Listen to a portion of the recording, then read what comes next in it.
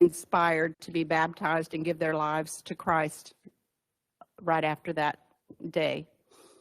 Dedicating Williamson Road, which is part of Precinct 1 and Precinct 2, will serve as a reminder to the life and legacy of Charlie Kirk, that his life's work will always be honored and never forgotten. So with that,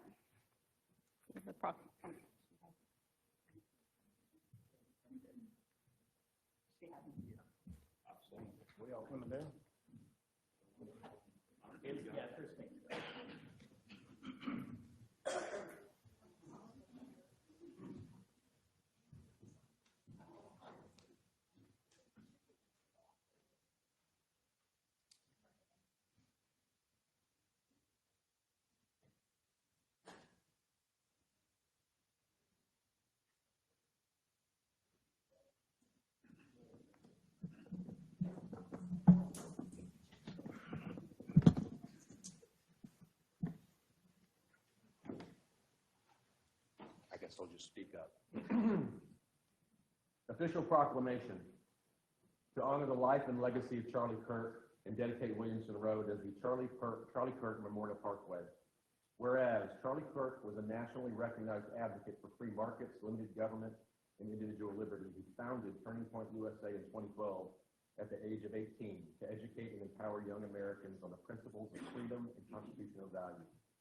And whereas under his visionary leadership, Turning Point USA grew into one of the most influential conservative youth organizations in the United States, with a presence of over 3,000 high school and college campuses, inspiring millions of young Americans to engage in civic life.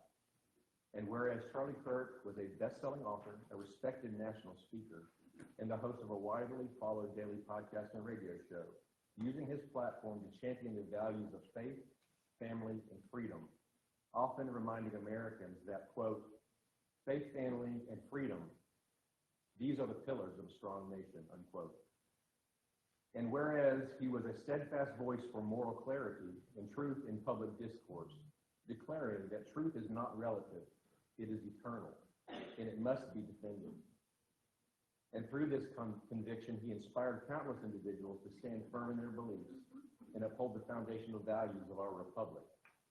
And whereas Charlie Kirk's life was tragically cut short on September 10th, 2025, leaving behind a legacy of bold leadership, passionate advocacy, and unwavering commitment to the ideals that define the American spirit.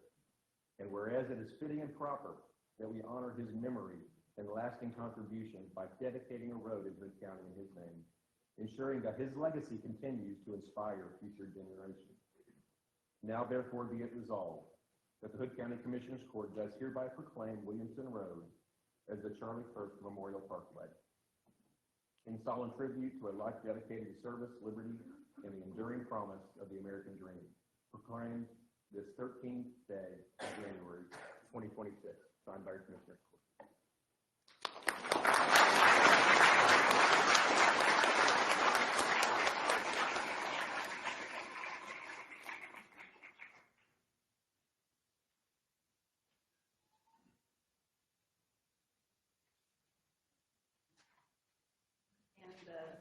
Dedication ceremony is scheduled for February 21st. February 21st. More information will be coming out from Turning Point USA, or Turning Point Granbury. Sorry. Thank you.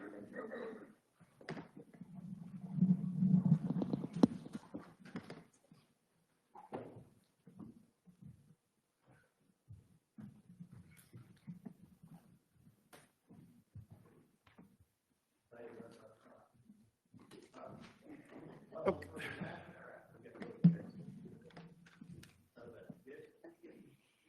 Okay, the next item on the agenda is the citizens' comments at large. Christina, do you have, how many do we have? 15? Do y'all want to extend it or consent? All right. Normally, it's the agenda for comments at large is 30 minutes, but in view of this topic and the number of people that are here, we're going to give each speaker 5 minutes. So the first person is Matt Long.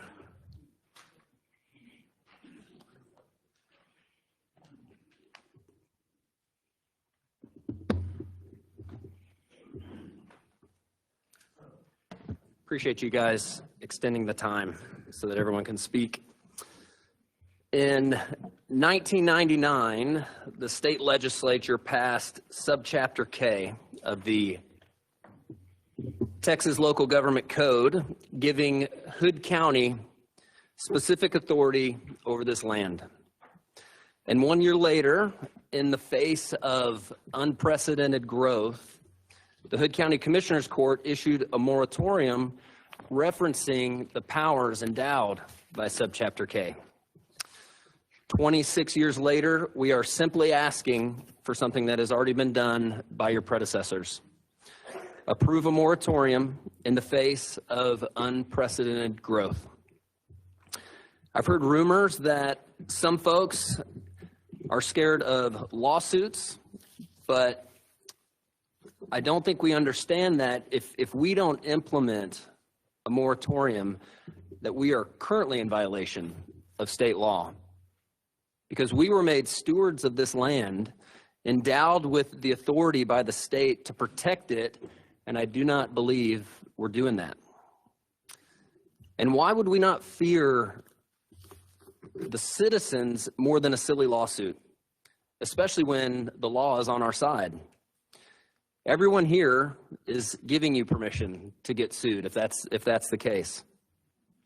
Because I know we would rather deal with a lawsuit than something that is going to fundamentally change our land, our air, and our water forever. So this is our chance, in the wake of the city debacle last week, to say it's the county that hears the cries of the people, and it's the county that will stand up in the face of oppression. And I think about Pastor Lotta saying we need to think about the long term. He is spot on. Because it doesn't matter how many data centers we build to further artificial intelligence, there is still no such thing as artificial wisdom, and there is no such thing as artificial courage. These are things that must come from within and from above. Sometimes we just have to do what is right and face the consequences. We did not elect you guys to make easy decisions. We elected you to make hard ones. So please go make us proud.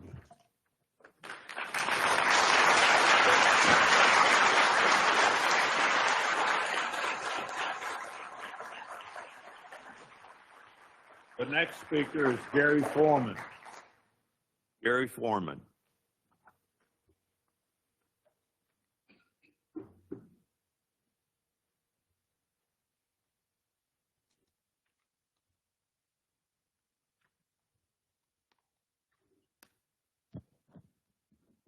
Good morning.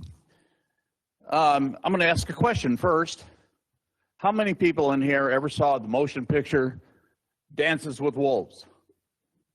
All right. In the first part of the film, an important statement is being made by Kevin Costner, who is portraying Lieutenant John Dunmore. And he looks at his commanding officer and he wants to know, where are you going? He says, I want to go to the frontier. He asks, why? He says, I want to see it before it's gone.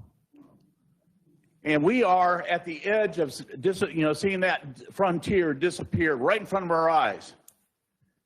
Here's what was exciting to me in a way I've never seen before last week. At the city council meeting, we had 23 people, including myself, get up in front of the crowd. Some of you were here, right? Yeah. Only one person disagreed with the annexation. When you look at the math, that means 4% said no, said yes to annexation. 96% said no. When they all unanimously voted to annex, I don't know about the rest of you, but I felt that oxygen was sucked right out of the room. I could feel the energy, the disappointment of we the people not being heard. And that has got to stop. Here's the other thing that's really interesting.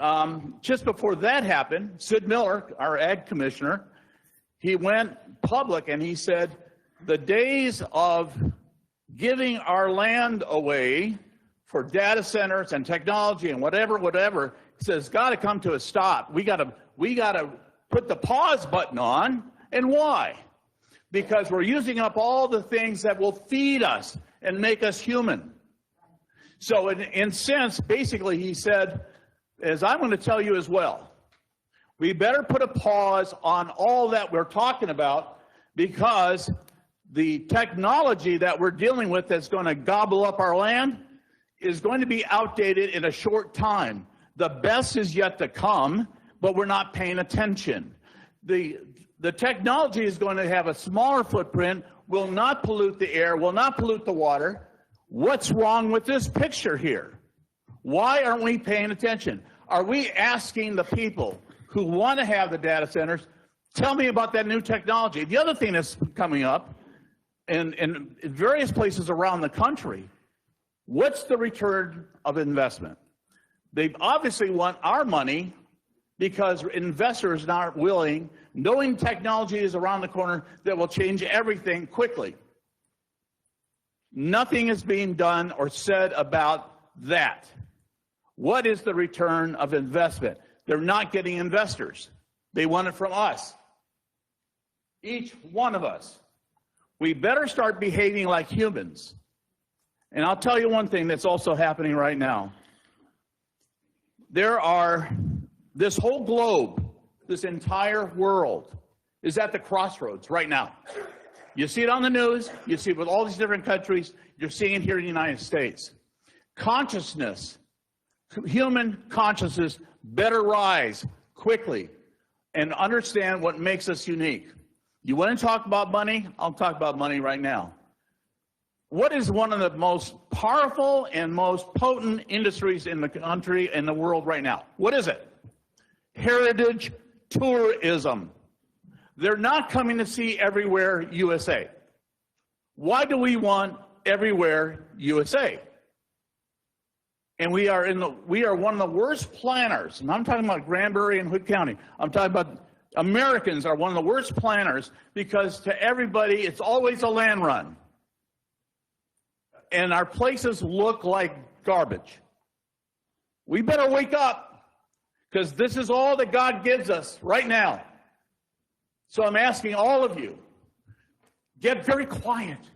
Go into a little room and sit down and hear the voice that comes from within that makes the best choices of all. Thank you.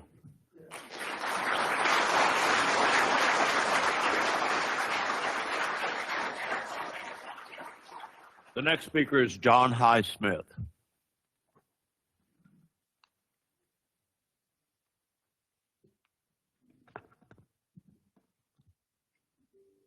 Good morning. My name is John Highsmith. I live in Pecan Plantation, and I would like to add some comments to this court.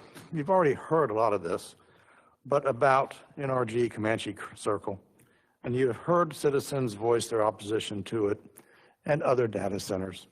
My comments are concerning noise, and I want to give you some information. I believe this information is not widely understood, and I think it can be very helpful for you to understand, and also I'll make a point about it at the end. And did you know that noise is additive? And I'll get to what that means. Let's take an example.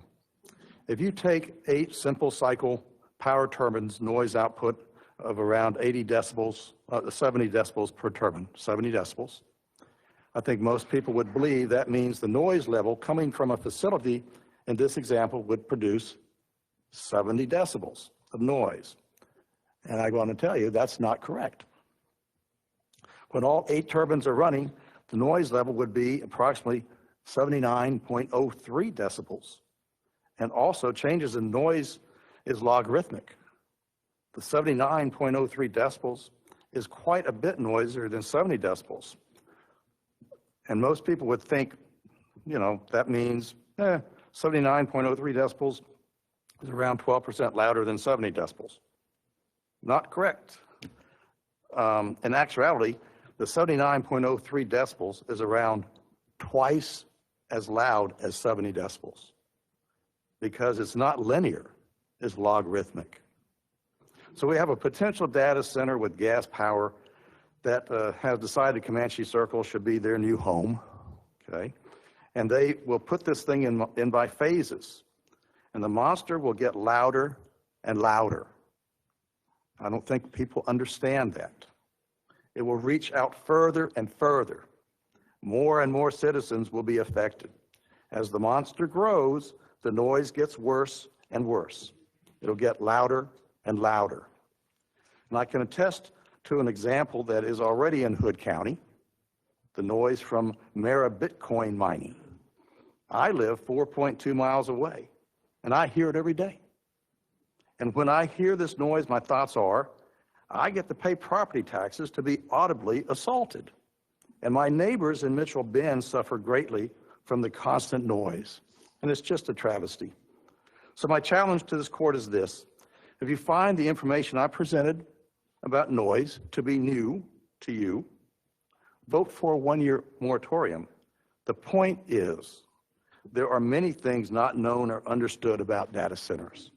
And the noise information is just one example. Thank you.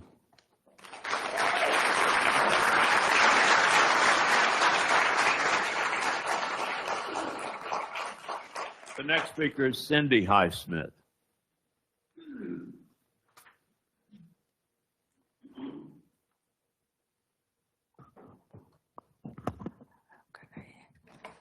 My name is Cindy Highsmith, and I live with John Highsmith over in Pecan Plantation. Okay, Judge Massengale and commissioners, I want to commend you on the passage of the jail and the road bonds.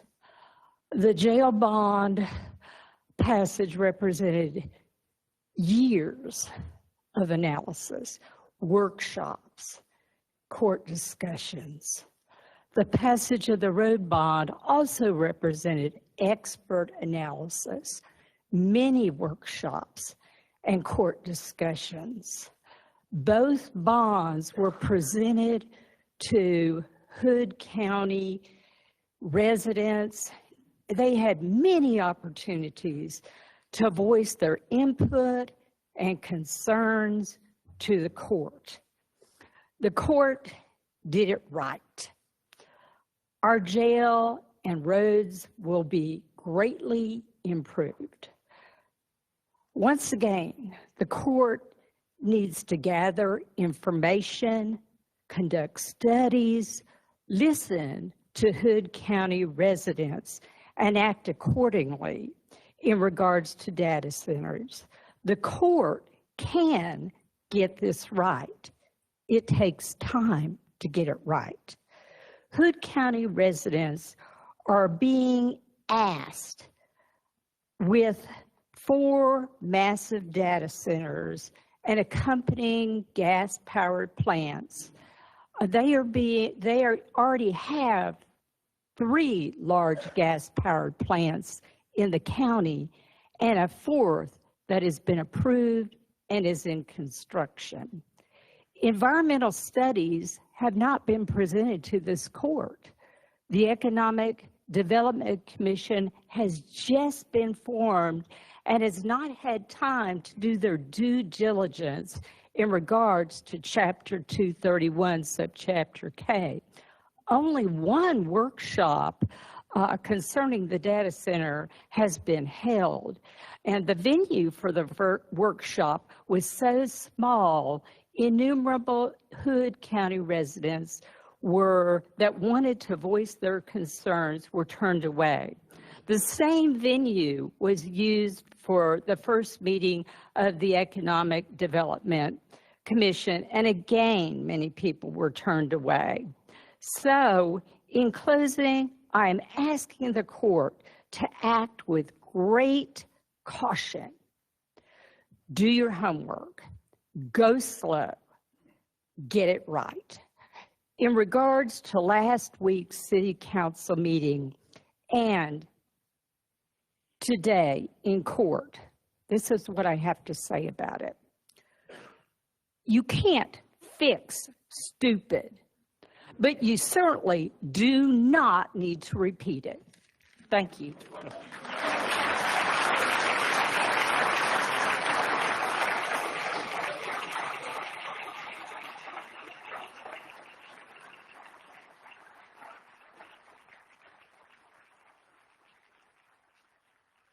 The next speaker is Scott, and I don't know if it's Clayton or Carter. You live on Post Oak Street.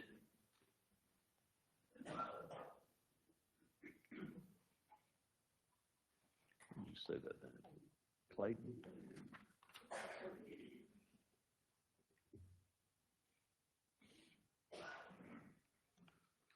Good morning, Judge Massengill, Commissioners, Sheriff. Just have my face there. All right. So changing a Texas county name isn't a simple individual process, but requires a significant legislative act by the Texas legislature and a lot of stuff going on here. First steps are initiation and local support. So I'd like to go ahead and do an ode to Hood. Just once upon a dusty trail in Texas, wide and free, lived a gentleman named John, as plain could be. Once in his quiet heart, a bell began to ring, softly urging him to heed the truths it chose to sing. Hood County claimed his name from Civil War's harsh fray, where he led the Texas Brigade through battle's grim array. Now the bell tolled louder, a stark realization near. Hoodwinked by the past, he saw the airs crystal clear. Beneath the weight of history, deception veiled the wrong, swept under rugs where shadowed secrets lingered long. Every hard word like a stone, so cold and unyielding, connoted hoods that stalled the justice from revealing. Let us rename it Ruby, another name so true and hard. A gem unearthed from dirt in red, white, blue regard. Like blue-collar grit and toil that runs deep in the vein, valuable treasure born from enduring sweat and pain. Hear the bell's derivatives, its chime, its peal, its knell, echoing lessons John had come to know so well. Once he heard the call so clear, no longer to ignore the hoodwinked history pounding fiercely at his door. Once for miners' rugged lives so tough and ever real, a jewel forged with zeal that nothing could conceal. Dark like Hood no more, in shadows slyly sealed, but polished bright and prized, its honest worth revealed. Rise now, John pondered as the bell kept steady tolling, realizing change was due, the rightful name was calling. Unveil the Confederate pride that hoodwinked all with lies. Let Ruby County emerge with open arms and skies. Beneath heart's life gleam, a symbol pure and bright, fulfilling dreams where wrongs are swept from darkest night. Yet in town squares and fields where folks would all convene, the bell's serene message flows like rivers evergreen.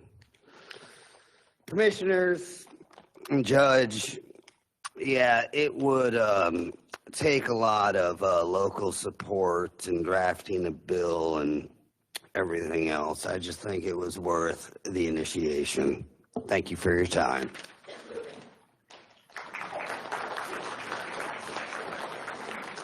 The next speaker is Greg Harrell.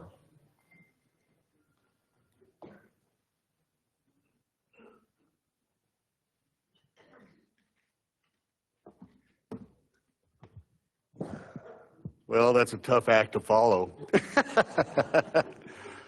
Judge, Commissioners, my name is Greg Harrell. Thank you so much for allowing me the opportunity to speak. I want to start by saying that there are some things that we truly know. What we know is that I think each and every one of you on this Commissioners Court love Hood County. I have no doubt that your desire is to serve Hood County and the good people that live here in Hood County.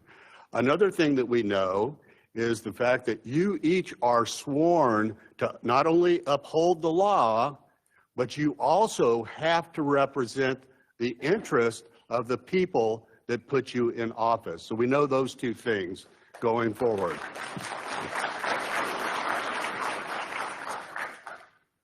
Fortunately, and for whatever reason, and I choose to think that this is actually the hand of the Lord God Almighty, about 26 years ago, people in the Texas legislature saw fit to pass a very unique law in 1999 called Texas Local Government Code 231, subchapter K.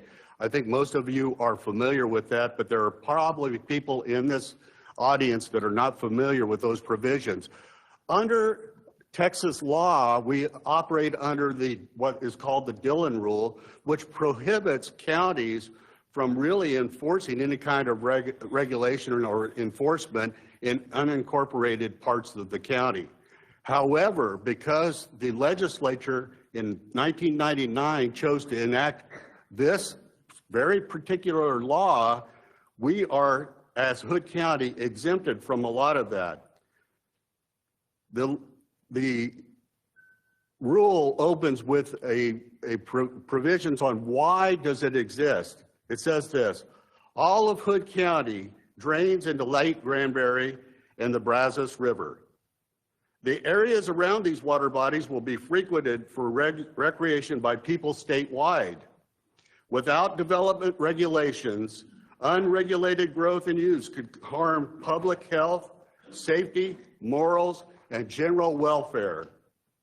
The authority is intended to promote public health and safety, encourage recreation, and protect rivers and lakes from pollution. It's interesting that subchapter K applies only to the unincorporated portions of Hood County. So it's highly specific. It grants you as a governing body a lot of authority. It's specific to Hood County. Here are some of the powers that are granted. Percentage of a lot that may be occupied or developed. Population density. Size of buildings.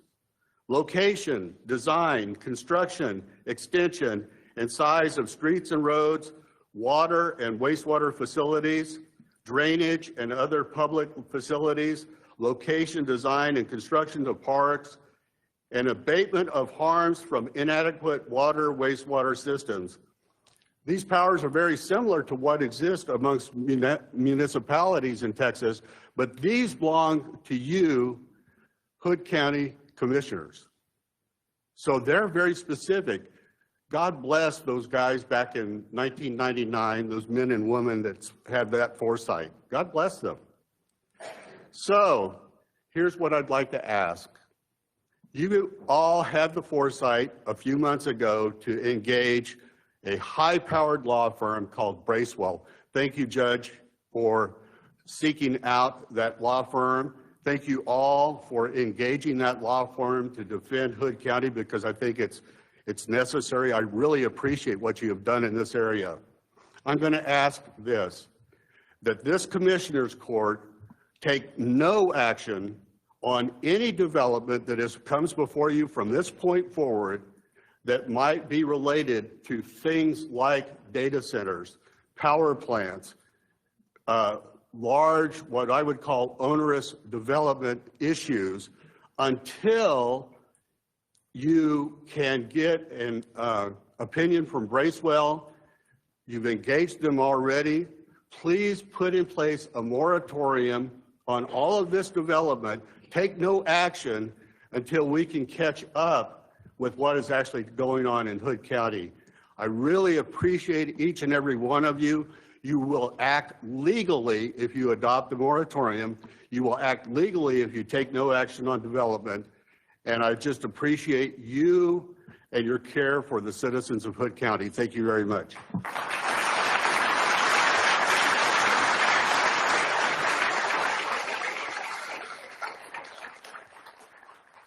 The next speaker is Kate Kiley.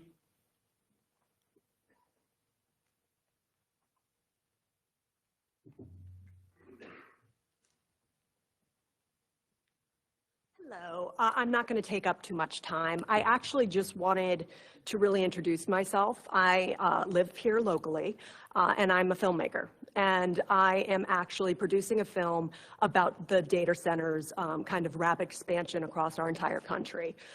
It's easy to feel like this is kind of like a local thing, but these meetings are happening all across our country right now.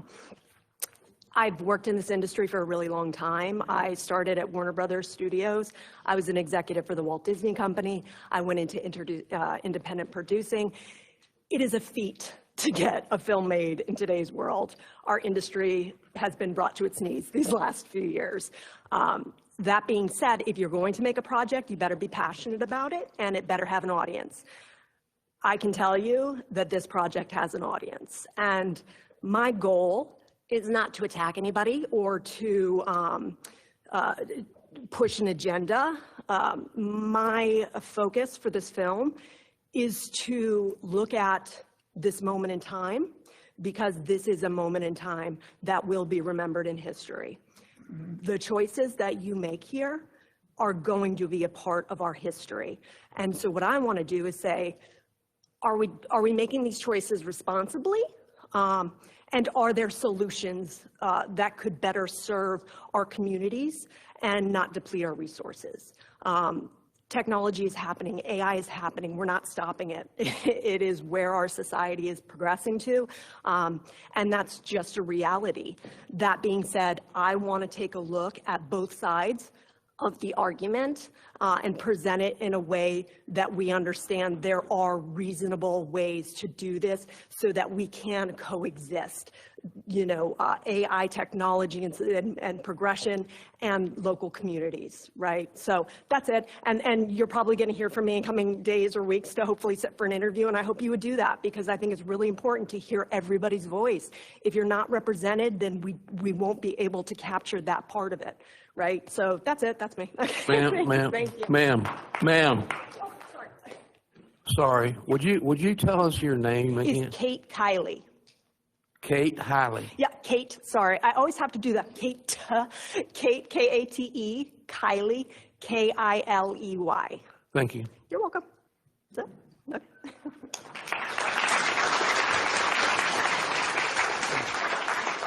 The next speaker is Kenneth Metter.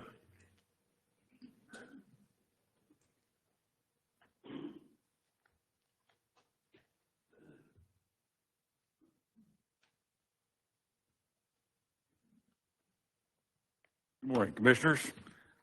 My name is Kenneth Metter. I live at 9901 Biloxi Highway, and I'm a rancher in this county. I have a problem with the speed that all of these data centers and projects wanting to come in and take over our county. These are large corporations that have investors. They are getting government grants from the federal government and from the state governments. Most of them are getting large tax abatements from the municipalities and counties where they're locating, to the tune of 80% of their property tax being abated for 10 years, which leaves the cities and counties only collecting 20% of the revenue. They bring in and import their labor force to build these facilities. So we do not create local jobs. Then once they get everything completed, those people move on to the next job, wherever that is, which they were here for a little while, they spent some money in hotels, restaurants, and other things, but then they're gone. They promise the creation of jobs. The maintenance of these facilities is usually handled by people that they import that are trained to work in these facilities.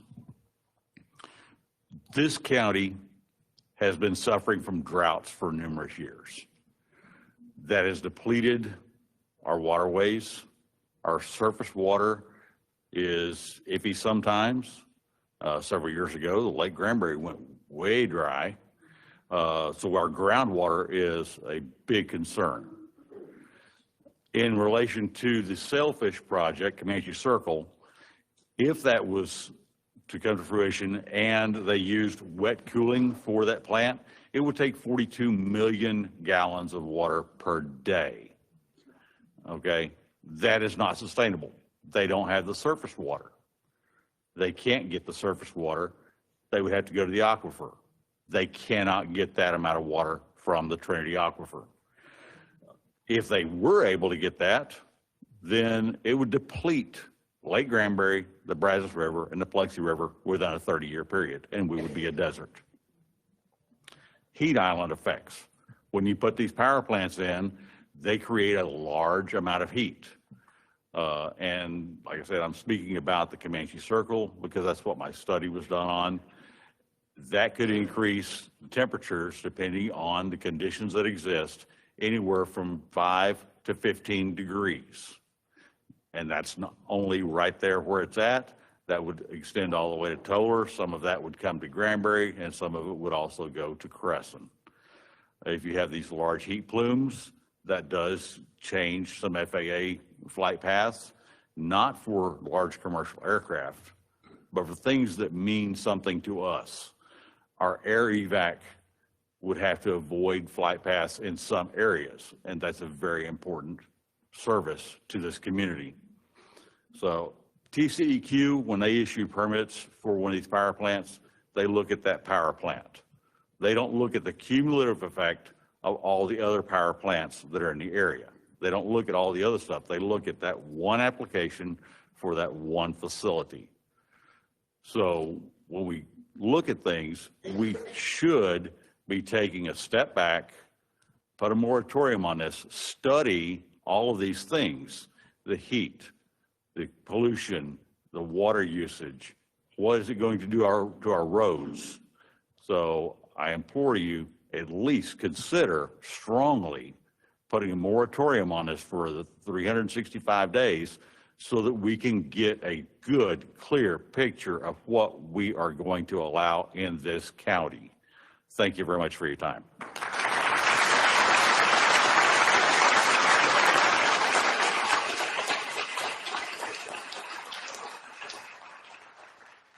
The next speaker is Chris Paulson.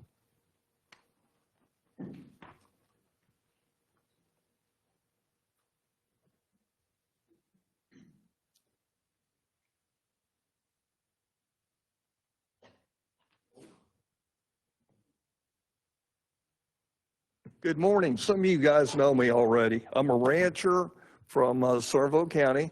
I'm an environmentalist. I grew up on a legacy ranch in Llano, Texas, which was managed for posterity on it. So here's my deal on the data centers and all that is I was in the power industry. I'm an A&M graduate. I was in the power industry for 32 years in the production end.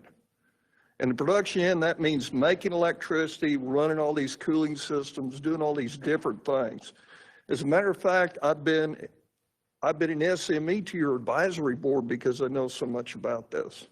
So what I want to implore you to do is don't look at the immediate time frame here. I want you to look down the road at what's good for your kids and your grandkids. The things that are going to affect us right now is if we turn this down, all you turn down is money. That's it, because they're going to force a lot of money your direction. It's a special interest. It's either going to be like KKR and BlackRock, which is private equity or big industry forcing money your way. There's nothing else to gain out of this. Nothing. You're going to get pollution. Sailfish out here is going to pollute on their first go of power plants out there. It's going to produce, the 2 gigawatts is going to produce as much pollution as 850,000 cars a year. And it's going to use 3.5 million homes worth of electricity. That creates a lot of heat, a lot of water sucked out of your ground table, which we don't have. I've advised Somerville County, I've worked with Bosque County, I've worked with state representatives, I've been with city council, I've been with some of your commissioners here. What I'm really getting at here is there's nothing to gain out of here. You're going to get air pollution, you're going to lose water in your groundwater tables, which you're already dropping. All the Brazos River water is already spoken for. It is. Your groundwater tables, you can talk to Upper Trinity, you can talk to Bluebont, you can talk to Somerville, you can talk to anybody around here. They're dropping. They're trying to get plans for just your constituent growth. So what I'm going to implore you to do on this, you work for these people. They hired you. They elected you to be up here to represent them. These power plants, they're just here for the money. They don't care about you. You have no relationship with them or anything. You need to represent your constituents here. If they say no, they mean no.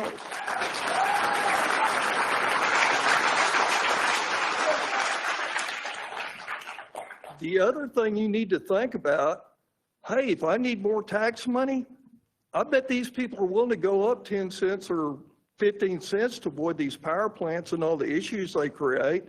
Think about it. You also need to think about money can't buy water. That's the most critical part of Texas this century. T. Boone Pickens bought up all the West Texas rights on water. All the tables are dropping around here. Texas has admitted recently this is the biggest problem in our century is going to be this water. The other thing is these data centers come in, they're going to raise your electric rates because you have extra transmission costs built in and you've got extra power costs because as supply meets demand, power prices escalate. So it wouldn't be unusual in a few years here with all these different power plants coming in here.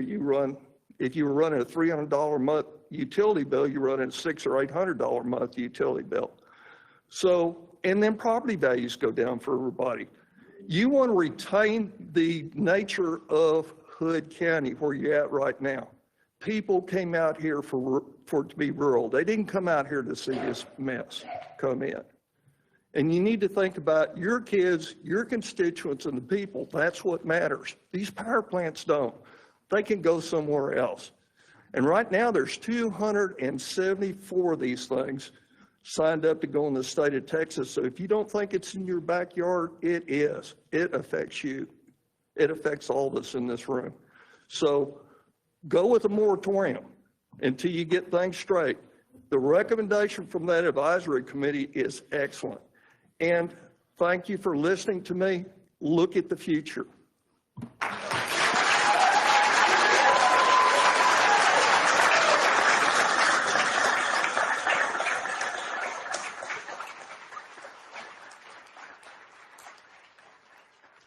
The next speaker is Carolyn Reeves.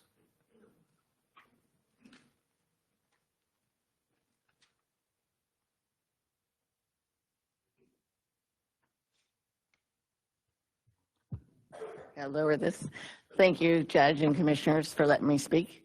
My name is Carolyn Reeves. I live off of Neri Road in Precinct 202, where all these data centers are going in. First of all, you're not electing your officials. You're going to be electing your officials in January 17th through March 3rd, because really it's a Republican running against a rhino. So you might want to do your homework on that. And vote in February. Second of all, you know, we need, as humans, water, air, and food. And these data centers are going to take our water. We're not going to be able to feed our livestock. They're going to affect us health-wise. They're going to cause cancer. They're going to cause less cattle to be able to reproduce. Our horses less likely to be reproduced, and there goes our food.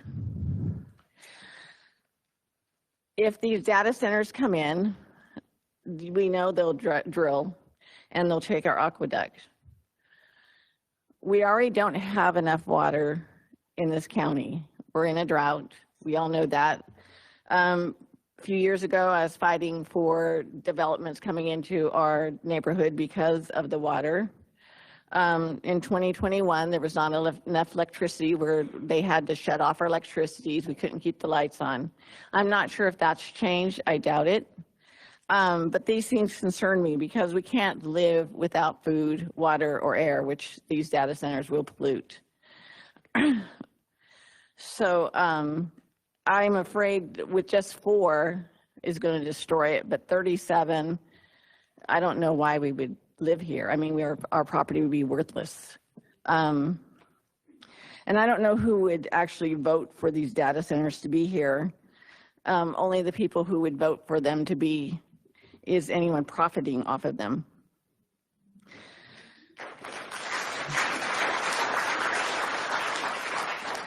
You swore an oath on the Bible to uphold the Constitution of the United States and Texas. You swore on the Bible that you would serve we the people, not these data centers. If you vote for these data centers, I don't understand how you are a Christian, because you had just destroyed your neighbors. You've destroyed our homes. And really, there's no other place to move. We're done. I moved from California because it was crap. The politicians sold our little town out. And I'm here and you're doing the same thing. You don't want to be like California, then don't let these data centers in here. They'll destroy us.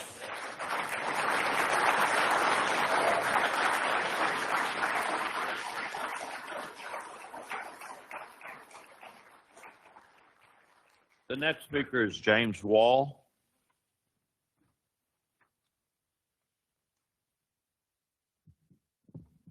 Good morning, Commissioners, Judge. Thank you all so much for giving us the opportunity to speak before you. And also, once again, thank you for giving us the 5 minutes to go ahead and let us air out what we are thinking on everything pressing Hood County right now. Before I get into everything regarding the data centers, I just want to take a moment and thank y'all for the proclamation that y'all just did for Charlie Kirk Memorial Highway. This is a moment that we cannot forget. And Charlie Kirk is one of one, and somebody that may be gone but never forgotten.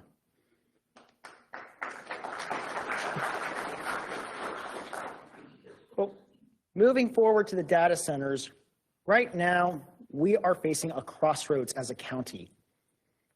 We have 2,000 acres worth of land that is being looked at to put a massive data center complex on. A data center that's going to create minimal job growth in this county. A data center that's is going to use millions and millions of gallons of water while also polluting that water potentially. A data center that's going to cause noise pollution that we know is not beneficial to our neighbors.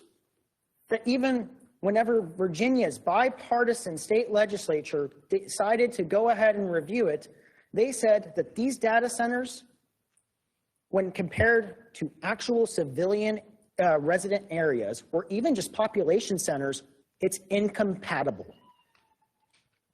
A data center that's going to go ahead and soar the cost of electricity. Areas that implement these data centers, we see the cost of electricity go up anywhere from 50% all the way up to 267%. That is not affordable when we are still recovering from the Joe Biden policies from 2021 to 2024. We can do better, and we have to do better for Hood County. Hood County is a bastion of conservatism, and I'm here to tell you, I'm a conservative, and I'm pro-growth. But being pro-growth doesn't mean that you're pro every single group that comes in here and tries to take land for their own profit. Some growth isn't good, and this data center is exemplary of bad growth. And for anyone who goes ahead and tells us that we are going ahead and we are not being conservative by going ahead and being against this, that we're going against Greg Abbott on this matter. Well, here's my question. Has anyone seen a data center be planned right next door to the governor's mansion? I didn't think so. So commissioners, judge, I implore you, say yes to the moratorium. Let's pump the brakes on this. Think about Hood County and think about the bastion of liberty and freedom that Hood County represents. History will remember this day here in Hood County. And I'm proud to say that we, the people, are asking you to say no. Thank you.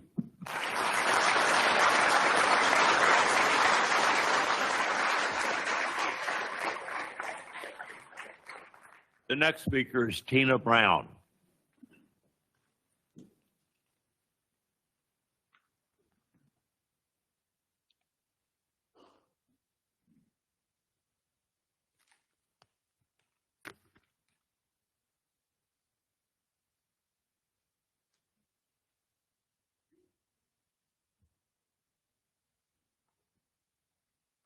Good morning.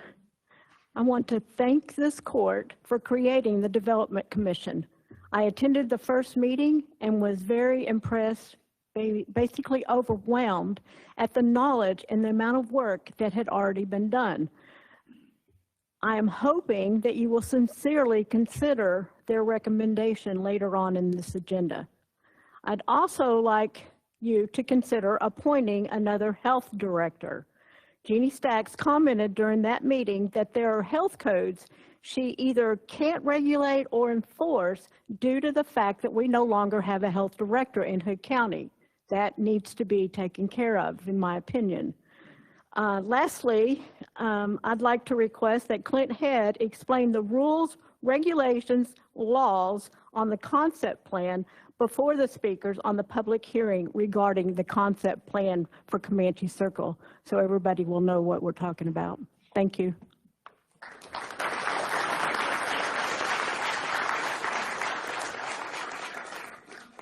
The next speaker is Rachel Jacobson.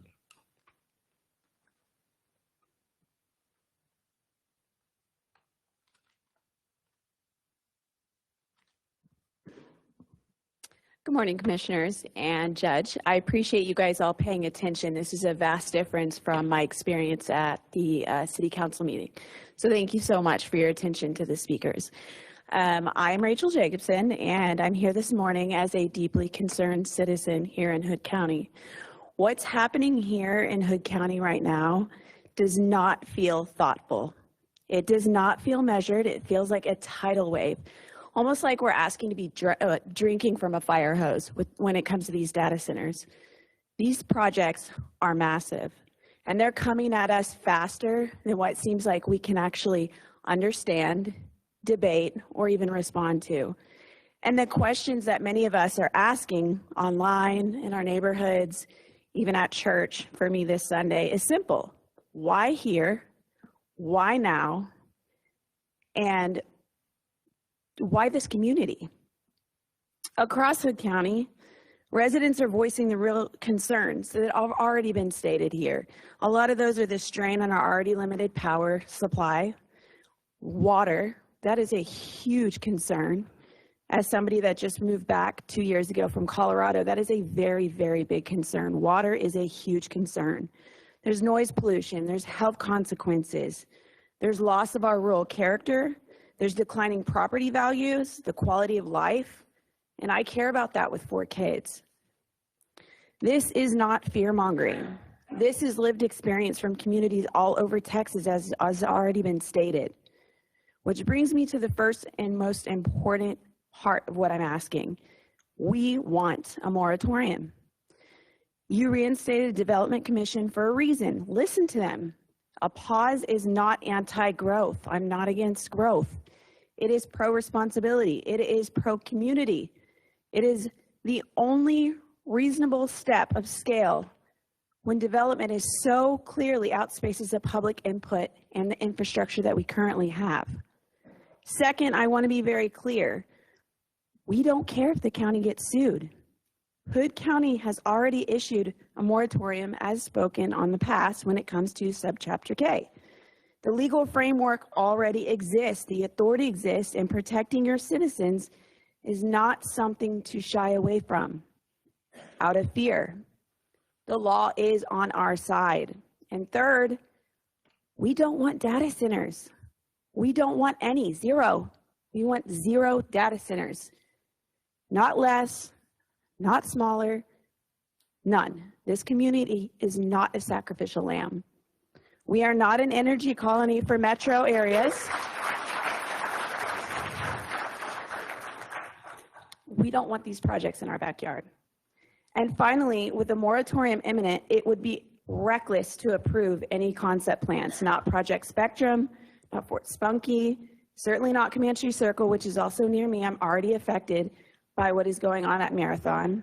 Approving concept plans would, approving those concept plans now is going to be a direct contradiction from the will of all the people that are in this room and some of those that aren't even here tonight or today.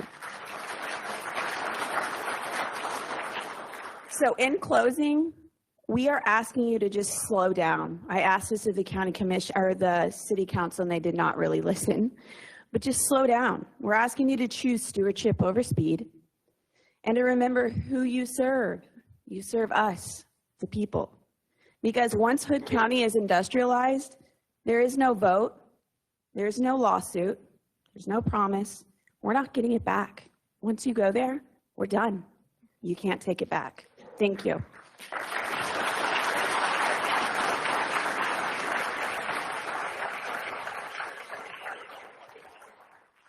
The next speaker is Ron Sutton.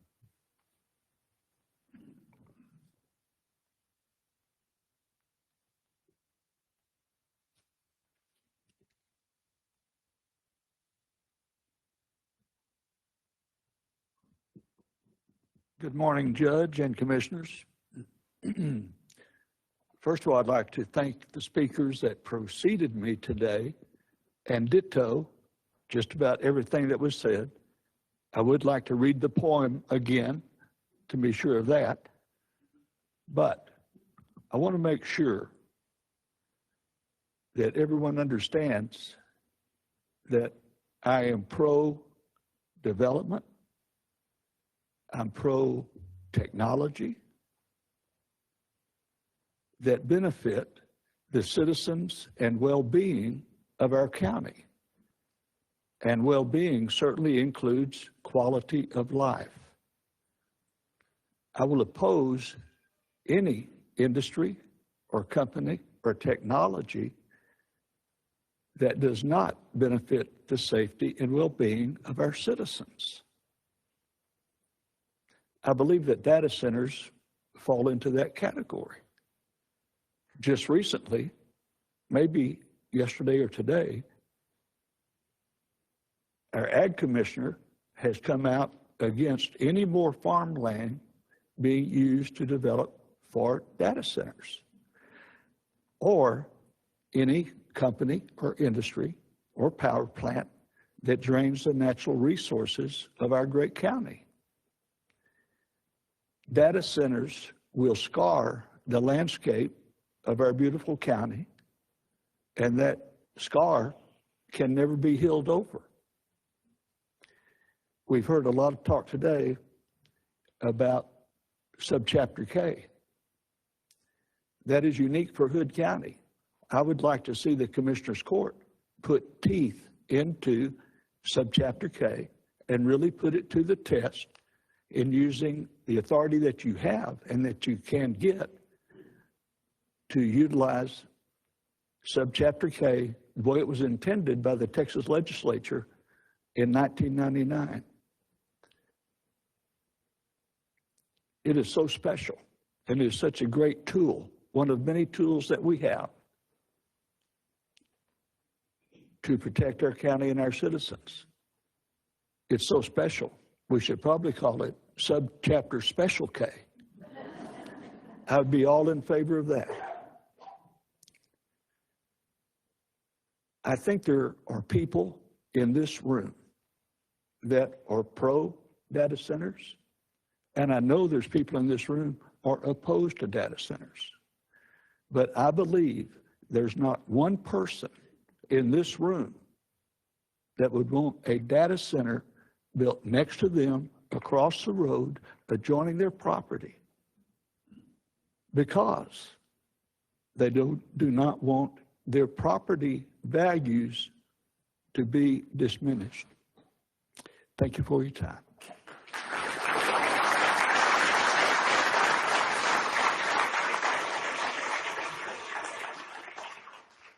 The next speaker is Jim Bell.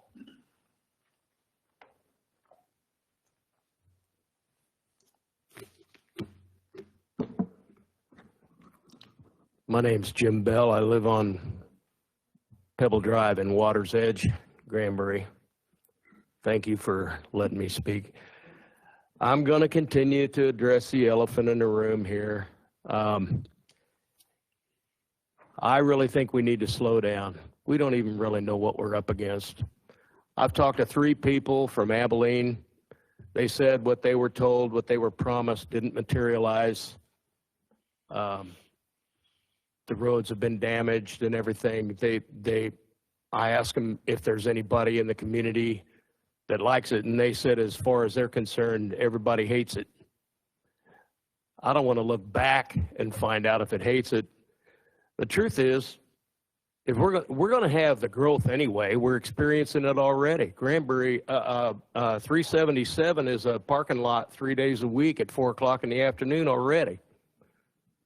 We're going to get new restaurants, strip malls, housing developments. They're already springing up. I'm not opposed to any of that. I will miss the small town that I moved into, but we don't really know what we're up against.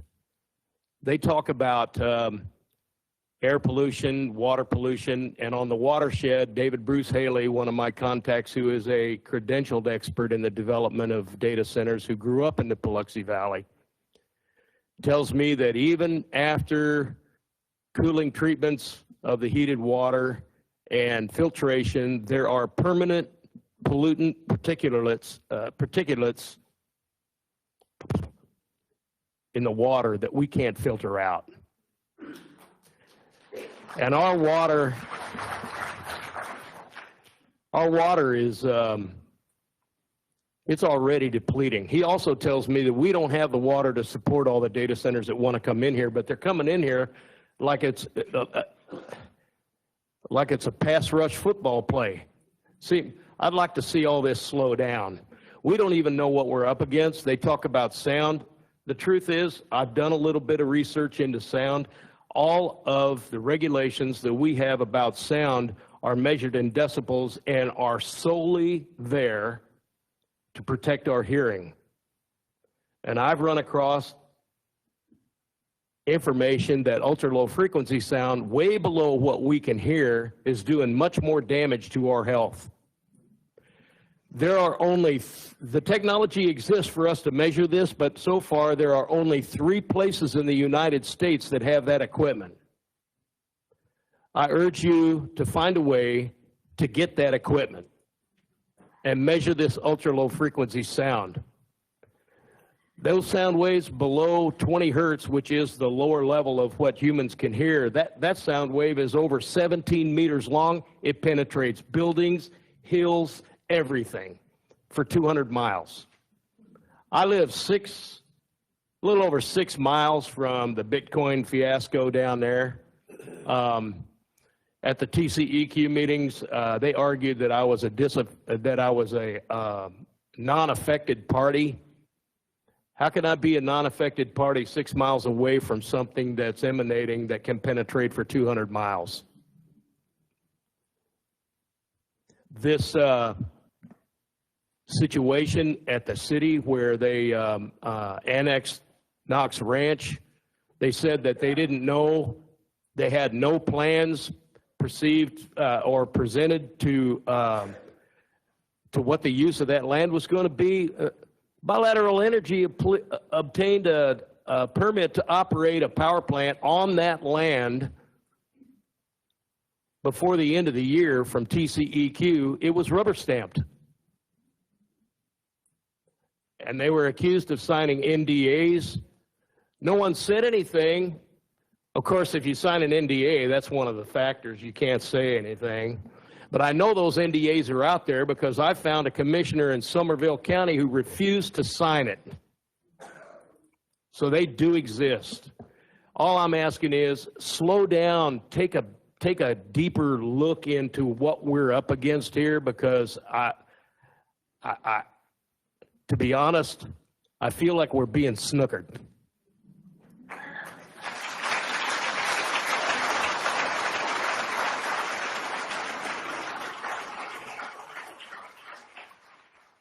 Christina, that's all the speakers, am I right?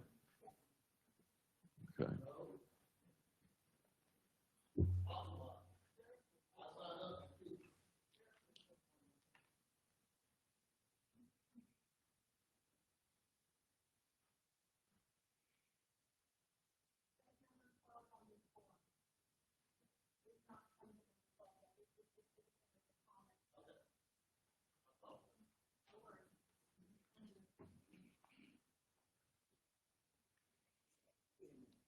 Open mic at this time or on item number 12?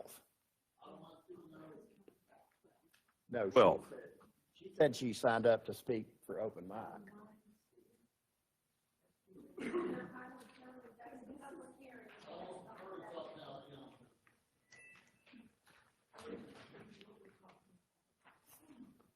If you signed up for a specific item on the agenda, that's when, yeah. Okay. So. All right. This brings us, that's all the speakers that have signed up for the comments, citizens' comment at large. Next on the agenda is the miscellaneous business to be discussed and considered for approval. We're going to skip the order that's listed on the agenda and go to item number 12. And the reason for that is, as Mr. Harold has mentioned, we have retained Bracewell, specifically Blakely Fernandez, to advise us on this development commission, and we are going to adjourn into executive session because it's attorney-client privilege information. So at this time, at 10:12, we are going to go into executive session, and then we will come back out and continue on with the agenda. Judge, we had speakers sign up for that. Are we going to take them afterwards? And I would like to speak as chairman of the commission. I put this on the agenda as well.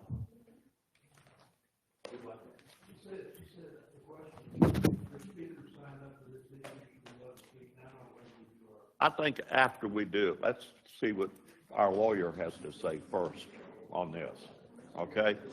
So let's go ahead and do that. I'd like to see what the lawyer has to say. So at this time at 10:12, we're going to adjourn into executive session.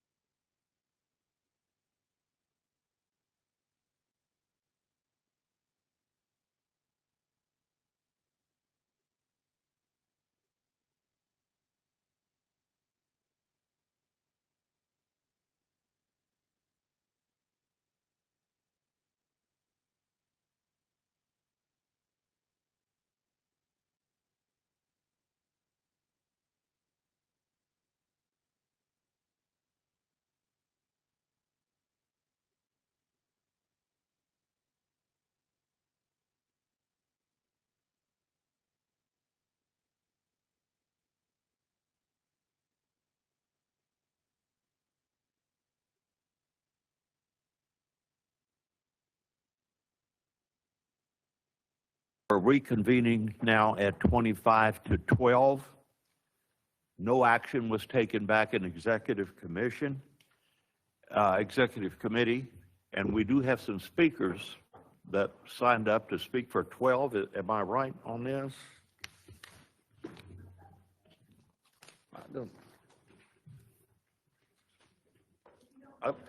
I don't see anything. You have them?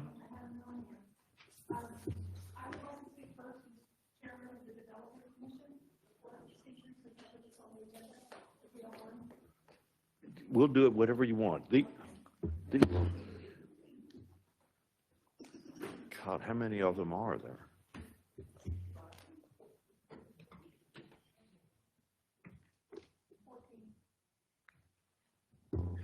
What do y'all think about giving them 3 minutes? We're going to have to go back to the 3-minute deal on this because of the time factor.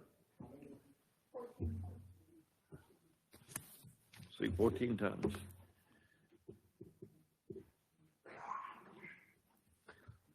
That's going to be about an hour, just like it is. Let's try that. All right. Ladies and gentlemen, because of the time constraints, the 14 speakers that have signed up for item number 12 will be given 3 minutes. Okay? So you're first. Okay, thank you. Okay. Okay, I'm speaking in my capacity as chairman of the Development Commission. So you know that we met on December 30th to review the county development permit regulations and determine how we could leverage Local Government Code 231 Subchapter K to protect the county from large industrial development. Ms. Fernandez, the attorney we retained from Bracewell, participated in that meeting.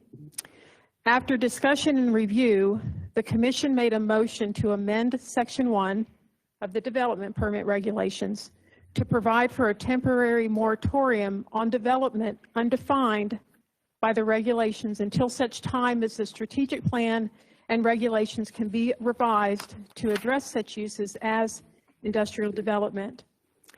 When this was coming up with the data centers, I had done some research and discovered, as has been mentioned before, that enacting a moratorium is not a first for the county.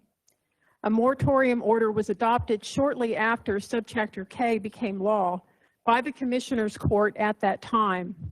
That order, dated September 27, 1999, called for a 120-day limitation on accepting applications for subdivision plats, on-site sewage facilities, and manufactured home communities.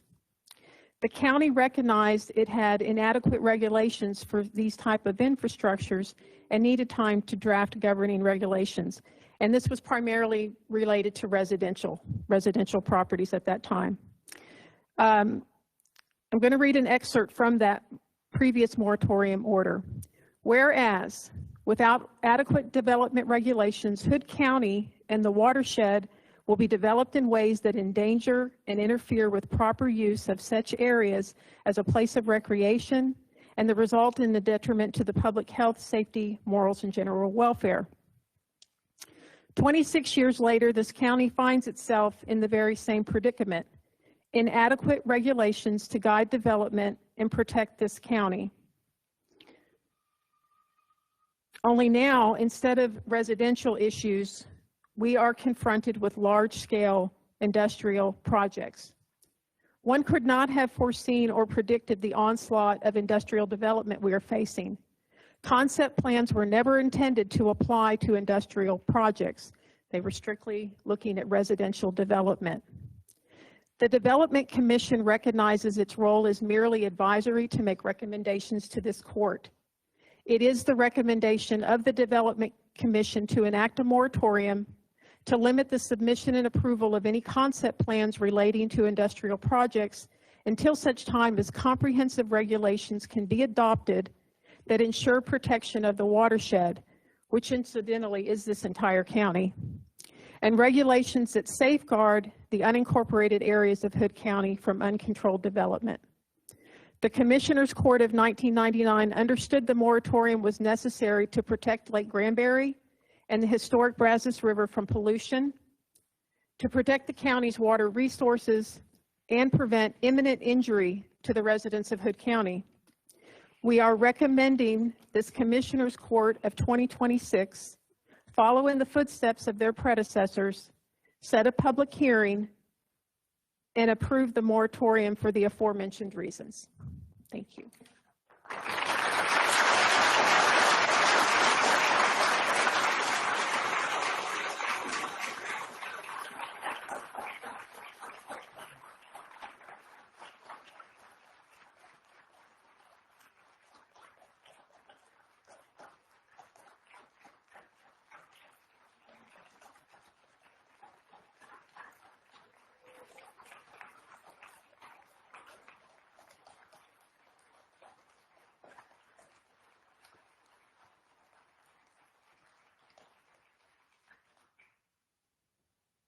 Okay, the first speaker is Brian Glenn. I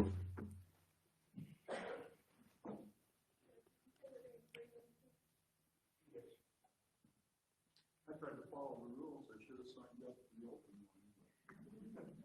Anyway, thanks for taking away a lot of my.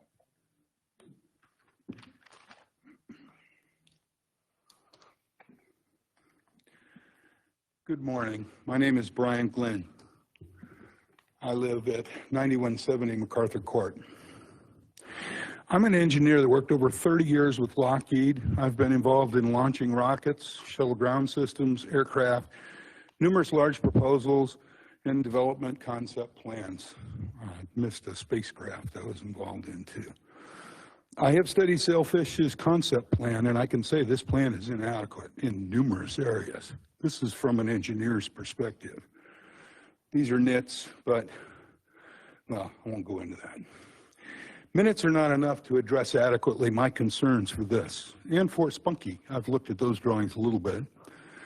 We're here to discuss a moratorium recommended by your Development Commission.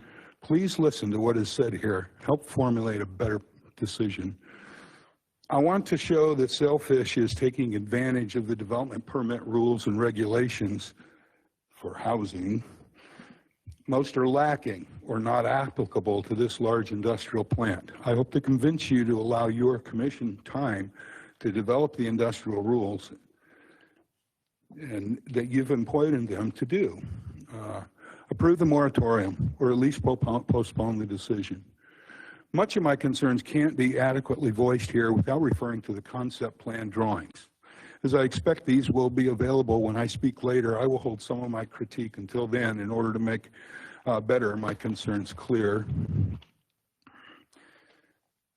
Many issues come up on the developer's response in the concept plan application, the addendum, and are borne out in the drawings.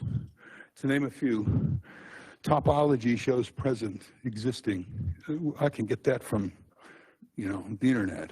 Finished topology is implied. That's what we need. They're unresponsive to that. Jurisdictional water features or wetlands, depending on where it's noted, with no proposed open space preserved. They're using an existing natural storm runoff, usually a dry creek bed, Prairie Creek, and that's proposed for wastewater detention pond discharge. More on this later. That's it. I guess I'll have to go to later. There's about 5 others where they're either unresponsive, drainage study, unresponsive altogether, on-site water, wastewater system, maximum density, they're trying to, fudge their impervious ratios. Well spacing violates the Trinity rules. They show 5 wells, results in 5 million gallons per day. 4 out of 5 of the wells violate the 3250-foot spacing rule. Local landowners are ignored. This considerable buffer that they put on, well, I'll talk more about that later. They say no public facilities. They don't have to worry about sewage. I don't know what they're going to do for site employees and construction workers, but this is unresponsive. It ignores the development rules, Article 6, covering water and road related items.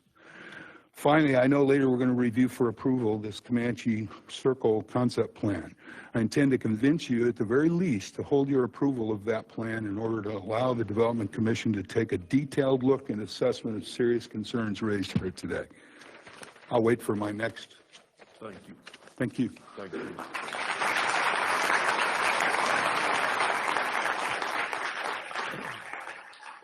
The next speaker is Kirk Scoggins.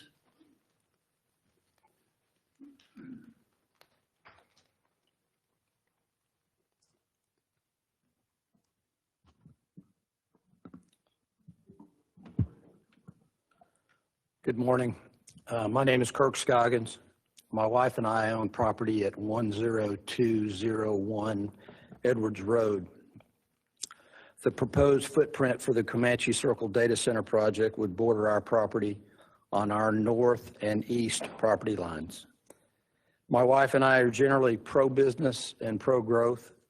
However, we were not proponents of industrial growth without meaningful, thorough due diligence. It's for this reason that we are in strong support of the recommendation of the Hood County Development Commission to this body to enact a moratorium of sufficient time to thoroughly study the implications of allowing the Comanche Circle project to proceed.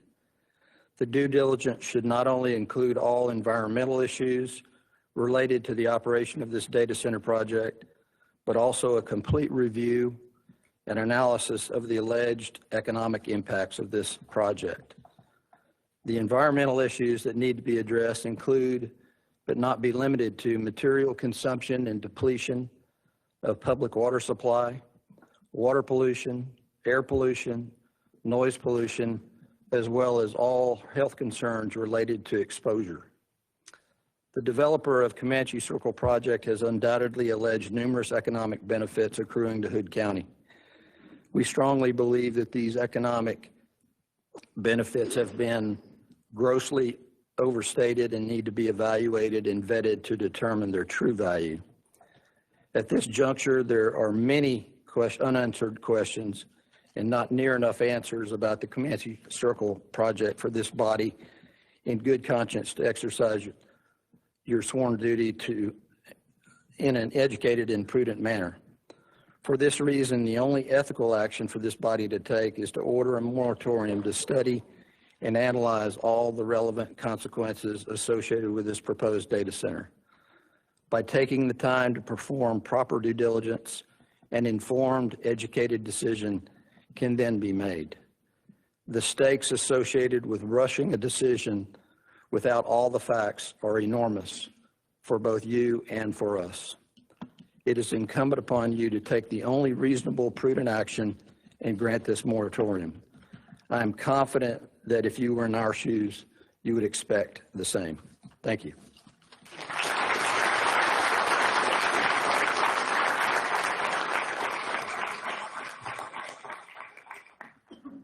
Next speaker is John Hackenbach.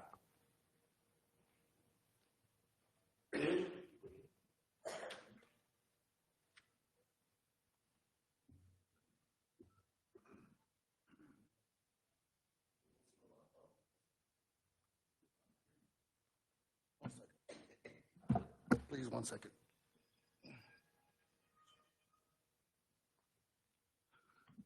Good morning, Councilman and Judge. I would like to readdress what one gentleman said earlier real quick before I go into my rest of my speech. The mic closer, please. Yes, I would like to readdress what the one gentleman said earlier about the pollutants that come out of the water system there. That is patently false. I'm a retired chemist, working as a research chemist for Saychem Inc. in Cleburne for 15 years. And they have all kinds of, that was my job, was to remove metals and all kinds of pollutants out of the chemicals. They were making specialty, ultra pure chemicals that we use for making computer chips. There's all kinds of stuff available. 3M has a new niche filtration cartridge that's made with nanotubes. It's like spaghetti that's hollow, that due to the surface area of the nanotubes removes a crap ton of pollutants. There's all kinds of things they could do that can remove those pollutants that he's talking about. I've done it, so I know it's possible. In chemicals, much less water. There are several steps you got to go through, but it can be done. To get to my speech, Judge, Commissioners, and community, thank you for the opportunity to allow me to present my thoughts and concerns and suggestions. Unlike myself, who is a retired chemist and also a combat veteran, most of the people in this room, most of them are not young adults. There are one or two Most of them are not. The young adults in this community are out right now, can't come to this meeting because they have to work to pay their bills. Some of them are getting 2 and 3 jobs to do that. Most of these guys here, including myself, I have my income, and it's not going to change. They need living wage jobs. That's one thing we're lacking a whole lot in this community is living wage jobs. I've heard a lot of people talk about they're okay with industry, but at the same time, no one's brought forth a suggestion about bringing what type of industry into this community. They're offering at least some kind of jobs to come in. I'm okay with making sure they follow the regulations they're supposed to by the state. I'm okay with that. But the state mandates that they can have to regulate certain things. TCEQ regulates air quality, water quality, all those things that most of these people are talking about that are fussing about the data centers. It's already regulated, and the county can't take that over. It's not legal. If you were to bring something and a lawsuit were to come forward, y'all would lose. I am, and I'm going to say it right up front, I live on Holmes Drive, so I am right in the area where the city just took over, and so I will be affected by that. I'm for data centers. I need for the young people in this community to be able to have living wage jobs. I wish I could go on more. I have more to say if y'all ever want to talk to me off the side, but my time is up. And they're really quick to put me out because I oppose what they're saying. They're different from me. I think both sides should be heard, especially for those who can't be here. So please allow me time.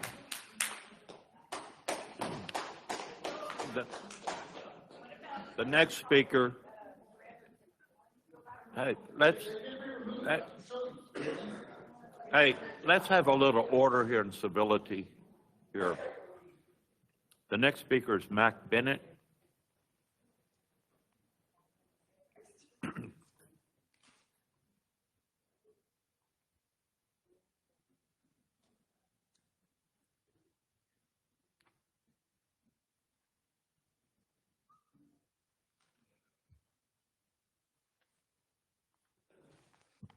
My name is Mac Bennett. I live at 3530 Daniels Court. Judge, commissioners, glad to let us have our input into this deal. One of the things that I think Hood County is facing is the growth, but you know, some of us have been here all our lives. I've been here over 60 years, moved here when they first built the lake. But you know, one of the things that I think need to do is listen to your development board. Need to put the brakes on this, need to research a little bit more, because the only reason this industrial is coming to Hood County is to steal our resources. It's not to benefit anybody in this room or this county. I mean, the jobs or specialized jobs, they're, you know, they may hire 1 or 2 people, you know, during construction. I mean, there'll be a ton of people. You know, that'll help the county out as far as economically, but at the end of the day, it isn't going to make any benefit toward us.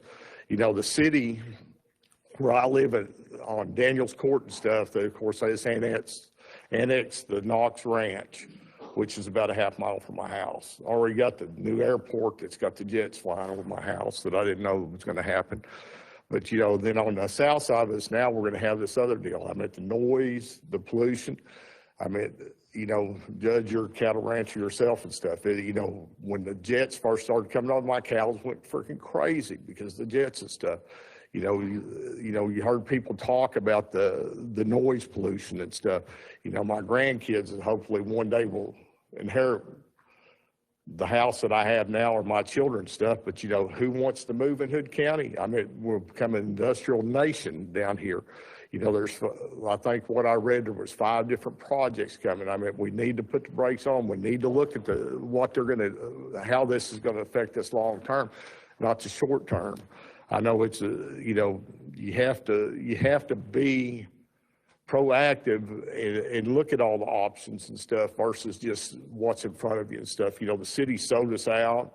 They had their mind made up on the Knox Ranch before any of us even spoke and stuff. You know, they didn't give us they gave us our time and that was it. It took them about 3 seconds to take the vote because they already had their minds made up. You know, I hope you guys will listen to your development board and at least slow this thing down and look at all the different things that could happen and what the true benefits would be for the people of Hood County.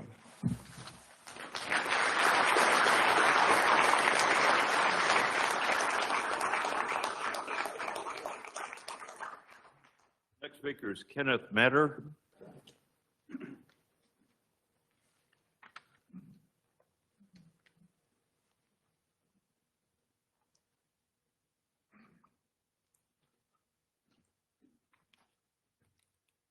Commissioners, my name is Kenneth Metter, live in Biloxi. And when we are talking about all the different things that go into things of this magnitude, there are applications that must be made. For example, the bilateral project out on West 377. They submitted their TCEQ air quality application on June 19th, 2025. That application was approved by TCEQ on July 9th, 2025. If you look at a calendar, that is one day less than 3 weeks. Then if you take weekends out, that's really, really fast. When Wolf Hollow 3 was under application with TCEQ, TCEQ looks at these applications about the facility that is submitting the application.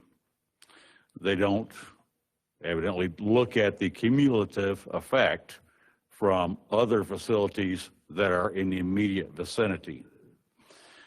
When we look at the water usage, okay, there are 7 or 8 of these data centers that are proposed for this county. There's no water rights available on the Brazos River. There's very limited water available through the Trinity Aquifer, unless we want to just deplete it. Trinity people are well aware of this, and they're trying to keep as much control as possible.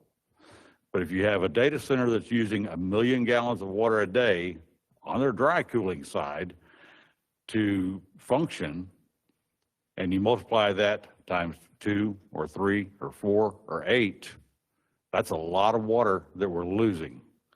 You cannot replenish those aquifers in a couple of years. It just will not happen. We have to slow down and find out what we can do to facilitate industry and growth in a proper way. And if we go with the moratorium, that way it gives time to research, look at what each one of these wants to do. For example, Comanche Circle says it's going to be a 5 gigawatt facility. Initially, they're coming in with a little over 1, possibly 2 gigawatts. Well, then they're going to want to grow because they have the land. Then they're going to expand again because they have the land. So we need to be very diligent about what we look at to approve for these different places. Thank you for your time.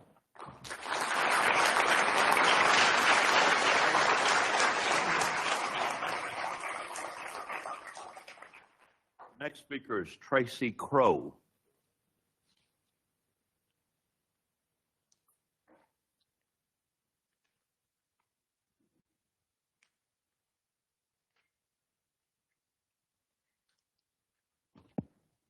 Good afternoon. My name is Tracy Crow, and I reside at 10214 Ravenswood Road. It looks like Fort Spunky would be built right behind my house on the other side of the river. I'm normally not one to get up at these things and speak or object. I'm kind of a quiet voter. But you've had a lot of people talking to you. You've had a lot of information coming in, and you have a lot of responsibility that affects all of our lives. Property values in Pecan are already dropping from what I've seen, just at the whisper of this coming in. I also work in tourism here in Granbury and have for the last 15 years. What is the #1 thing that Granbury is known for right now? Best small town in America. We are the best small town in America, and we've worked hard to get that choice. We have welcomed a lot of visitors and been very welcoming. I think that we have to be careful letting all of these businesses, all of these data centers come into Granbury and deplete our resources. Once they're depleted, the visitors aren't going to come anymore. We're not going to be the best small town in America. We're not going to have those accolades. I think that there's another way to go. If the county and the city need to make money, I think there's another way that we can go that doesn't involve hurting everyone and their land and where we live and our water and resources that we have available to us. I don't envy you the task of making this decision, but I pray over all of you that you make the right one that will suit us all the best. I'll succeed the rest of my time. Thank you.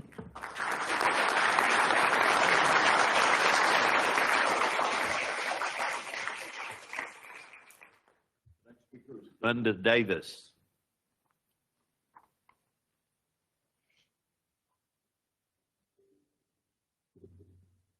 Glenda Davis.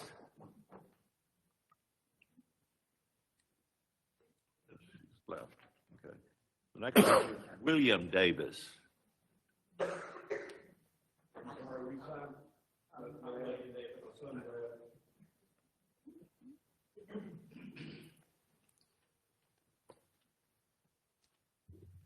Good afternoon. My name is William Bradley Davis. Put your speaker right. Yeah, there you go. Thank you. All right. I didn't plan to speak today, but I'll take the opportunity. My family's owned property in Somerville County, which is just adjacent to the proposed Comanche Circle. Our property was settled in the 1880s by James T. Parker. He was one of the founding commissioners for Somerville County. We have a unique opportunity to not only protect our property, but the Paluxy River Valley. Prairie Creek runs through our property. I'm learning today that it's a proposed drainage site. We already suffer from drought. And I would just ask that the commissioners here would consider the moratorium so that there can be further studies to see how that's going to impact not only the watershed that comes into the Prairie Creek, but then to the Paluxy and then to the Brazos. It's going to have detrimental effects. We all know that. Everybody here knows that there will be unchangeable environmental impact because of this. And I would hope that for my granddaughter, for your grandchildren and their children, that you would consider stopping this action, at least until we can get our hands around what there is and what the impact will be. Please do the right thing. We implore you. Thank you.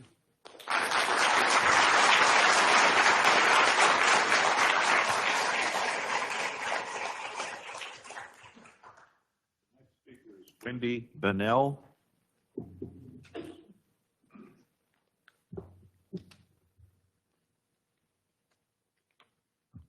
Honorable Judge and Commissioners, my name is Dr. Wendy Bonnell. I'm a board-certified pediatrician and have spent the majority of my career working in rural and global health settings. I currently work at Roos Place Clinic, taking care of some of our more vulnerable patients here in Hood County. The more research I've done looking at data centers and their effects on community health, the more concerned I have become. I felt compelled to speak today, even though you can tell I hate it, because I have a responsibility to protect children, their health, and to speak when I see preventable risks. Large-scale data center operations pose significant threats to the health of our children in Hood County.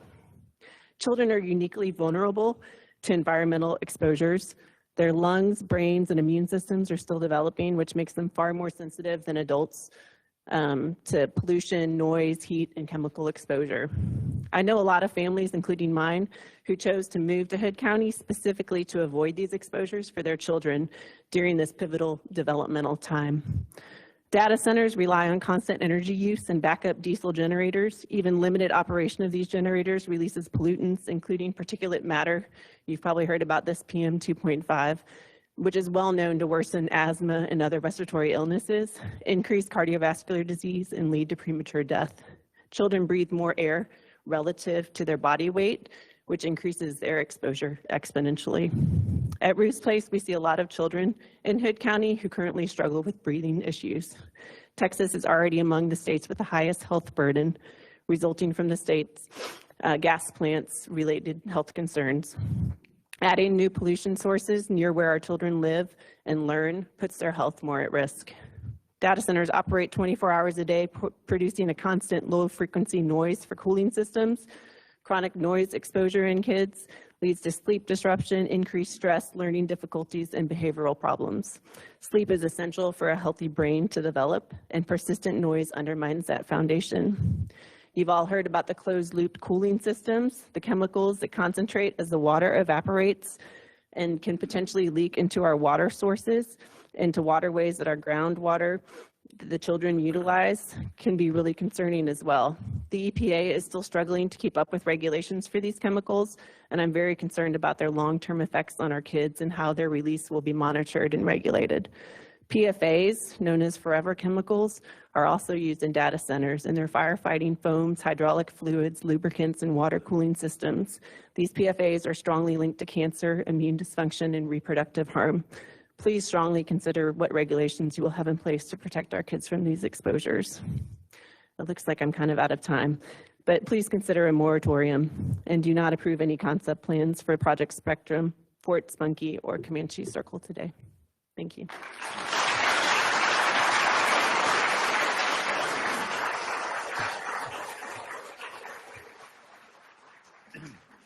The next speaker is Tommy Davis.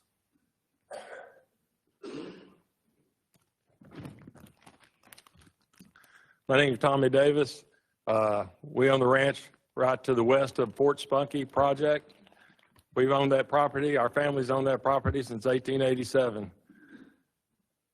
Since 1887, we grew cattle, raised cattle. We grew peanuts. We grew hay. We've enjoyed the life of living in the country, as many people here have. I've listened to the coyotes, listened to the quiet, listened to the river. We've enjoyed that. All these people here in Hood County enjoy that. We chose that. We chose to live there, and we enjoy it every day. Across the river, our neighbors in Pecan Plantation, they built homes over there. They chose to build those homes there so they could listen to the river.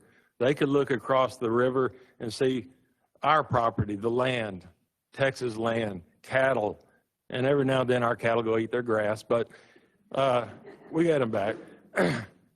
They chose that, and that's a choice that Texans get. That's a Texans that the Hood County gets. We all enjoy that. We want to keep that type of life here. Help us do that. Help us keep our choice. I spent 38 years in the fire service protecting people and property. I'm asking you now, protect the people, protect the property, and protect our choice. Please protect us. Thank you.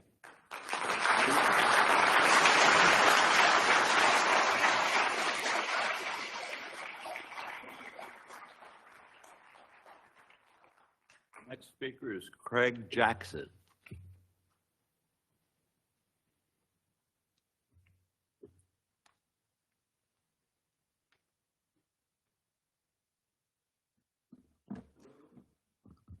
Thank you, Your Honor and County Commissioners. I live off 122 Ross Lane, or 1221 Ross Lane. And so while directly impacted by this project, I'm a couple of miles away, I am directly next to the Knox Ranch, which is now my backyard.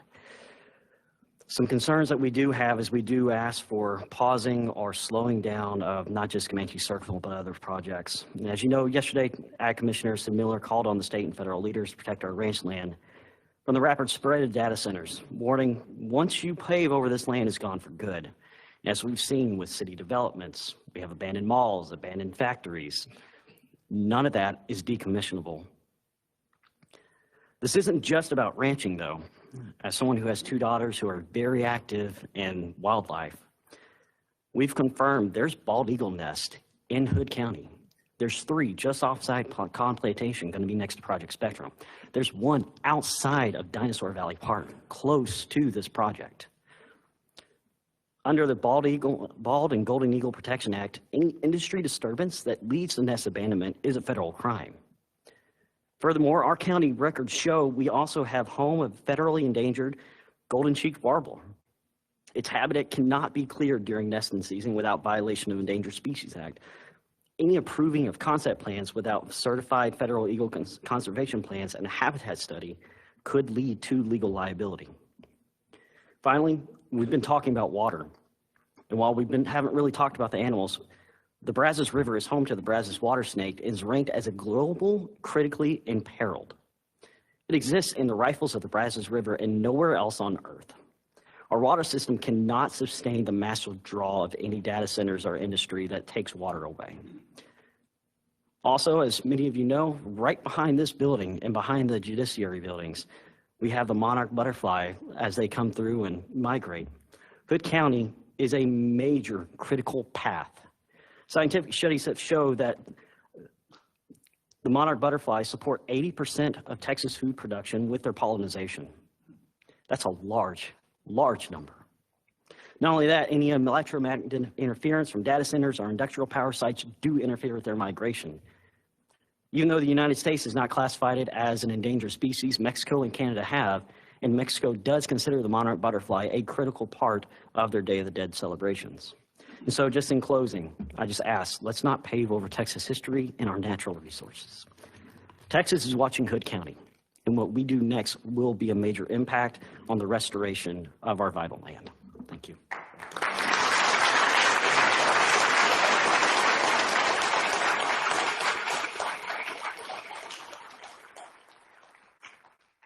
Next speaker is Trevor Traeger.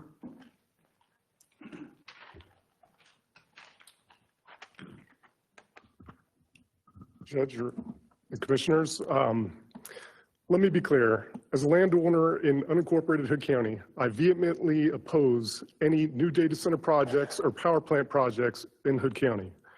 Data centers and power plants both consume significant amounts of water, not something we're known for. Natural gas power plants are stationary jet engines, which create significant air and noise pollution. All for what? These projects will create very few local jobs. Specialized contractors will be coming in from the Metroplex and nationwide to support these facilities. Now let's talk about subchapter K. Orderly development. The sheer number and scale of these data center projects are not orderly development. This is a blitzkrieg. I'll read from portions of subchapter K. Without adequate development regulations, the area and watershed will be developed in ways that endanger and interfere with the proper use of the area as a place for recreation to the detriment of public health, safety, morals, and general welfare. Then we talk about the size of buildings. These buildings are ginormous. I mean, these are like nothing you've ever seen before. We've seen the plans, you know, whatever it is, 10 times the size of a Walmart. I mean, these are plans, these are sizes of buildings that we don't have in Hood County yet. Abatement of harm resulting from inadequate water or wastewater facilities. Again, inadequate water. We cannot support these facilities. The framework has already been built in to protect Hood County from these data centers. This is subchapter K. This is the power that you have. This is the framework that you have to protect this county. We want a moratorium. Please listen to the Development Commission that you reinstated. We don't care if the county gets sued. I would happily pay extra tax dollars to protect the county and to protect against any lawsuits that come against Hood County, to protect Hood County for what it is today. We do not want data centers. We do not want data centers or any more power plants in Hood County. Zero. With the moratorium imminent, we should not approve or any concept plans for Project Spectrum, Fort Spunky, or Comanche Circle. Thank you.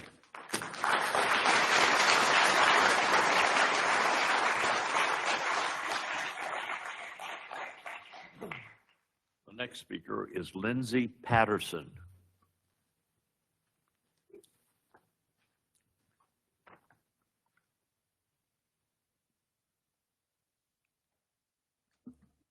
Good morning or afternoon.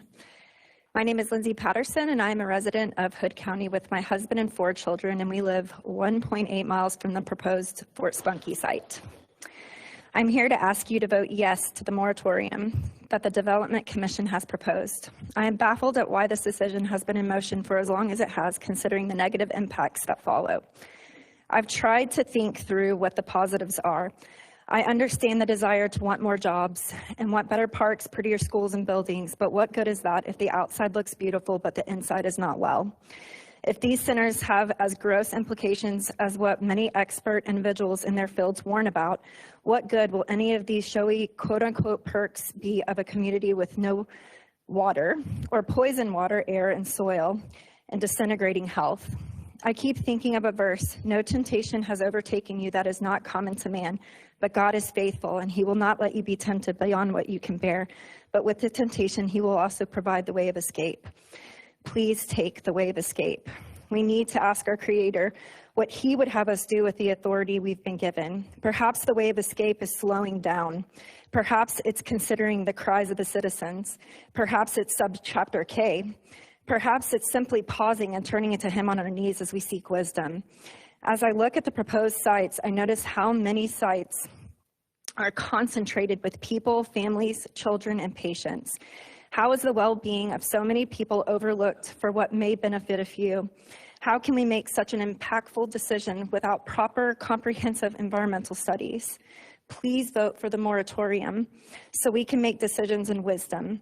Sometimes we get so caught up in the worries of the world that we forget who we are. I want to remind you that we are all made in the image of God. Whether we know it or not, he has implanted an identity in us. Please walk in that true identity. He loves people, and when we walk in who we were made to be, we start to love people and make sacrifices rather than to self-protect or self-promote. We need you. We need you to walk in your true identities and have the courage to fight for us and make a slow decision in wisdom. My hope is that you will say no to these data centers and power plants, but if you need more time, at least say yes to the moratorium so you can make an informed decision. Please listen to the Development Commission and put the moratorium in place. We support you, and we are looking for you to fight for us and to represent us. Thank you.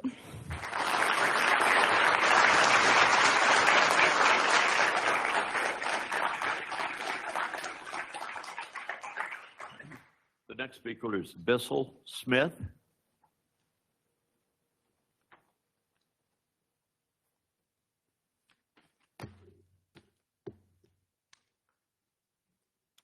Good afternoon. Thank you for taking the time to let me talk. I come to you as a local citizen. I have 300 feet of waterfront property here in the unincorporated area of Granbury.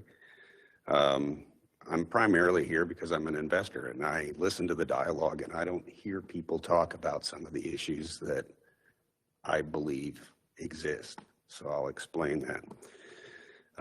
Clearly, resource consumption is a huge concern. I'm not going to over talk that because everybody else has already brought up the issues associated with it. The fight between these energy companies with natural gas versus nuclear power is enormous.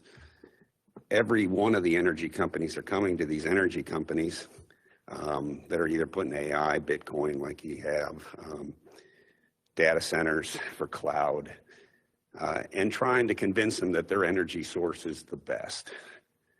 As an investor, I'll just tell you that and you could almost say that I'm somewhat hypocritical for even being here talking about being against this, but I've made a lot of money in this area. And one of the things that I've made a ton of money in, and as an ex-aerospace executive, I spend time consulting in the nuclear business, is in micronuclear power plants. Most people don't have a clue what they are, but I can tell you they will be the energy source for these companies. They don't really want natural gas. Natural gas is an interim solution, not a long-term solution. Natural gas is a huge pollutant. People have talked about that. But the micronuclear power plants is really what they want, but it's not available yet.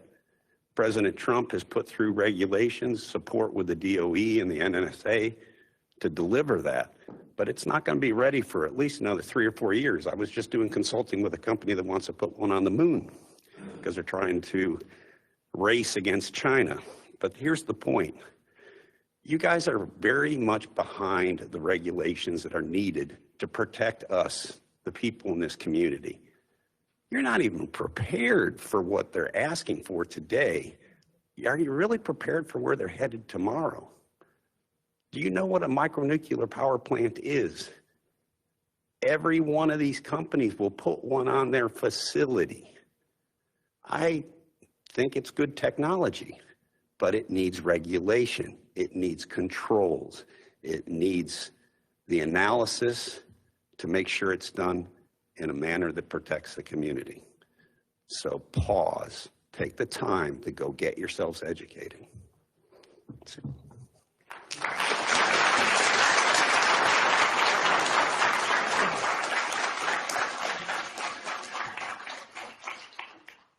That concludes the speakers for item number 12. Do I hear a motion for the public hearing? Make a motion that we set a public hearing for February 12th, 2026. I'm sorry, 10th.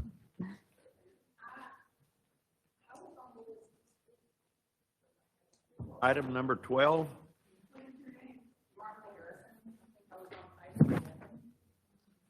Not 211 yet. We pulled the item 12 up to the beginning. A motion been I'll made second by your Commissioner motion. Samuelson to set a public hearing for February the 10th, 2026. Do I hear a second? Second. Second by Commissioner Eagle. Any further discussion? All those in favor, say aye. Aye. All opposed, say nay. Motion carries unanimously. The hearing is set, public hearing for February 10th, 2026. Now we're going back.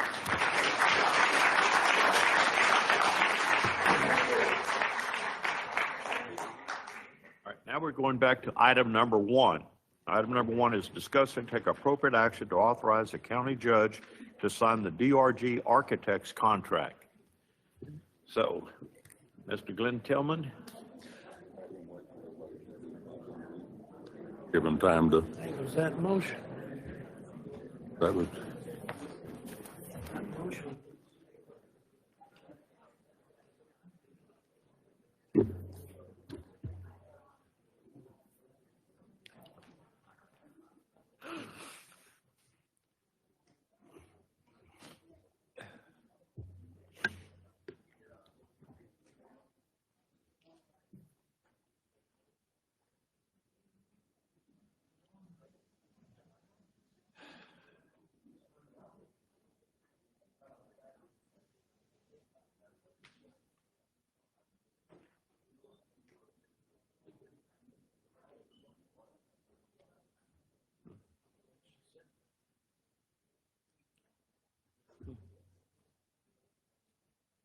Hey, Commissioner, while we're waiting, I need to go, would you repeat your motion that we just voted on? I'm sorry.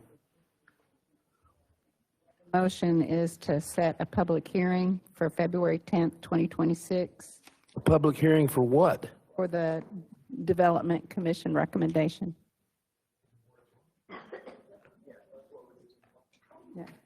Yeah. What's on the agenda is review recommendation from Development Commission. So And the their, public hearing- and their recommendation was? I want to get this clear. recommendation is to change the development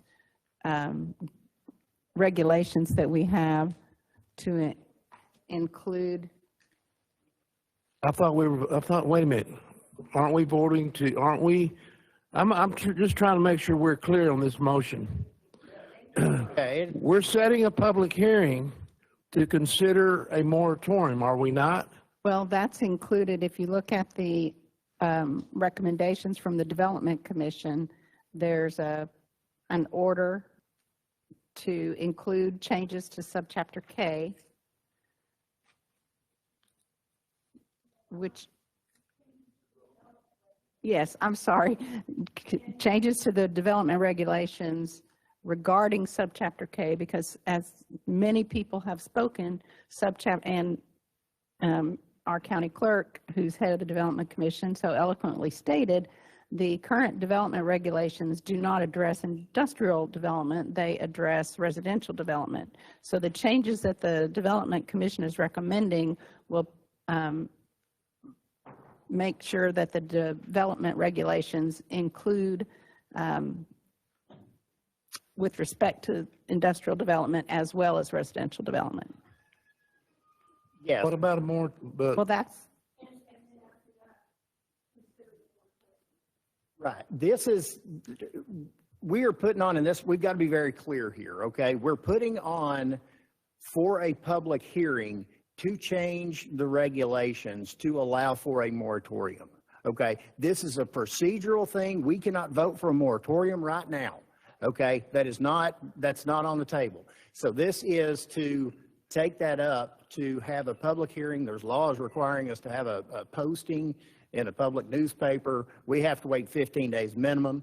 So the soonest that we can get this on to change the development regulations is February the 10th.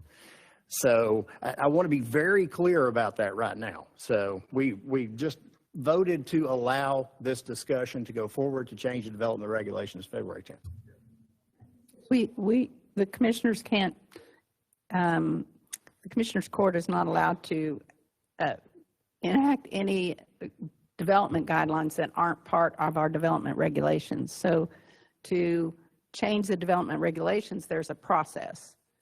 Mr. Head is very familiar with this process. You have to have a public hearing, you have to discuss it, and then you can vote to adopt the changes to the development regulations. But we cannot do that today. We have to have today's action is to request a hearing, which will be then give the public a lot of time to look at what the changes are. Everyone can come back on February the 10th and discuss it, and then we can vote on adopting the regulations, the changes to the regulations. But the commission is also asking at that same time that after, assuming those regulations get approved, which is what the commission is recommending, after that, we would ask that the court also, during that same public hearing, take up the proposed moratorium to make a decision at that time as well. They'll have to be two separate agenda items. Yeah, based on the vote. So do we need to rework, do we need to start over on the motion on this? I'm sorry, I'm just. Oh, you're fine. I'd rather be clear. Yeah, me too. So the motion is to set a public hearing for February 10th, 2026 to review the recommendations of the Development Commission with regards to changes to the county development regulations.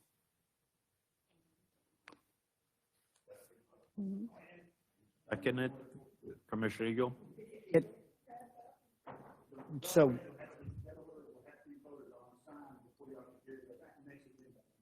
correct. But is that not included in the development regulations? I mean, it's, okay, so go ahead and say and. Consider a moratorium. All right, I'll second that one. Okay.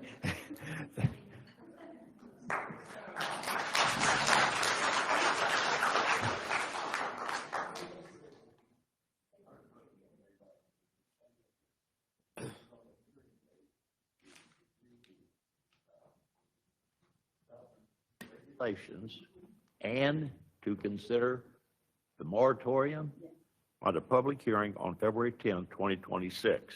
Those changes to the Public hearings, two separate agendas. Okay. Second by Commissioner Eagle. Any further discussion? All those in favor, say aye. Aye. All opposed, say nay. Motion carries unanimously. Okay. Now, technically, I think you need to withdraw the first motion. I withdraw my prior motion and amended it as I just stated. Got all that, Christine? Yes. Okay. All right, now we do item number 1. Discuss and take appropriate action to authorize the county judge to sign the DRG Architects contract. Mr. Glenn Tillman. Good morning, Judge, or afternoon, Judge, Commissioners. So yes, this is the architect contract for jail expansion that we had discussed and had a workshop on the other day. All the changes have been made. Do I hear a motion? There were some changes that we went back and forth with Mr. Gondek. Would you mind coming up to the mic? I promise you it won't be 2.5 hours. Oh. that you wanted to discuss. One of them was, well, thank you again for making the changes that we requested. And one of the changes that I'd asked about was the definition of substantial complete, which is included in the document A201-2017, which is now included as part of this contract. So there's lots of definitions in there, and it's available for people to review, but the definition of substantial complete is 9.8.1. So thank you for doing that. And then you had a question. Yeah, we have a surveyor on contract here already with the county. So we would like to provide survey service on this, lot layout and the core samples and whatever else that need to do with it. Yes, sir. So we had discussed that and just decided. And I think we went back and forth on whether or not you had somebody that you wanted to use on the geotechnical. And each of those supplemental services there are at the discretion of the county to have us do or not do. If you want me to strike those, we can, or we can have those there in case that doesn't go through and we don't have to come back and amend it again. But we do not have to go through with that, with the understanding that we're going to defer to the first section that says it is a county responsibility. And if the county chooses to fulfill that responsibility, that's fine. If not, then DRG will take care of that. Okay. So all right. I'm that way we're that. covered, but it's the county's responsibility to provide certain things in here, and it's stipulated. So if you choose to go ahead and do those, then we don't have to act on that. Okay.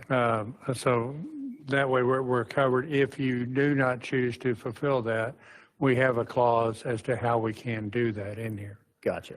Okay. If anyone wants to see the changes, they're highlighted in purple on it should be on the attachment on the agenda. I was able to see it last night, but someone mentioned to me coming in that they didn't see it attached to the agenda, but when I looked at it last night, it was. So if you don't have it, you can always ask, do an open records request if you want to see what the changes were. But one of the things was to have a more complete schedule, and you said that you would have a complete schedule within 10 days after this signing, and then also a schematic design within 60 days. Not part of the contract, but you've committed to do that. So yes, ma'am. Thank you. And oh, okay.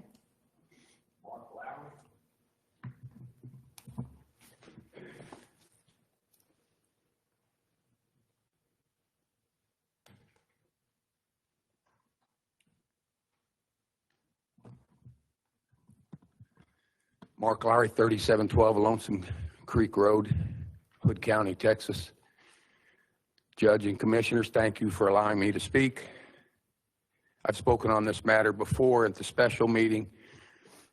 Commissioner Samuelson, and I appreciate all the work you guys did on that special session. Commissioner Samuelson brought up on an earlier meeting this 10% markup on expenses. I'm not against DRG. I've read the contract, but I think adding 10% for their expenses is not reasonable to the taxpayers of Hood County. I run a business. I cannot imagine stepping on, is what I call it, the expenses. Just charge the expenses flat rate, whatever they are, but to them to mark it up is taking taxpayers' money. We've got besides the jail bond, we also have a $120 million road bond. If we start allowing contractors to come in here and nick away at us at 5% or 10%, that's going to add up to a lot of money. I don't like that 10% stepping on it, add on, and I would like you to reconsider it. When I worked budgets in the federal government, I used to say nickels and dimes add up to millions of dollars, and you all need to be aware of that. Thank you.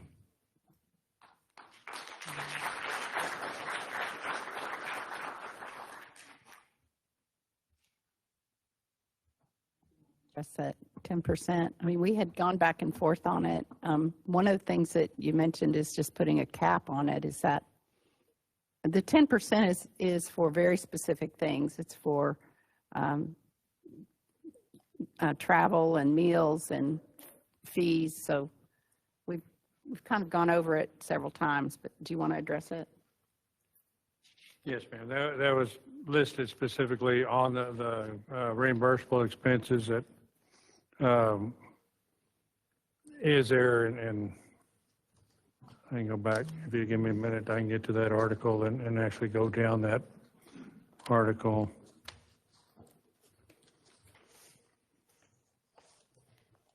Is it 4 dot something?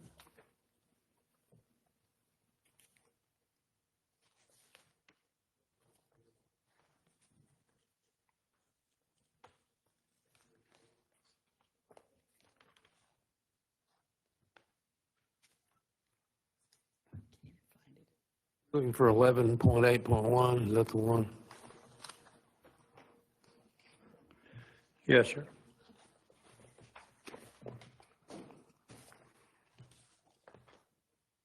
On the reimbursable expenses, it does have those standard things, the transportation, long distance services, permitting, printing services, postage, renderings or physical models that we do outside of that would be outside the office.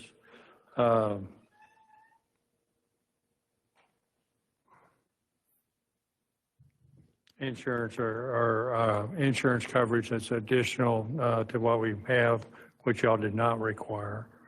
Taxes that would be levied by any enactment of taxes. Or site offices expenses that we're not going to provide site offices at this time. As I stated, at the beginning when we started to discuss this, is that there's multiple ways of handling reimbursable expenses. It does cost us something to provide that, other than just the actual cost of the expenses. It does cost us a cost of business. Either we could take that and just put it in the fee structure, or to do it as a transparent reimbursable expense and just have all the itemized amounts there and put a percentage on that to cover our cost on that. So that's what we chose to do. We offer that, and that's what we have in the contract at this point. It is not, we do not have our fee based on that. We have that as a separate and above what our fee structure is. In other words, we're not double dipping on those expenses there. Not asking for a change at this point. I don't think anybody is asking for that. I think you've been pretty transparent with this. You said either we can make it as a hard cost over here, or we'll budget for it. If it comes in below that a little bit, then, that's potentially a savings to the county on that. Add something to this contract that if the auditor asks for any kind of backup, you have to furnish the backup to the auditor. Right. So Yes, sir. And that's kind of a given, because we have to provide all the receipts and everything else to the auditor on that. Yeah, so the backup has got to, whatever the auditor says, you can bid it. Will actually provide transparency. But, okay, so this is just for the public, if there's any questions. There was an addition, Exhibit A, which is now part of the contract that talks about the fee being $1.689,300. But in the contract, the fee for the architecture says $1.760. So I asked why the discrepancy, and is there a need to reconcile those numbers? And so you said that, go ahead. Well, in the budget, both on the actual cost of construction, since that budget was made, we had an escalation clause in there also within that budget, from the time of when we really were setting that. We did the budget, I think, was dated in June. Sorry, I forgot to say that, June 30th, 2025. We were really looking at that from taking that number. Those numbers were being carried forward from the March, I believe it was March or February budget Yes. from before. We were updating that in June. And we were escalating, or we showed an escalation clause to bring that back around to February of 26. I believe is what we were trying to get, so we would show what that budget would be when we started work on this project after the bond election. So I just wanted to, in case somebody had a question about why Exhibit A shows 1.689, but the contract says 1.76, you've explained it. I just wanted that to be on the record. Thank you. Move that we authorize the county judge to sign the DRG architect contract. I'll second that. Authorize the county judge to sign the DRG architect contract, second by Commissioner Eagle. Any further discussion? Sure you want to ask that question? No, I'm All fine. those in favor say aye. Aye. All opposed say nay. Motion carries unanimously. Be glad to sign it. Thank You've you. already signed it, haven't you? Yes. He's already signed it. And just in case, I did bring another hard copy with all my signatures. You want me to sign another one for you? So we can have two of them here. I got this, and they're the same one. You sign this one? Where's the signature page on this?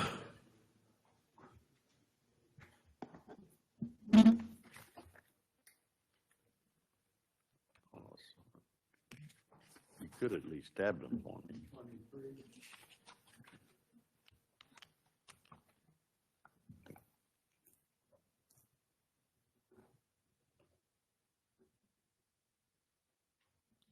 How about that? I'm going to take one and give one to the... Good. All right. Good deal. Thank you. Thank you. All right. Okay.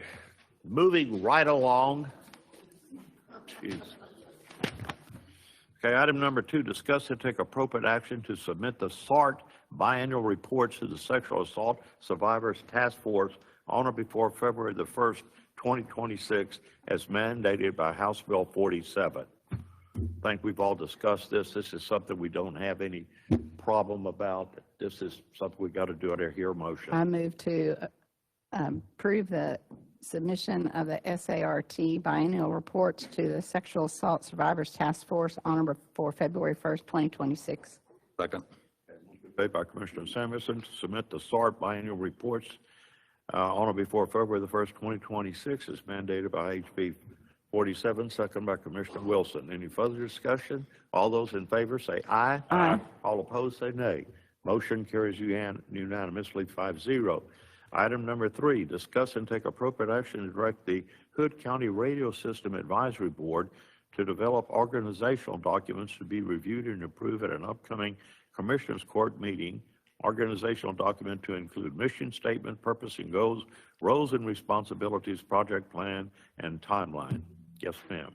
Thank you, Judge. This, a couple of courts ago, we put in place the Hood County Radio System Advisory Board. So this is just to direct that group of people to put in place some organizational documents. I think they've already started working on it. And then when they're ready, we'll review that in an upcoming Commissioners Court. So move that we direct the Hood County Radio Systems Advisory Board to develop organizational documents to be reviewed and approved in an upcoming Commissioners Court meeting. Organizational documents to include mission statement, purpose and goals, roles and responsibilities, project plan, and timeline. And I'd like to make an addendum and any other pertinent documents. Any other pertinent documents? Okay. Second. Made by Commissioner Samuelson to direct the Hood County Radio System Advisory Board to develop organizational documents to be reviewed and approved as the upcoming Commissioners Court meeting to include mission statement, purpose and goals, roles and responsibility, project plan, and timeline, and any other ancillary documents that they need. Second by Commissioner. Oh, did? Okay, Dave Eagle, Commissioner Dave Eagle. Any further discussion? All those in favor say aye. Aye. All opposed say nay. Motion carries unanimously 5-0. Item number 4, discuss and take appropriate action to increase the transport travel budget to $8,000 from contingency. Auditor, Miss Auditor.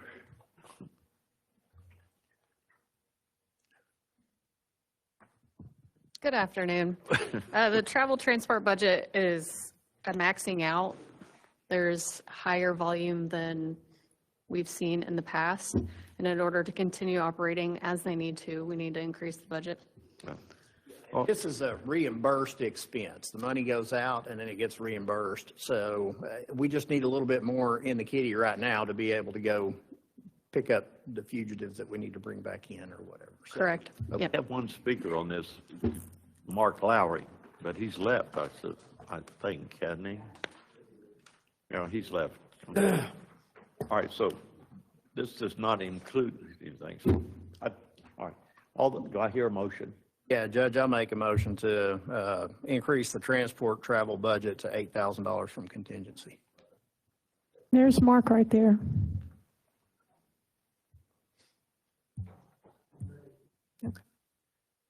All those in favor say aye. Aye. All opposed say nay.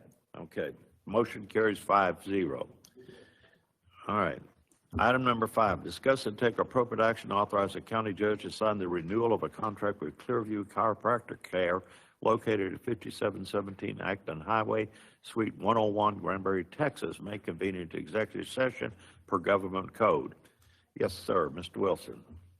This is a renewal contract for a long-term, leaser, and, we've actually ended up based on a couple of contracts, contract 1, contract 2. The only difference between the two, the contract 1 calls for a 6-month notice of termination by either party. Contract 2, which is what's preferred, is the termination of the contract for 1 year, 365.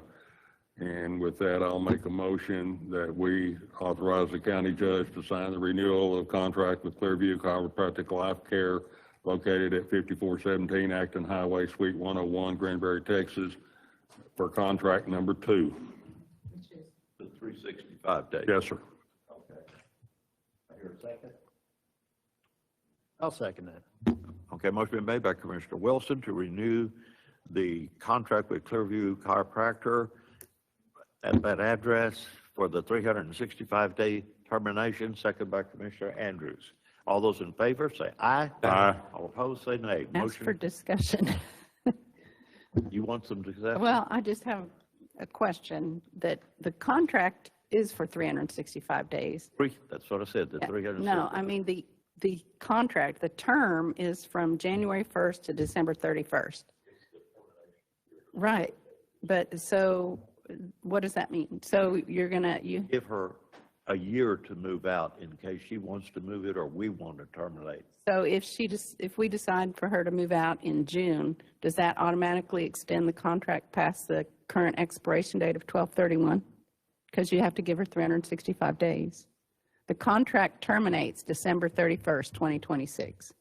And if you give 365 days, if you ask her to leave on December 29th, 2026, you're automatically extending it? I don't. Once we renew the contract, she has a new contract, and the new contract, if we pass this motion, gives her a year. That's her. Right, so I think that, yes, it is within the right of the contract to stay through June of whatever the following year if we decided in June that she had to go.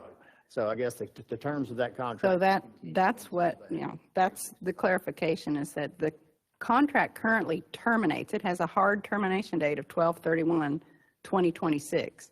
So if in November if we need use of that building or whatever, and we ask her to leave, we are automatically giving her till November of 2027 because it's 365 days. Okay, I just wanted to be sure everybody understood that, because this isn't an automatic, perpetually renewing contract. It has a firm deadline. Okay.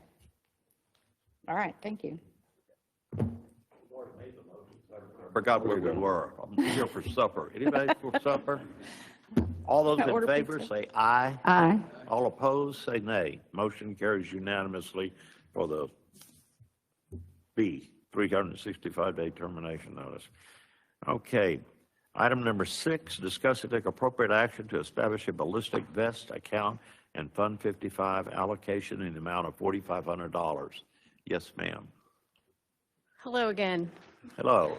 We need some bulletproof vests, and the grant that we had applied for has not been awarded yet. So in the interim, the court, we're asking the court for $4,500, which purchases 3 vests. 1 we currently have ordered, and then 2 ready to go until the grant is awarded. Right. It is a reimbursement grant, so. It is, correct? once we get there. We pay that first, and then they reimburse. So in accordingly this, or whatever. in this instance, though, let's be fully open. This would be a fully supported item by our county. It would not be part of the grant. This would be separate than the grant because we need these vests. The grant has not been awarded, so we cannot use funds ahead of time. So this is separate than the grant. Just as an expense item. Correct. It would be All right, thank you for supplanting, clearing that yes, up, if we because did I it the thought other that way. that was- Yep. okay. Now I'm really confused, but we Separate. really do need the vest. Let's vote on the vest, okay? Yeah, we need the vest right now. The All right, grant I hear hasn't a come in motion. yet, so this I would hear be a a motion. I county move that supply. we establish a ballistic vest account in Fund 55 for the amount of $4,500, which covers 3 vests. Second. Motion made by Yes. Commissioner Wilson to establish a ballistic vest account in Fund 55 in the amount of $4,500, second by Commissioner Eagle. All those in favor say aye. Aye. All opposed say nay. How can you be against bulletproof vests? And speaking of that, I wanted to recognize Dominic Inge, who a few years ago, what did she do, Judge? Sheriff, she bought 26 ballistic vests on her own and had a check delivered to us. So let's give Dominic Inge a big hand for doing that. Check too. Anyway, that's great. Now, item number 7, consider and take appropriate action to approve a memorandum of understanding between Hood County and Hood County Firefighters Association to reimburse funds already paid for by the renew contract. I am responding in Hood County Firefighter Association for the mobile emergency notification system. The amount is $7,867.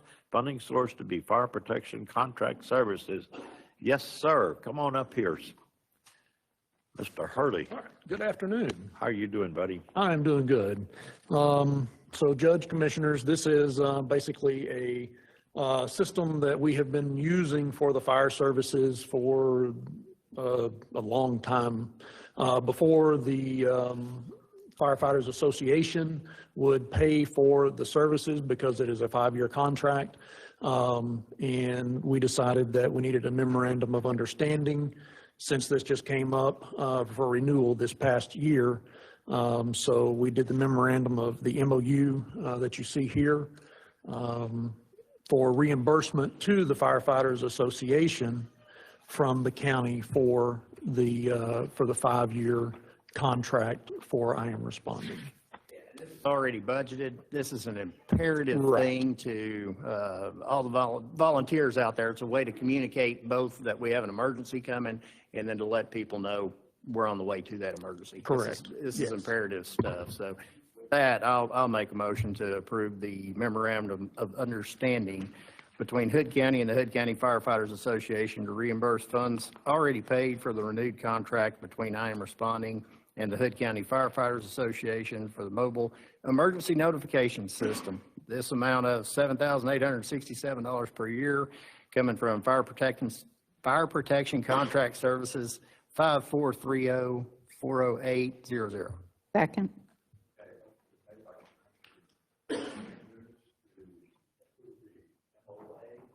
Firefighter Association, Hood County, second by Commissioner Samuelson. Any further discussion? All those in favor say aye. Aye. All opposed say nay. Got your money. Thank you, sir. Okay. Good. 8, discuss and take appropriate action for additional funding to repair or replace HVAC units. Mr. the best maintenance director we got. How are you doing, my friend? Good afternoon, Judge Commissioners. It's that time of year again. I'm asking to refill the account. Right now, we're sitting about 33,000 and some change. I'm just asking for another 75,000 top up on the Fund 55 allocation for HVAC. That's what we do all the time. And you got the money? If you got the money, we got the time, okay? All right. This would be exceeding the normal 75,000, so it would take it to 33 plus 75. This is what we do. This is what we do periodically, and I think he's. Yes, I'm getting ready to approve a bid you're on a just system asking- that would bring me back below 75 here in the next few days. So you're asking for the difference? No, he's asking for the 75. Actually, for the additional 75. Yep. Yeah. Yeah. And he saves a lot of money by doing that because he does. Do I hear a motion? Yeah, I'll make a motion to approve the additional funding to repair or replace failing HVAC units, county buildings with $75,000. Second. By Commissioner Andrews to additional funding of $75,000 to repair or replace failing HVAC units. Second by Commissioner Eagle. From fund? It's all in 55. Oh, okay. From Fund 55.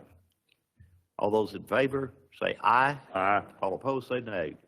Motion carries unanimously, 5-0. I thank you. You need anything else? Oh, yeah, you're next, aren't you? Discuss and approve facilities maintenance to make alterations to Annex Office in Annex 1 known as the dealer tag office. This will entail adding a door at the cost of the east wall and removing a portion of the south wall to create a new customer service. And we got Andrew Ferguson to hear.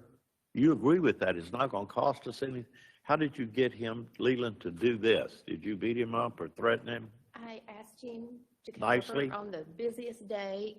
Kevin was there. And if you go into my office, they are all standing in one circle on top of each other. And then all the girls are on top of each other. And then if ours information is private, you can't yell out an address or a phone number or a tag or a VIN number.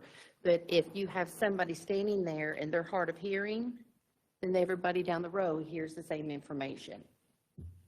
And also, there's no place for a wheelchair to roll up to get to a countertop. So if he takes out that wall that we were looking at right there, you can have a wheelchair roll up to that area for anybody that is in a walker, wheelchair, or anything like that, for them to be able to talk one-on-one with the clerk. Normally, we have to walk out and sit with them with no countertop. Have all the materials and labor it's already in your budget.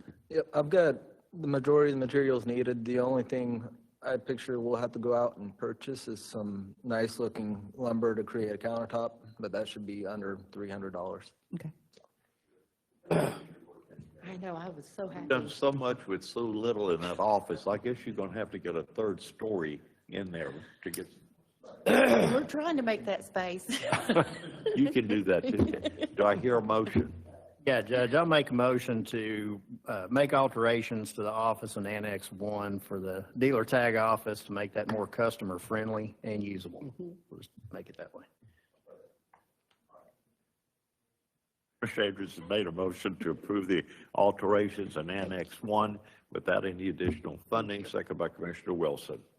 Approved by Andy Ferguson, too. All those in favor say aye. Aye. All opposed say nay. Motion carries unanimously. Thank you. Get to work. All right. Good. Thank you. Item 10, discuss and take appropriate action to allow the county judge to submit the application for HB 3000 Rural Ambulance Service Grant. Who is that? Margaret and Ricky Reeves. Yes. Yes, sir. So You mean we got a chance of getting an ambulance for free? Kind of, yeah. Nothing's free. Nothing is free, but We've kind all of. paid taxes to the state to make this happen. Yeah. Yeah. So House Bill 3000 was passed this last legislative session. And what it did is it opens up a grant for rural ambulance services, and it allows rural ambulance services in the counties that they reside in to apply for this grant which is $350,000, and it can be used to refurbish or purchase ambulances. And so when Ricky brought it to my attention, we called the auditor and asked if it would be something that we could possibly do.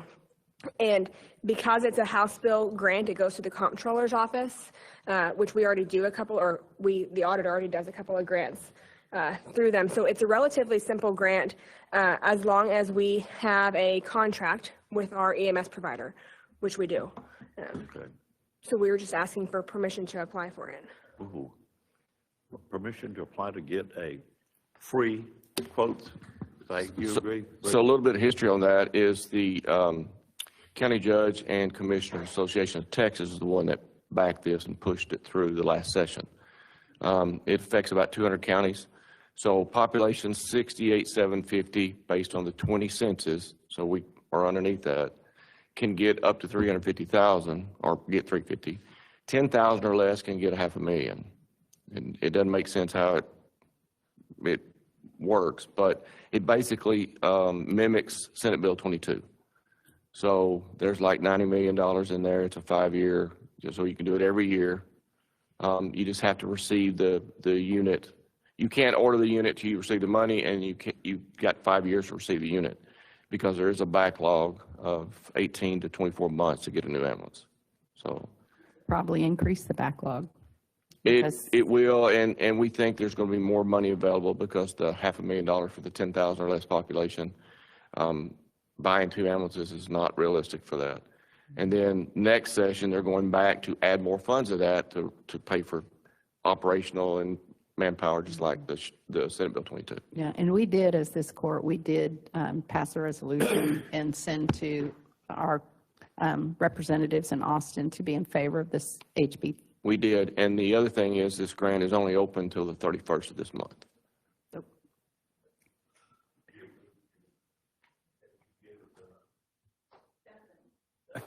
I like that attitude. Do I hear a motion?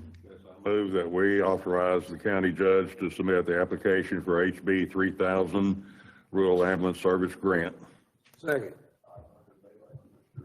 Wilson to allow the county judge to submit the application for the HB 3000 Rural Ambulance Service Grant, second by Commissioner Eagle.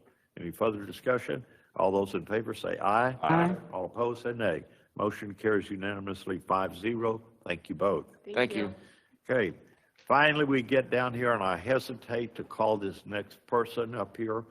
Everybody starts booing after 30 minutes when he gets up there to let him know we not want a Becker speech, okay? But here's the deal.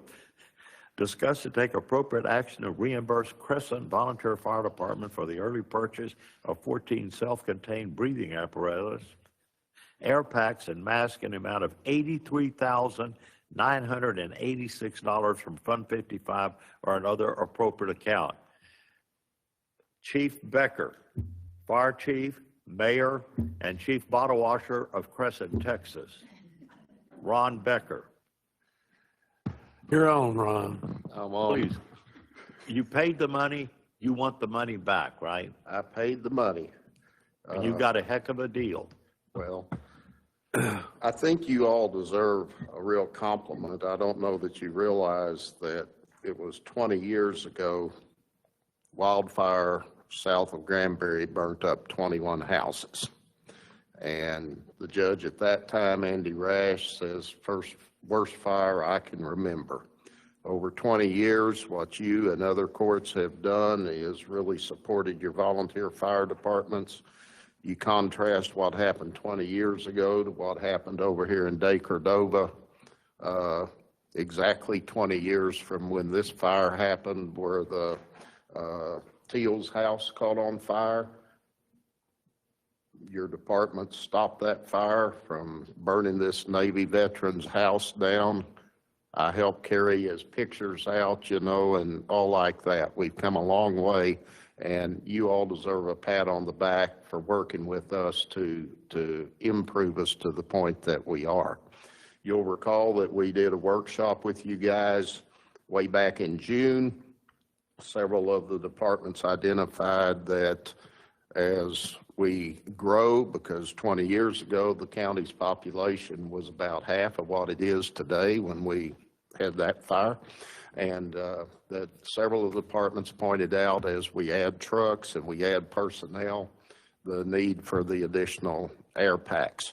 And you were receptive to that, but we understand the financial engineering that's having to go in, how you decide to work things like that together with the bond and everything going forward.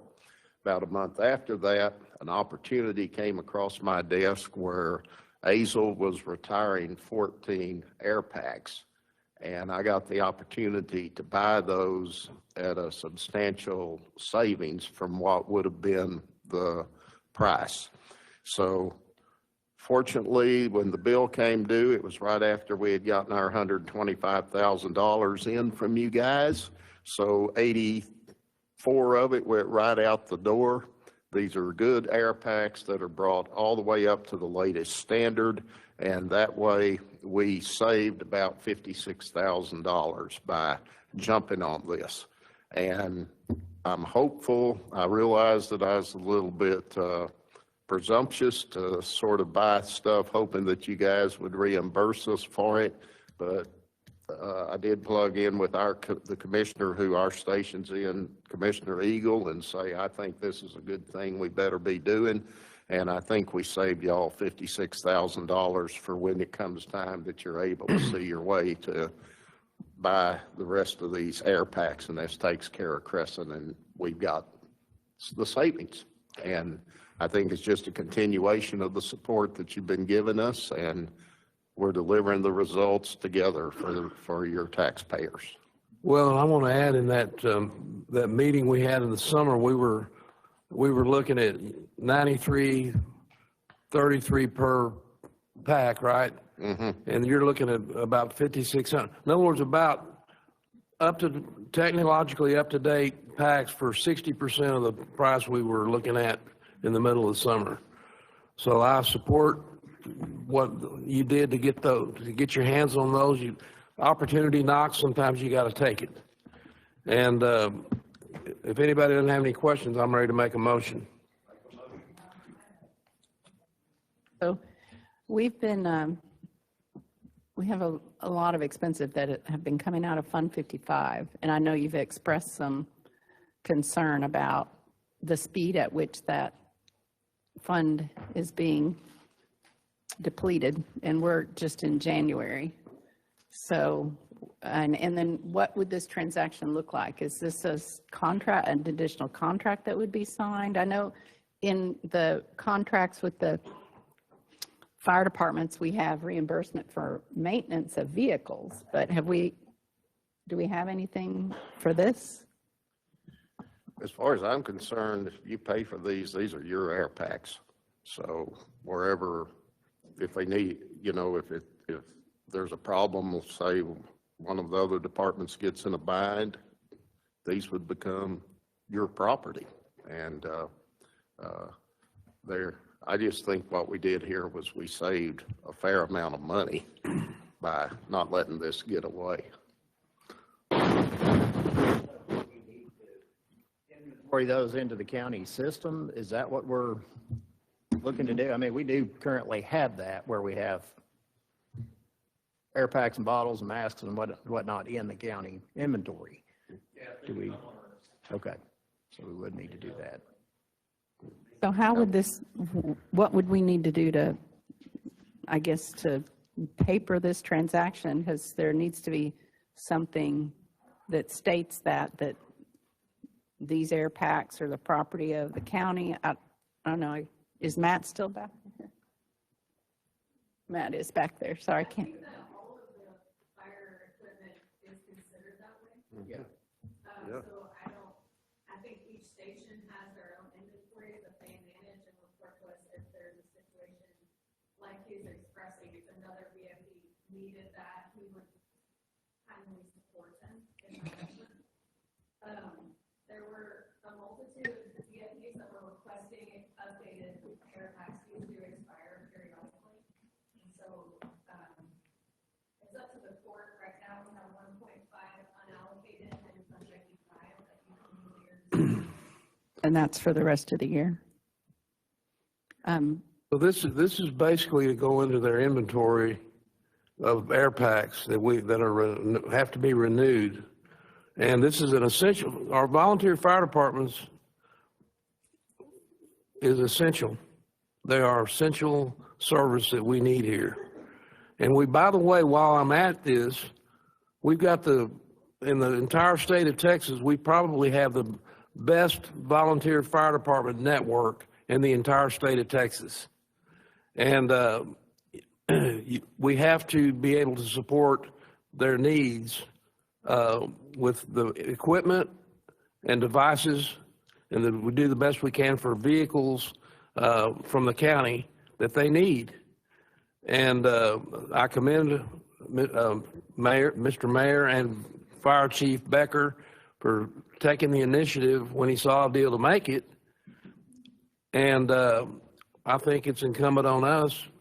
Basically, he's offering us a pretty good deal, in my opinion, to put it into the inventory. So if $83,000 out of Fund 55 to take care of this I'm prepared to make a motion again. Are we ready? Yes. I'm going to make a motion that we reimburse the Crescent Volunteer Fire Department for the early purchase of 14 self-contained breathing apparatus, SCBA, air packs, and masks in the amount of $83,986 from Fund 55. Second. Commissioner Edens reimburse Crescent Volunteer Fire Department for the early purchase of the 14 SCBA air packs and masks in an amount of $83,986 from Fund 55. And second by Commissioner Wilson. No further discussion. All those in favor say aye. Aye. All opposed say nay. Thank you. Thank you, Fire Chief. Sorry for having to wait all day. Apologize. Okay. Item number 13, consider take appropriate action to authorize the county judge to sign the advanced funding agreement for local government maintenance railroad pavement markings and sign project and approve the resolution approving advanced funding agreement. Mr. Todd Tuggle. Yes. Judge, Commissioners, this is a advanced funding agreement. This project is through TxDOT. It's the placement of railroad crossing markings as well as new signage. All of these will be made up to date with a TMU TCD manual. In this agreement, the state provides all the funding for the signage, the placement markings, materials, and labor to do this. So in this agreement, in your backup, it refers to a couple of attachments A and B. I failed to get this in your backup that y'all have. I have given each of y'all hard copies of that. You know, the attachment A is just the aerial of the crossing, which is M&M Ranch Road. Then attachment B is the scope of work. There's 5 crossings, railroad crossings that intersect county roads. Out of the 5, there's only 1 that's considered off system. The other ones are considered on system, which did not make much sense to me. But after talking to the railroad, TxDOT railroad coordinator, it's always been that way. So M&M Ranch Road will be the only one that this agreement will affect. It doesn't cost us anything. It doesn't cost a dime, no. Would you just Yes. please tell them on behalf of them, would they make the, really, right there by the old depot, would they make it softer so we don't tear up our vehicles when we go across the railroad? Or Orth and West. I'm asking them, we're pleading with them to make that, if they could repair that. I have heard word that there's a couple of crossings in the county that they're actually going to level the tracks, and that being one of them. That'd be great. So they're in the city. Well, great. By the way, Todd Tuggle was out here when he was a young man. Well, he's still a young man, but he oversaw that project 15 years ago or 20 years ago. So that's how long he's been with us. So he does a great job. So let's give him a Todd Tuggle. So with that being said, Road Ops recommends the court's consideration to enter into this agreement. Does Christine have this? Our county clerk? No, ma'am. Okay. No, ma'am. She needs. I was going to ask you if I could have a copy of the Sure. attachments. Sure. Okay. I hear a motion. Yeah, Judge, I'll make a motion to authorize the county judge to sign the advance funding agreement for the local government maintenance of railroad pavement markings and sign project and approve the resolution approving advance funding agreement as attached. Second. Motion been made by Commissioner Eagle to authorize the county judge to sign the advanced funding agreement for the railroad pavement project. Second by Commissioner Wilson. Any further discussion? All those in favor say aye. Aye. All opposed say nay. Motion carries unanimously. Okay, this is the one we've been looking for. This is the last one on this agenda.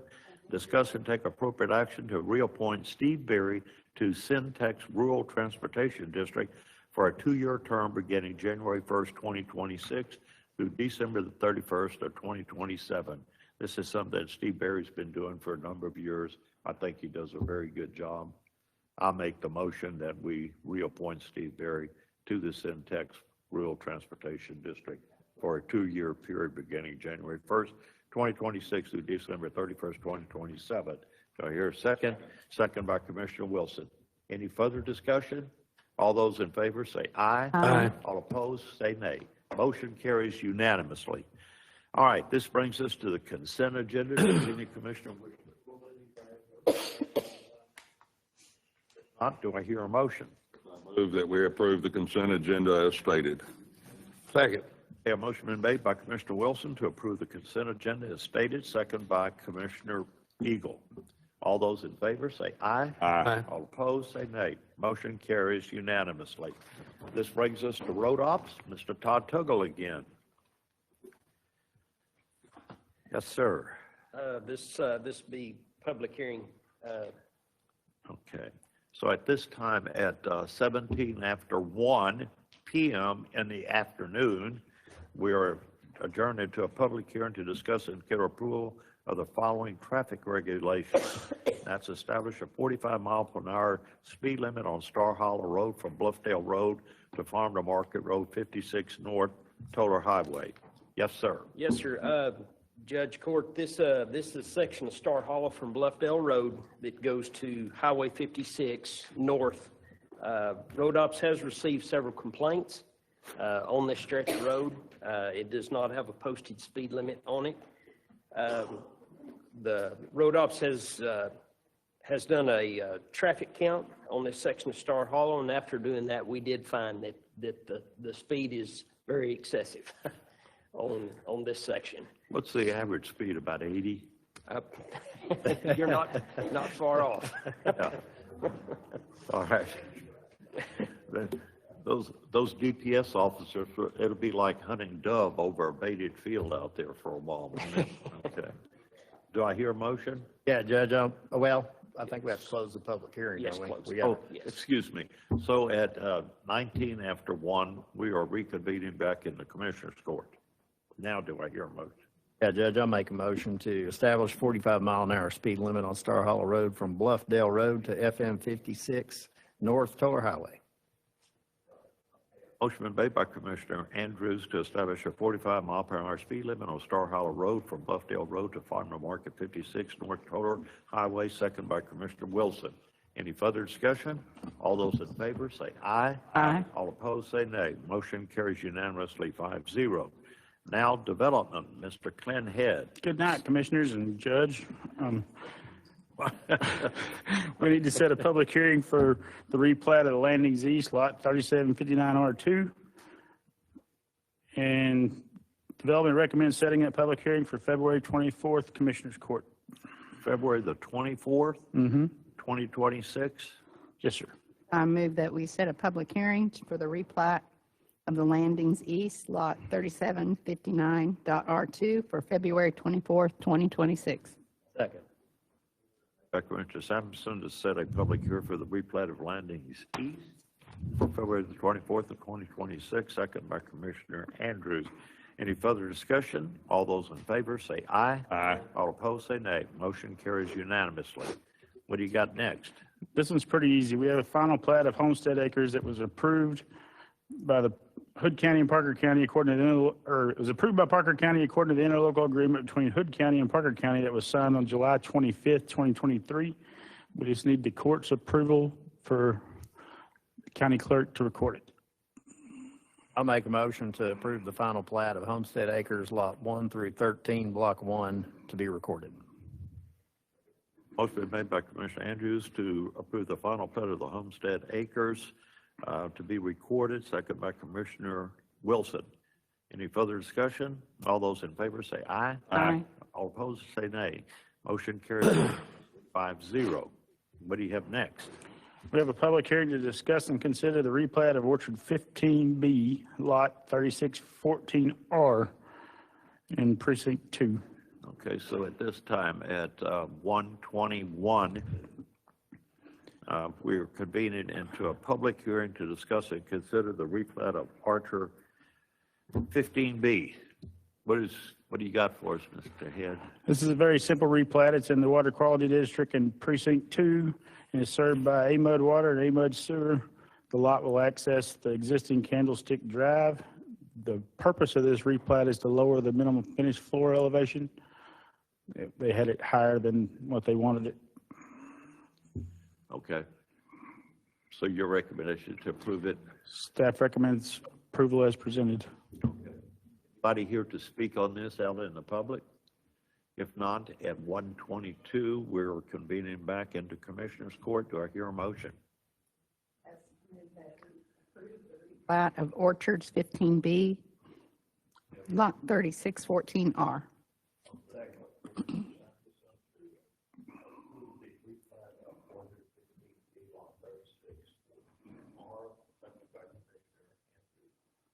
Further discussion?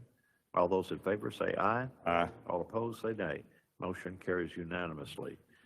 Next, at 1:23 p.m., we're convening into a public hearing to discuss and consider the concept plans of the Covey 36 lots. Yes, sir.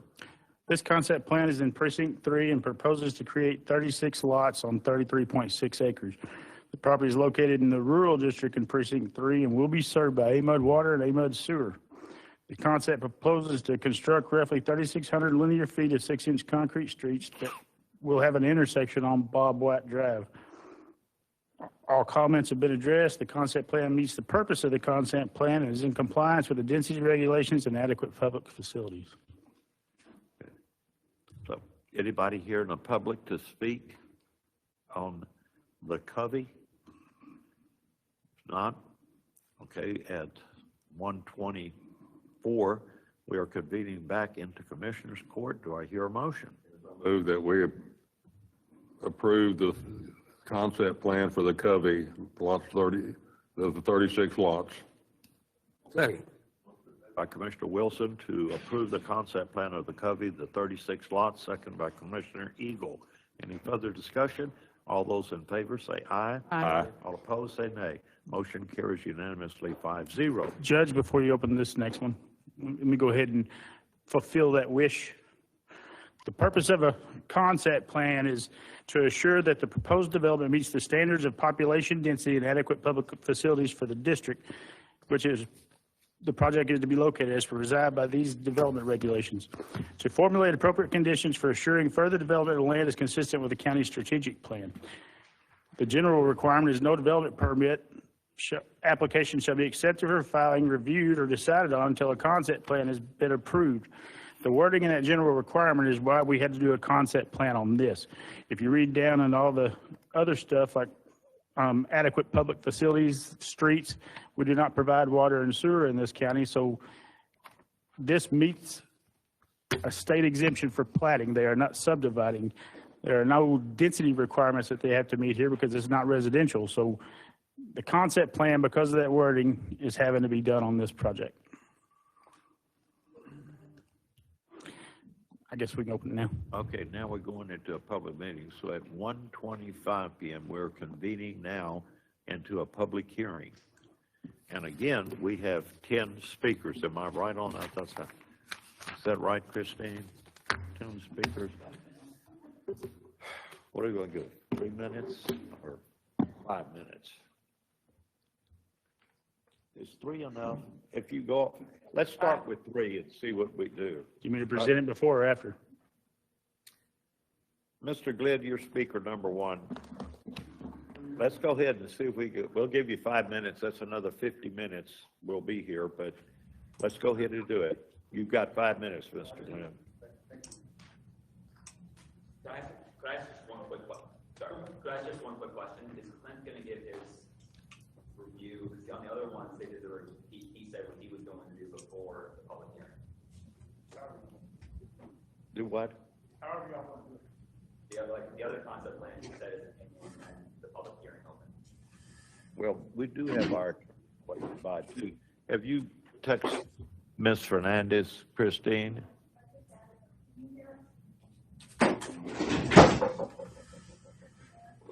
Can you put it up on the big screen for her or not?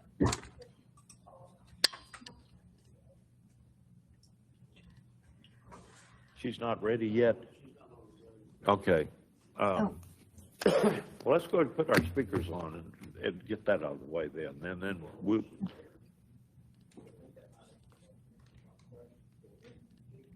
Judge, I don't know if you can hear me, but I'm on. There she is. Can you hear us? I can. Okay. You've been working on this as our attorney here, Ms. Fernandez. Would you go ahead and discuss what you consider pertinent to this concept plan at Comanche Circle, please? Yes, so you have received a concept plan from the developer of this project. I believe in advance of the concept plan, a site plan application may have been submitted first, and then they were instructed that the concept plan is the first step under the regulations. So they've submitted that plan. I know that separately the Development Commission has asked the court to consider a temporary moratorium while the regulations are revised, so that you've got the tools in place to really focus on how you want to address industrial development in the unincorporated area. But this concept plan is coming in advance of that document. And so it needs to be reviewed sort of on its own merits under the existing regulations. And that is according to Chapter 245 of the Texas Local Government Code, which is the establishment of vested rights or grandfathered rights for projects once their applications for permitting, once that process begins, so when they file their initial application. The concept plan application under the regulations is the first step in filing an application. And so that's been received by the county. You're going to consider it today, but because it's in advance of taking any action on a temporary moratorium, it needs to be reviewed outside of that consideration.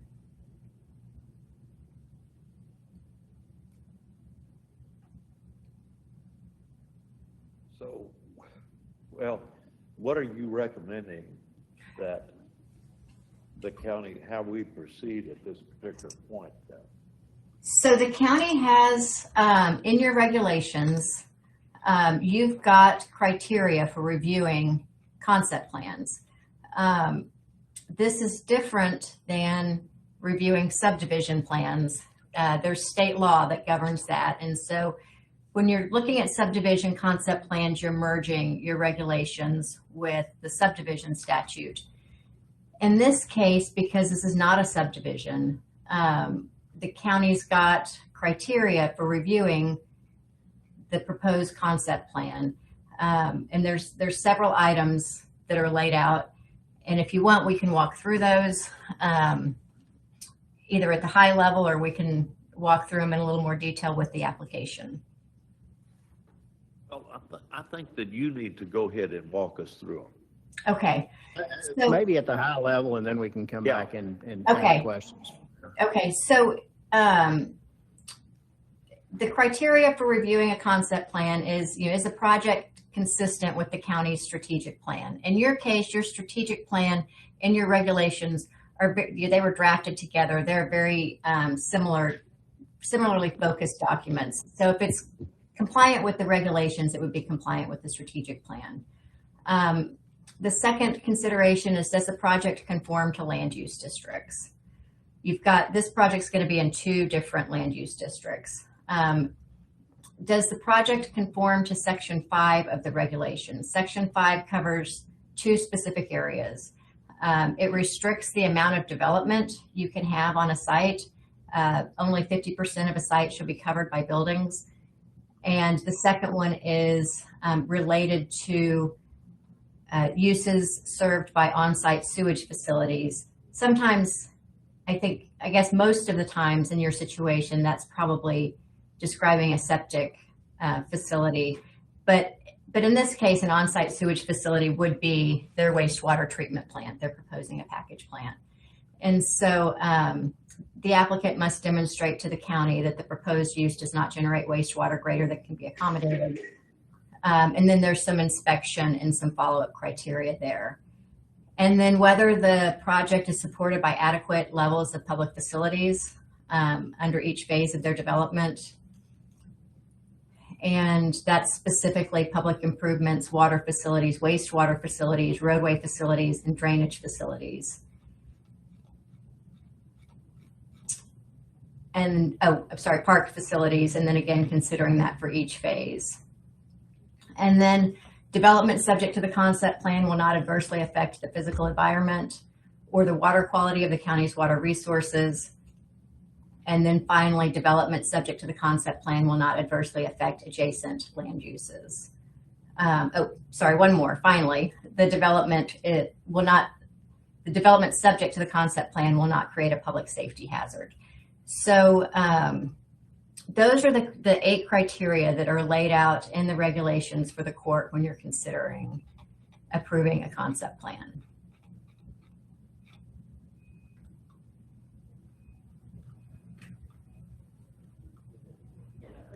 Kind of state law, this is one of the things that we're struggling with here. State law, once that thing is submitted, we have 30 days to act. It is in state law. There is no ambiguity about that whatsoever. It says you have 30 days to pull the trigger on this thing. Yes, no, indifferent, whatever it is. So that has put us on a time clock, and it means that we have to take action in this court right here. We cannot delay this thing any longer because it's automatically approved in the middle of next week. So we've gone through this thing and frankly tried to get everything out of subsection K that we possibly can to put into what we have to do here.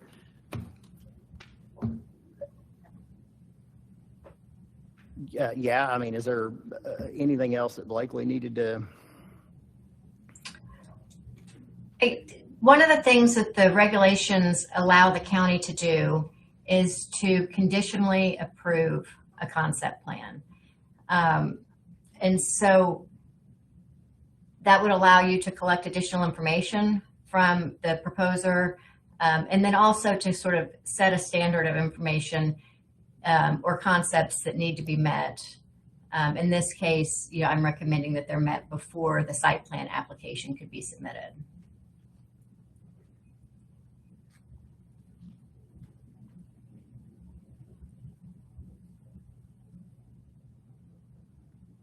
Pause here if you want to hear from. Yeah, Mr. Shaw, can you come up here and tell us about the water? As I understand it, the Somerville County has rejected Sailfish's plan, which is this Comanche Circle, to get them any water. So their only resources is to drill wells, which is the Upper Trinity Groundwater Conservation District on the deal. Correct. And I'm sure you can hear from what you've been here today that if they make an application to drill water wells, it's going to be met with all kind of resistance and appeals, and that is the rights of the people to do that. Am I correct? Correct. Again, Doug Shaw, General Manager of the Upper Trinity Groundwater Conservation District, for the record. You are correct, sir. So as of today, we have received no applications. So any new well that's drilled in our district, you have to submit an application to drill that well. we break wells into two major classes. There's a lot of nuance to it, but basically break wells into two classes, exempt and non-exempt. A well for your house, that's exempt. You know, once you get the approved application, you drill the well, so long as you're not committing waste, you're done with us, right? Non-exempt wells, those are wells for public water systems, those are wells used for oil and gas, those are wells used for commercial purposes. They're considered non-exempt, and that means they have to obtain a permit, which gives them an annual allocation of water, which we allocate based on, because groundwater is a property right, we allocate based on the acreage owned or controlled and the thickness of the aquifer, because there are some places where the aquifer is very thin, some places where it's very thick. Obviously, if you got more groundwater below you, you got more water on your property, right? So this would fall into that non-exempt category. They'd have to apply for a permit, which requires notice and hearing. Just like any permit issued by a state agency or a district of the state, any member of the public has the right to request a contested case. That is possible. We've received a few of those. We've never actually sent anything to SOA. Most of those got worked out ahead of time. But it is a very public process, right? We receive the applications. We require those at least 30 days prior to even scheduling the hearing. The hearing's posted. It's public. Anybody can come and speak to our board during the hearing. The board may or may not act at that time. Again, people can request a contested case. Once that hearing is said and done, and once the permit's approved, non-exempt wells, they do have to meter their use, report that use to the district. And then there are obviously ramifications for overproducing that permit once it is approved and in place. However, at this time, again, as I said, we have received no applications. To my knowledge, we have not even been contacted by anybody. We have received some phone calls from engineers quite a while ago that wouldn't tell us who they were working for, but to my knowledge, we have officially not been contacted by anybody for this project at all. At this point, you don't know. When you said for the non-exempt, that you have a certain amount of water that you allocate. Yes, ma'am. So you don't know at this point in time whether the amount of water that's needed for this project is even available. Correct. Or that you could authorize, if that's the right word, that amount of water for this project. Correct.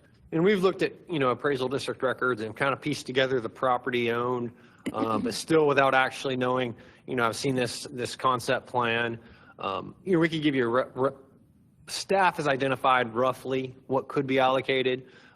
But also it's worth noting that any new well that's drilled will also have to meet all the district spacing requirements, right? It have to be set back off property lines so far, have to be set back from other registered wells, including their own proposed registered wells. So they'll have to go through all that process, and where those wells are located on the property would have to meet all of our requirements as well.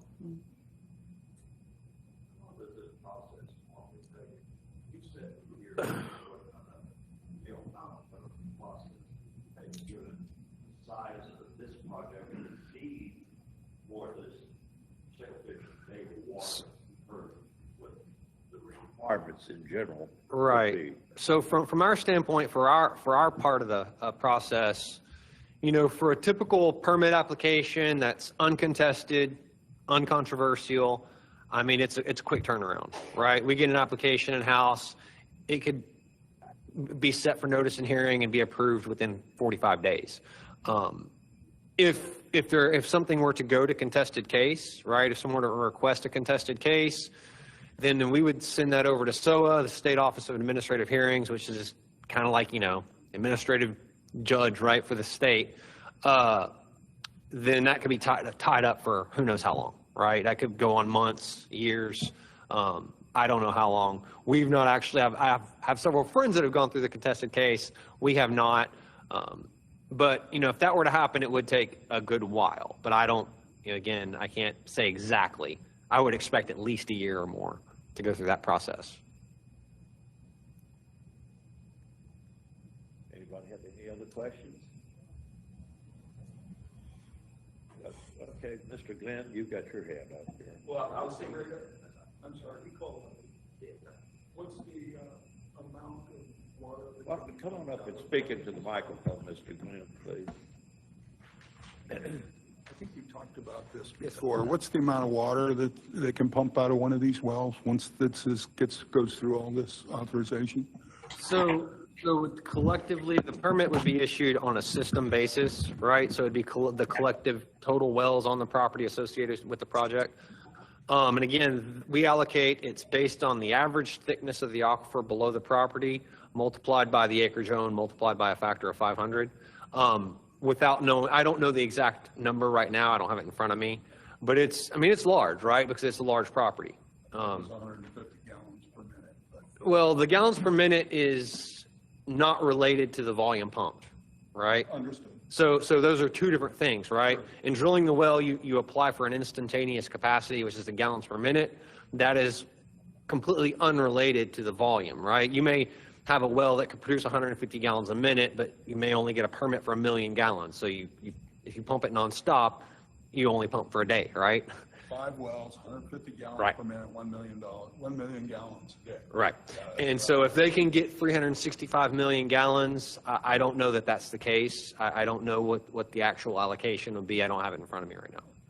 One other question, please. Yes, sir. What would the fine be if they just decided to keep pumping past their metered? So, and then we lay this out in our rules. The first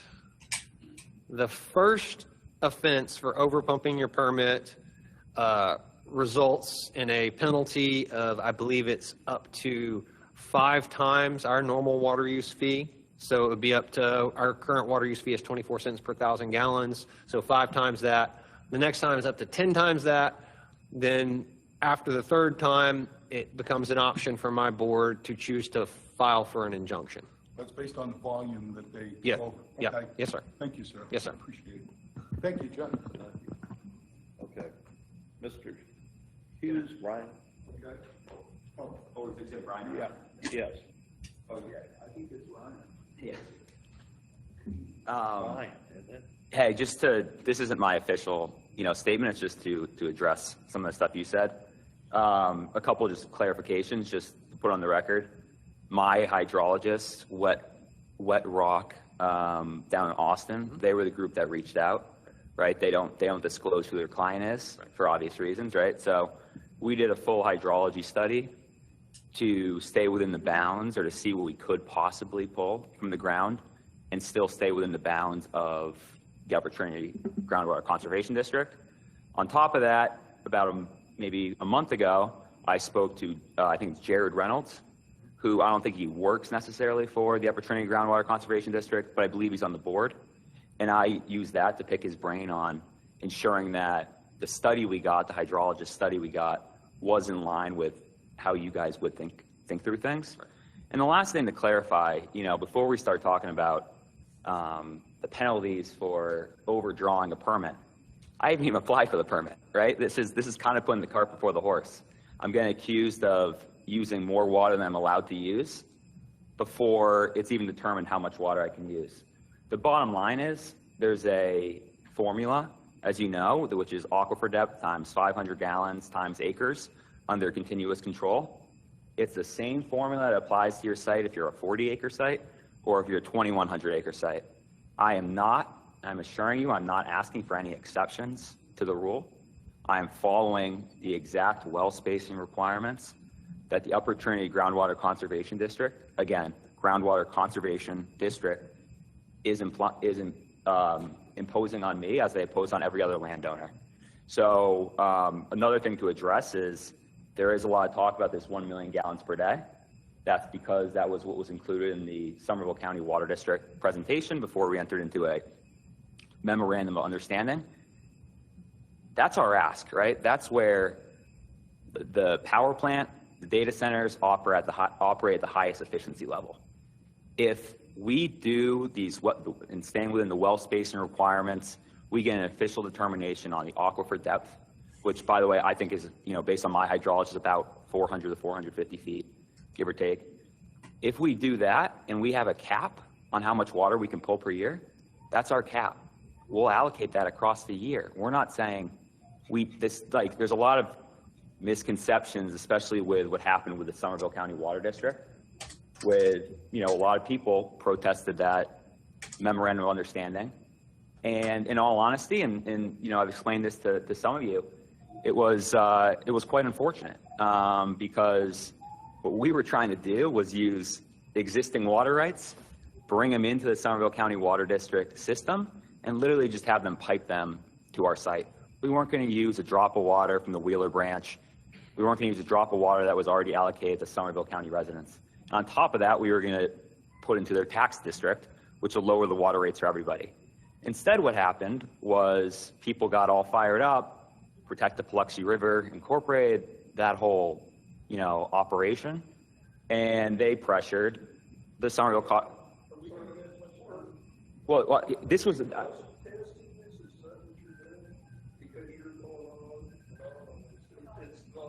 Well, this is a public hearing. Public hearing. Go ahead.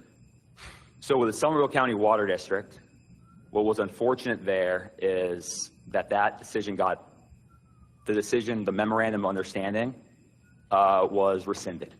And what that means is, as we always could, we are more reliant now on our groundwater. We're solely reliant on our groundwater. We're continuing to look at other avenues, whether it be affluent water or effluent water from other nearby jurisdictions, use reclaimed water. But the goal of the Somerville County Water District annexation was because we were in the Somerville Water Quality District's aquifer, we are draining down to that, and we had a deal with them where they were going to seriously explore annexing us in because it gave them some semblance of control over their aquifer. It was going to be using a renewable resource, which is surface water, a mostly renewable resource, instead of a resource that we don't want to use, but we have to use because of the Somerville County Water District, which is groundwater. So the last thing I'd say is I can assure you, if we get a permit for a certain amount of gallons, it's gonna be like gallons per year, that's all the water we'll use. Our plants will be less efficient, but that is what it is. If we're able to find other sources of water, whether it be reused water from the city of Granbury or Somerville County Water District reconsiders, which they told me the other day they want to do, then maybe we have another avenue to get our units more efficient. But there is nothing in this concept plan up for approval of you guys that says I am asking to use anything above what the Upper Trinity Groundwater Conservation District would allow me or any other landowner based on acreage to use. I just wanted to clear the record. Good. Okay. Sir, did you want to say something? Well, I just. Come on up here. Oh, I'm sorry. I'm on the speaker agenda, but I don't know, are y'all ready to do that? Oh, well, we still in the public hearing. Okay, well, I'm just saying, I'm looking at this concept plan up here, and, you know, I was down there, I watched all this, and I'm not even going to comment on it. Anyway, the concept plan seems to me to be very incomplete for y'all to even look at it right now. I look at it and there's nothing that says, well, I have a water treatment system in it, because they're going to have to not just have wastewater, they're going to have, you know, like clarification of water, you're going to have filters, reverse osmosis, all sorts of different things to make water pure before it even be used. So they're going to be using a lot of water right there, and when you use water in that way to purify it, you reject a lot of water. That's not even listed on your concept plan here on that. So that is very important. That's going to use more water than that wastewater treatment plant, very much so. The other part is, I don't know why the power plants are on there. Because, you know, to me, it is the cart before the horse when you have a data center sitting here, which has no power to it, no nothing. The data center can't even exist until you have power plants. And those are going to be real major water users there. They're going to be HRSG, which is their gas turbine units. They're going to be using water for cooling on those things, water for, they're also going to be using water for rejection to clean them as they go. HRSG units or steam generator recovery units on top of turbines. and they're kind of a cheap power system. That's all I'm going to say. I was in the power industry 32 years, so it's just a cheap way to make power, but it wastes water trying to keep contaminants off the turbine. So when you have that mess going on, plus, you know, you're going to use most of your water right there on those power plants, keeping power going to the data center, but there's no power plants here, even listed. That's going to be under NRG. NRG does that. The wastewater treatment plant, that's kind of like, yeah, you just build one and you model it for however many people you have there. The other thing I don't see, and it really bothers me on their concept plan, is, you know, they got transformers there and they're going to have chemical feed systems and other stuff. You really need to know what that stuff is and where it's located on it, because you're going to have hazardous materials there, and it has to be kept from the environment, like your catch basins on transformers. You're going to have to know what chemicals are fed into those units down there, your data units. You're going to have ADT, or all volatile treatment, on the power plants, which are hydrazine, which is rocket fuel, 35% hydrazine, ammonia, maybe morpholine or something else to make that different too. So you're going to have all these emissions too coming off of this. But the thing I'm getting at is this doesn't show everything. They're asking for here we go, we want this approved, but how can you approve it with no power? That's what I'm saying. And the other part is, how can you approve it without the chemical feed and without a water treatment, without a water purification system and chemical injection that actually fills those things? So there's a lot of stuff incomplete that needs to come back to you guys before it ever gets approved. That's what I would say. You know, because this is like a kid's drawing to me without enough information. So that's my 2 cents on it. And I think that the concept plan is, I mean, this is a multi-step process. Yeah. And the concept plan is colors on a napkin that say water's flowing this way, and you know. I do understand what you're saying here, but you're still going to have on this thing, you're still missing that water treatment system over there. You're still missing mitigation on transformer. You've got different things that are still, there's pieces of that picture even on the concept plan that are missing. You see what I'm saying? They're very important. Yeah, they got reserve power plants later on down the road, but they're going to need a water treatment system or a treatment system to make that. So you don't have all the pieces of the puzzle up there to approve it yet. That's all I'm saying on it. Thank you. That's going to be about 2 gigawatts on total to begin with, and that's enough for 35. Thank you. We got to keep some order. The concept plan is exactly like he said. It's just a concept. It's conceptually. What he's talking about, the sewer plant and all those other things, those things are regulated by the state. We don't do building permits. We do not have building codes. We do concepts and site plans. We're not going to have that. Even if it gets to the site plan level, we're not going to have. And you go down to the city and ask them for a map of their sewer lines, they're going to claim it's national security, and they're not going to give it to you. They're not going to put this on public record.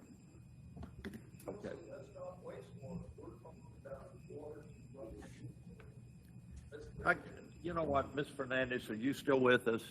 Yes, sir. Okay, I guess what I'm talking about, everybody here is talking about 231 and subchapter K. Just what rights does that give Hood County to control what's going on up there in here? Can you tell us basically what rights, what power does it give Hood County? That's what we're really talking about, you know what I'm saying? Yeah, so 231 gives the county power to make regulations that protect the watershed, that protect the state's recreational interest throughout the county. But it's done through the regulatory process. And then it gives 8 specific areas that the county can regulate. It's the percentage of lot that can be occupied or developed, population density, size of buildings, location, design, construction, extension, and size of streets and roads, location, design, construction, extension, size, and installation of water and wastewater facilities, location, design, construction, extension, size, and installation of drainage facilities, the same for parks, playgrounds, and recreational areas, and the abatement of harm resulting from inadequate water or wastewater facilities. So some of the things that we think of as being regulated by the state, you may have an additional voice in to the extent that it impacts the watershed and the quality of water. But that's all part of looking at the regulations so that we can come up with a more comprehensive plan going forward. As it stands today, you have adopted regulations that give you many of these, that address many of these criteria in how you review both the concept plan and the site development plan. But the concept plan is just a very preliminary initial step. Under the regulations, the court has the authority to issue a conditional approval of that plan, which could outline specific additional information that you might require. It could set some goals and some information to be settled before the site plan application is submitted. So some of the things that you've just heard from some of the comment, those are the kinds of additional information that you would want to know before you started reviewing a site plan application.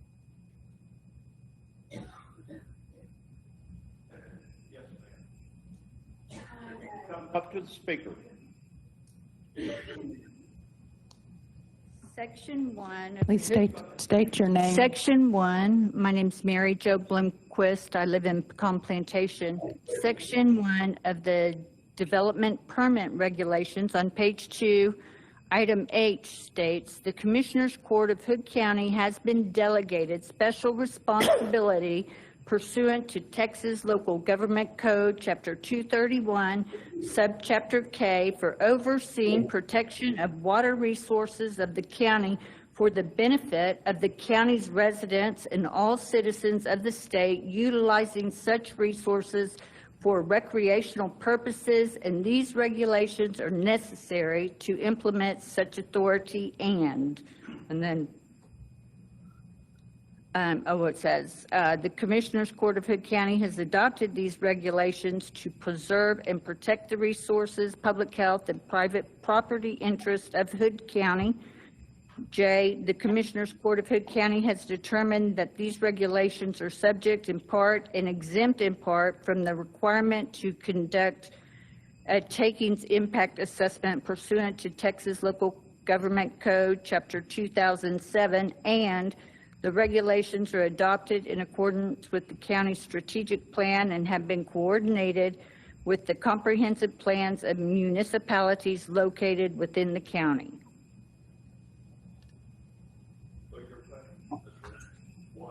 Well, I'm just saying that approving this plan is not protecting the water resources of Hood County. I think what we need to do is get more information on what the impact on the water resources would be. And so, one, we don't know what water facility the project is going to rely on. I mean, they've just spoken to that. And so that's additional information that you need. We don't know exactly the standard of their wastewater treatment plant. That's additional information that you'll need. They may not, we know that they don't know some of this just yet, but the concept plan is the first step, and under your regulations, they've got the right to submit this plan. And we've got some criteria under which the court will review the plan. And then, the next step is to get the additional information that's required so that the county's, got a full picture of exactly what the impact would be rather than trying to guess what the impact would be. So no proposed applications for water wells or applications for permits to store contaminated water in detention ponds on the property is necessary? There is an application that'll be made for the water through the Upper Trinity for groundwater But usage. shouldn't, I mean, And- before we go approving approving this, shouldn't those applications be made? But you're not, so the court would not be, they're not approving a project today. They're just approving, they choose to approve it. It's just the concept for a project. There's still more steps to come.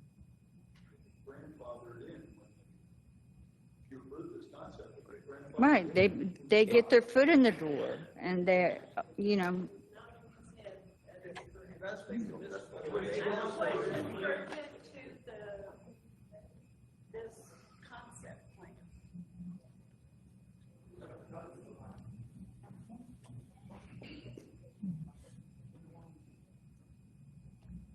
My name is Linda Pekanek, and I live in Pecan Plantation.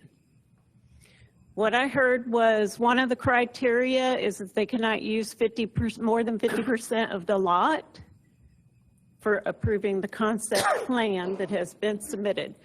This plan is incomplete because it does not show the power plant. How much of the space is that going to take up?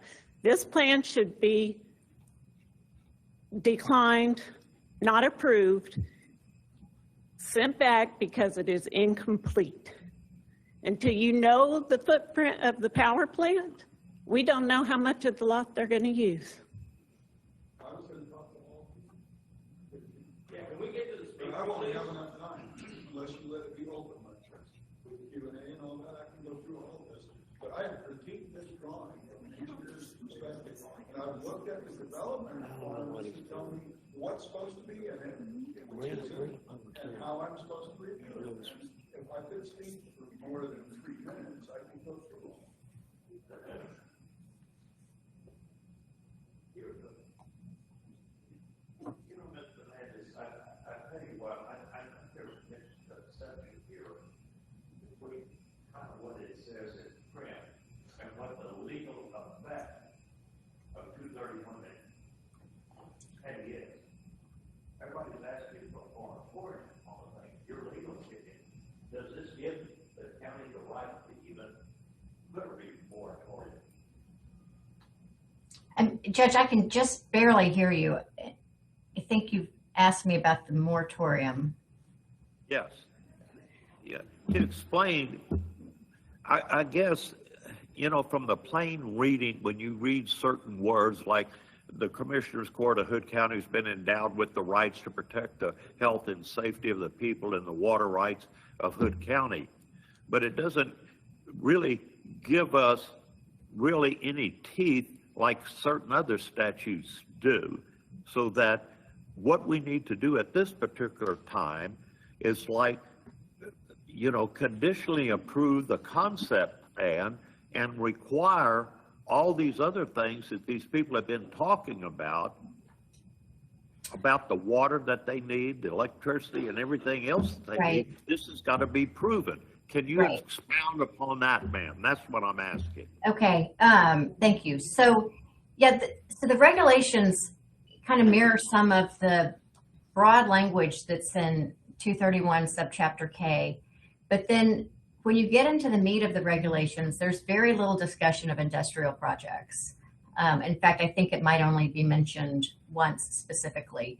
And so I think separate from today's, from what we're talking about right now, the discussion of a moratorium to proceed with really doing a good study and figuring out the best way to utilize these regulations to address industrial projects. I think that's a good follow-up step. But for the purpose of the concept plan that's before you today, under the existing regulations, we've got the criteria that the court's going to use. It does cover some of the issues that have been raised today, but we don't have, I think, enough specific information to say we'd reject this plan wholesale. I think the more prudent approach would be to do a conditional approval that says, one, we need a comprehensive drainage plan. That drainage plan would require the footprint of the power plants because we need, you've got to know what your impervious cover is to give that comprehensive drainage plan. There is language in the regulations that require that to be part of a concept plan. So we would ask for that. I think we'd ask for more information on the wastewater treatment facility to know exactly what the level of the treatment is going to be, and also to know what the plan is for any sludge that's created from that plant. And then, there's other pieces of information that would be beneficial to the county. We need a demonstration that there won't be any adverse impacts on the watershed, adjacent property owners, and downstream landowners and users. I mean, some of the criteria that's mentioned in your regulations, I think we can merge into the conditional approval so that the county receives what it needs to give a thorough evaluation of the project. But ordinarily, a concept plan is such a sketch of a project. I think you don't want to take a different view of one concept plan than you might of another.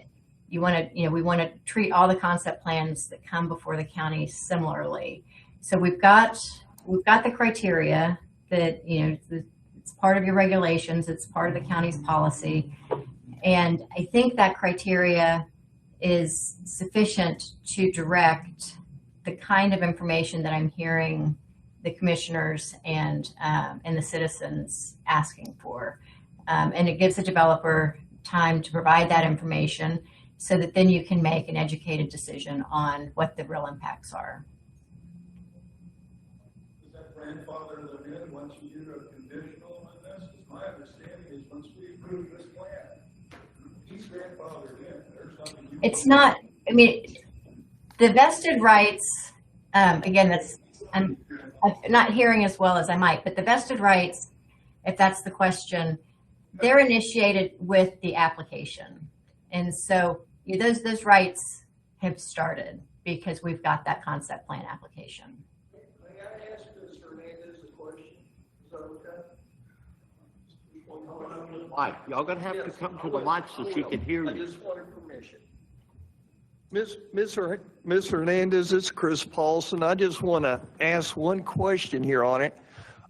When you have, you talked about a wastewater treatment plant here, but when we talk about a real water plant to make water for these generation facilities as well as that data center, that's going to involve rejecting waters that have brine in them, that have acid and caustic and all sorts of other things in it. And it's going to have to be, it really needs to be on this plan because it is a major source of water usage on the site. It's going to make water for everything there, for all your data center water, for all your power plant water. And it's the main one that's going to use it, filter it, and it's going to have chemicals and all sorts of things involved with it. And I think that really needs to be on the plan and addressed. Wastewater, we don't care about so much. I mean, everybody's looking at wastewater. Sewage treatment plants are approved every day very easily. But that really needs to be on there because that is a major constituent of this plan.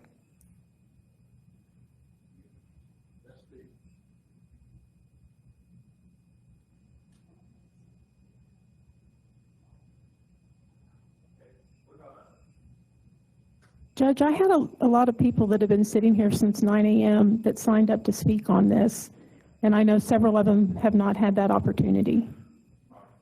At this time, I guess we're going to go out of the public hearing here at 7:02 p.m. and we're going to go back to the and I'm going to call the 10 speakers that have signed up to speak. Okay? So that's what we are. So at 9 minutes after 2, we are back into Commissioner's Court, and the first speaker is Brian Glenn. I've already talked about not having enough minutes to do this. I'm trying to critique this and cover all the things it is deficient on. Okay. I want to go back to my first, one of the things I didn't mention that, well, they're unresponsive to the drainage study. There's nothing there. But you're supposed to do a traffic study too. And one thing I'd like to point out, if we can scroll the map down a little bit, there's two entrance points to the north. They're 3/4 of a mile apart. My development is in between those two. How am I going to be able to get in and out of my development when they're rolling trucks on a conga line to do construction here? I'm sorry, I'm off my subject. Let me go on.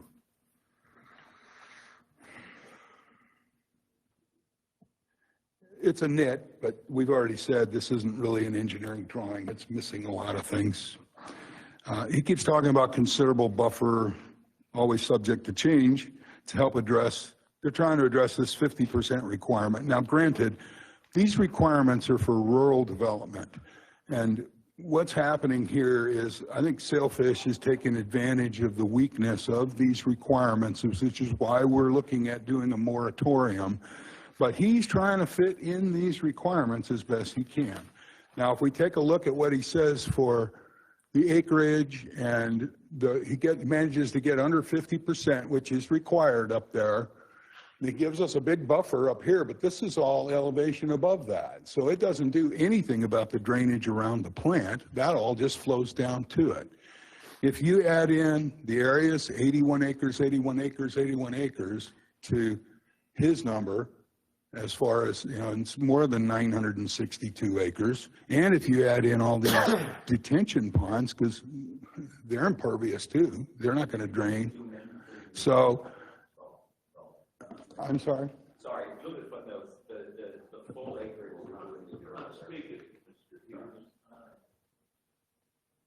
Do I get any time back for that? Never mind, I'm sorry. There's not enough time to cover all this anyway. One of the other things that I have great concern for, which I assume Doug Shaw is concerned about, if you scroll that up a little bit, there are 3 points where they discharge water.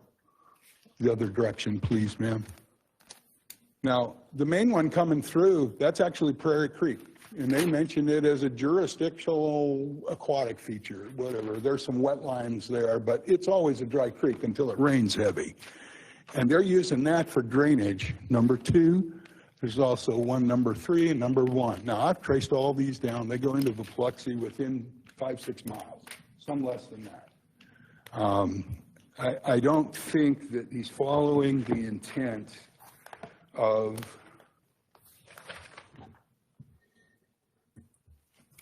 significant natural features that, when maintained in a natural state, preserve water quality and shall be approved. This is out of Article 5, Section 5.4E and 5.7, very important. The discharge runoff in treated water flows into Somerville County. I mean, that bottom line right there, that's Somerville County. Now, up here he says that the post, I forget what it is, but it's per our requirements, he's saying, that he's supposed to dump all this water into Somerville County. Now, I looked through the entire development requirement regulations and rules, and I see no rule that says dump all your discharge water into Somerville County. So I'm sorry, I'm getting emotional about this. I don't have enough time to cover all this. He said that he is within the spacing requirements. He's not within the spacing requirements. 4 out of the 5 wells he shows is well within. The closest one, I think, is only 7 feet away, 2,000 feet away, 2,300 away. My understanding is 3,250 feet is what it's supposed to be, which he has between his, but he's ignoring the landowners around him. So I did some studies on this. There's 247 acres of ponds, and calculations I came up with. It's something, or I'm sorry, 247 million gallons of water in these tanks. We're dealing with a lot of water here, and it's hard for me to believe that there's enough nanotubes out there to push 1 million gallons through it every day, if that's what we're talking about, because that's how much these 5 can pump, and hopefully they won't get that much water. My time's up, so thank you.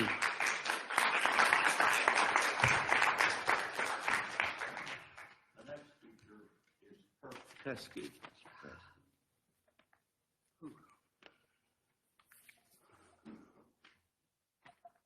Good afternoon, Commissioner and Judge, thank you for your time. I really appreciate the attention that you guys have maintained throughout this long day. My name is Kirk Teske. I live at 5278 County Road 1008. I'm an executive vice president with one of the largest architectural firms in the nation. I have done a lot of concept plans in my years, many. I've spent a lot of time the last few days reviewing your regulations, your development regulations. I would just tell you that even at this stage of a project, this is woefully less information than what a jurisdiction would normally expect, especially for a multi-billion-dollar project. So first off, the development regulations require a preliminary drainage study. A preliminary drainage study. The proposed concept has roughly 1.5 miles, a square 1.5 miles of impervious cover where what rain cannot soak in. And there's no preliminary drainage study to address how we're going to manage and protect our streams and valleys and our neighbors and our state park. We need that study.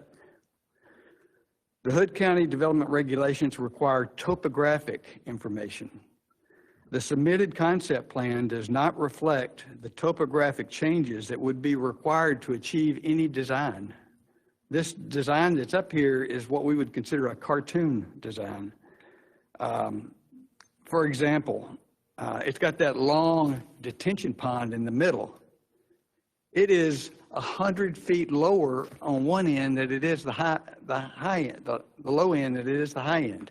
That's not a detention pond. That's a waterfall. The plan is just not real in its concept. The Hood County development regulations require applicants to address water and wastewater systems. The concept plan simply shows 5 water wells, but it does not show the facilities that are required to process and manage all that water. That's a big missing element from the plan. It does show the wastewater treatment plant at the top of the hill. Now, sewage might flow uphill in Florida, but it doesn't flow uphill in Texas, as best I can tell. Hood County development regulations require applicants to provide a general layout of the development. There's no layout of 243 acres of power plant equipment and facilities. It's not there. Hood County development regulations require applicants to provide a traffic impact analysis. Now, it is absurd for a concept application of this size that is really as big as Glenrose, with 21 million square feet, to not have a traffic impact analysis. So I've looked at the regulations. Your attorney is correct. You have, from my understanding, you have the option to deny the plan. You have the opportunity to approve it or approve it conditionally. I believe the information is woefully misleading, especially the fact that it has no respect for topography, meaning that the design will look radically different, even conceptually, if it had a deeper level of development to it. So, I don't know what you desire your legacy to be, but you got 3 options, best I can tell. Personally, I would deny it, request that they resubmit it with a level of information that would be indicative of a multi-billion-dollar project.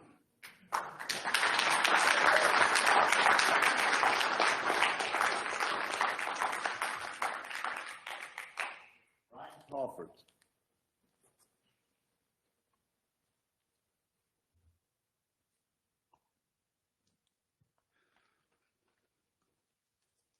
My name is Brian Crawford.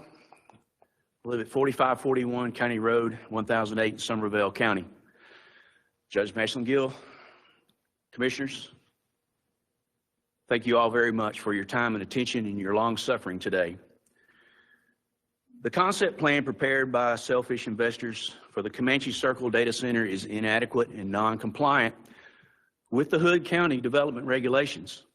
This plan does not give you enough information to make an informed and intelligent decision. To review this project is a proposed 2,100-acre hyperscale AI data center complex. The project includes 45 buildings, each about the size, or each about 450,000 square feet. Each of those is 2.5 times the size of a single Walmart. That's the equivalent of 112 Walmarts on a piece of property. Does anyone believe that a project of that size and scope should not have defined development criteria regardless of where it's located? Does anyone really believe that a project of this magnitude will not have serious and irreversible impact on the area and the people who live there? Given this court's sworn responsibility to protect the safety, welfare, and well-being of its citizens, I urge you to deny this inadequate and non-compliant concept plan. Section 4.2D in the Hood County Development Regulations contains the criteria for an acceptable concept plan. Just 2 of the many deficiencies are as follows. You've already heard others. First, criteria number 14, proposed measures to buffer the project from adjacent land use. The only buffers seem to be on the north side of the project and not to the south and the west. On November 3rd of last year, selfish investors responded to my wife's inquiry about buffer zones between the project and our property. Selfish investors replied, quote, "As of now, our proposed data center campus will end approximately 0.5 miles north of your land. This should not have any impacts on you," end quote. Mr. Teskey received a similar response from selfish investors trying to relieve his concerns about the proximity of the project to his property and home. The reality is, according to the concept plan that you see right there, the nearest building to our property is 300 feet. This is not the half mile as indicated before. I caution the Commissioners Court to be aware of the words "as of now," because you do not know what will come after "as of now." Second, criteria number 15, proposed transportation facilities serving the site together with a traffic impact analysis required by these regulations. TxDOT regulations are fairly relaxed when it comes to triggering a traffic impact analysis. That is known. However, the state does allow a district to request a traffic impact analysis if there are localized safety or impact concerns or capacity concerns. I can assure you there will be significant local safety and capacity concerns for this project, especially during the many years of construction. This project is along Farm to Market Roads 51 and 56. These are 2-lane roads with no shoulders. Traffic fatalities on highways 67 and 144 will pale in comparison to what is coming on FM 51 and 56. This plan is a glaring example of the inexperience of this developer who has yet to complete any hyperscale AI data center project in the hottest data center market in history. Please deny this concept plan, or at minimum, table or delay a vote until your own development committee can do its job and establish appropriate regulations for a project of this magnitude. And please approve the moratorium. Thank you.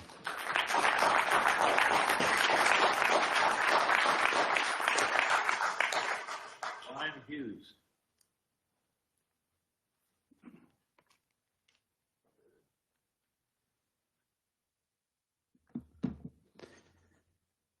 As mentioned earlier, I am asking the Hood County Commissioners Court today to approve the Comanche Circle concept plan as shown on the screen. Under Hood County Development Permit Regulations, the concept plan is the first stage in the development permit process. The next step after concept plan for sites like this that don't have to be subdivided or platted is the site development plan. where detailed engineering and technical documentation is provided for review, including a comprehensive drainage study. I've heard the community's concerns, and I want to address 4 main ones with facts and with the correct regulatory pathway. First, groundwater. As I mentioned earlier, all of our water wells will be registered and permitted through the Upper Trinity Groundwater Conservation District. We will comply with their rules on well spacing and pumping limits. We are not asking for special treatment. We will follow the same rules as any other landowner. Second, wastewater. Our on-site wastewater facility is designed to process over 5,000 gallons per day, which means it is treated as a centralized wastewater system under the county's framework. The county is not the one that regulates centralized wastewater systems. That is regulated by the Texas Commission on Environmental Quality, or as you guys know it, TCEQ, which is the state regulatory authority for permitting and oversight. We will obtain the required TCEQ authorization, and we will not begin operating that system until we are meeting the TCEQ requirements. Third, on traffic. Comanche Circle is accessed via FM 51 and FM 56, both roads of which are under the jurisdiction of the Texas Department of Transportation, or TxDOT. We will apply for the required driveway/access permits. TxDOT will review the access design and may require safety improvements as part of that process. And if those improvements are required, we will fund and construct them. Lastly, stormwater. We are engineering the site to prevent downstream impacts. The concept plan shows detention designed to comply with Hood County standards. The site development plan, as it always has, will include the full sealed comprehensive drainage study, sealed by a Texas professional engineer, and a final drainage engineering study will be included for county review. We believe the concept plan meets the county's criteria, and we respectfully request your approval today so we can approve to the site development plan stage and deliver the detailed engineering that the county requires. The last thing I would say is everyone has to keep in mind that a concept plan approval today does not mean I'm breaking ground tomorrow. This is purely the first step in the process. There is a process that is well documented in the current Hood County regulations, which apply to my site. And with that, I go to concept plan. If a concept plan checks the boxes, if it's compliant with the existing Hood County standards and regulations at the time of submitting the concept plan, it should indeed be improved. And more detailed engineering, like a full traffic study, like a full drainage study, so on and so forth, will be included, as it always has been, in the site development plan process. So all I'm asking is Hood County follows its regulations. It approves the concept plan today and lets the project continue through the site development plan process, which will, if approved, ultimately lead to an on-site permit, et cetera. Thank you. I have a couple questions. Yeah. Does your entity or your company, do you currently own the property? No, I'm under contract to acquire the property from 3 separate landowners. Okay. So the wastewater study that will be done, is that based on after construction or during the construction period? As far as I understand, you apply to the TCEQ for a discharge permit, it's called, which is, once you clean the water to safe standards, is a permit to either on site or into a waterway, just like the city of Granbury does with their, municipal wastewater system, discharge that quote unquote wastewater. But just to be clear, we're not talking about discharging dirty water into anything. We're talking about wastewater after it's been cleaned. Yeah, I'm just trying to, so could you compare the size of this project to the one in Abilene? Is this? No, it's not bigger. This is the one in Abilene is set to be 5 gigawatts. This is set to be 3 gigawatts. Okay. So what we learned, what I learned when I went to visit Abilene, and this is the reason I'm asking you about wastewater, there are 7,000 workers on site every given day during the day, and then another 3,000 or 4,000 at night. So 10,000 people on site. Where do they use the restroom and wash their hands? I can't speak to the Abilene project. I mean, for your project. Where the construction workers going to use the restroom and wash their hands? Yeah, and how does I that imagine relate like any to- other construction site, portable toilets that So are. you're envisioning having rows and rows of porta potties on your project. I'm just trying to understand. Yeah. I mean, if it's before the building is done with the toilets and bathrooms, yeah, where else are they going to go? They're not going to go, behind a tree. Okay, well, that's why I'm asking, because I didn't understand how that relates to the wastewater. Because if your wastewater permit is based on after construction, Yeah. then what happens to all the sewage and I would during ask- the 2 or 3 years that it's under construction? I can look into that. I'm not an expert on porta potties or anything like that, but happy to look into that. I mean, as far as I understand, you bring in essentially their trailers of nice porta potties. Yeah. And you have a certain number for the employees, and nothing's discharged on the site, as far as I understand. It's pulled in Yeah. and pulled out. I'm just thinking about, I don't know, a festival that I may have been to that didn't have anywhere near 7,000 people and the number of porta potties that were required for that. So it just, I mean, Yeah, look to our environmental director. I just don't understand what will, to the 2 or 3 years during construction before your wastewater treatment plant, where's all this, the people that are working there, where's all this sewage going? From my understanding, it's going into, I think, the bottom of the trailer, right? It just sits there. I've been on a porta potty before. You have too. Yeah. And then it's, I think the way it works is some sort of truck or some other vehicle comes and, sucks it out. And we can talk about porta potties all day, but yeah. Yeah. So that's a question. Yeah. Yeah. Right. But we're talking 10x or 100x of what we. So we're talking what we- 10x facilities. It's going to cost me a lot of money. You're right. But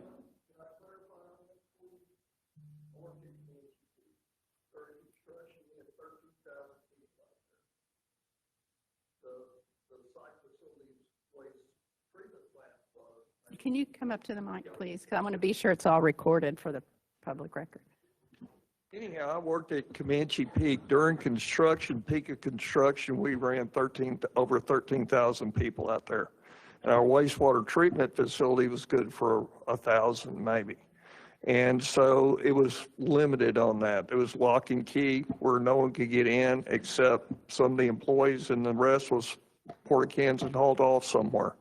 Now, the waste does have to be disposed of, and it creates a lot of nuisance. It's a big mess having to go through this. And yeah, we did have some sewage treatment plant upsets during that period of time and releases where we had some issues. And it's just due to having too many people out there. So yeah, that's one of those things you can kind of expect, and maybe a fine on the back end. Yeah, that's a concern that, we're so focused on what happens after it's finished, but what we learned from our visit to Abilene was a lot of the impact on the county happens during construction. All the truck traffic, the gravel, the tearing up the roads, those are TxDOT roads, so not the problem that Abilene was having with the county roads. But you still have, before they get to 56 and 51, if depending on where the construction materials are coming from, they could be on county roads. So yeah, we are more than happy to, when the moment's right, talk about some sort of remedy program, et cetera. So such that if, this is a hypothetical, if a construction vehicle damages a road, that we're on the hook. We're not trying to damage county roads and not fix them, right? That's not who we are. yeah, it's not, that's one of the issues is the damage to the roads, but the other issue is the increased traffic throughout different arteries that we're getting to, it's 230. Stargate, is that the name of it? Yeah, Stargate's right. Stargate. Huh?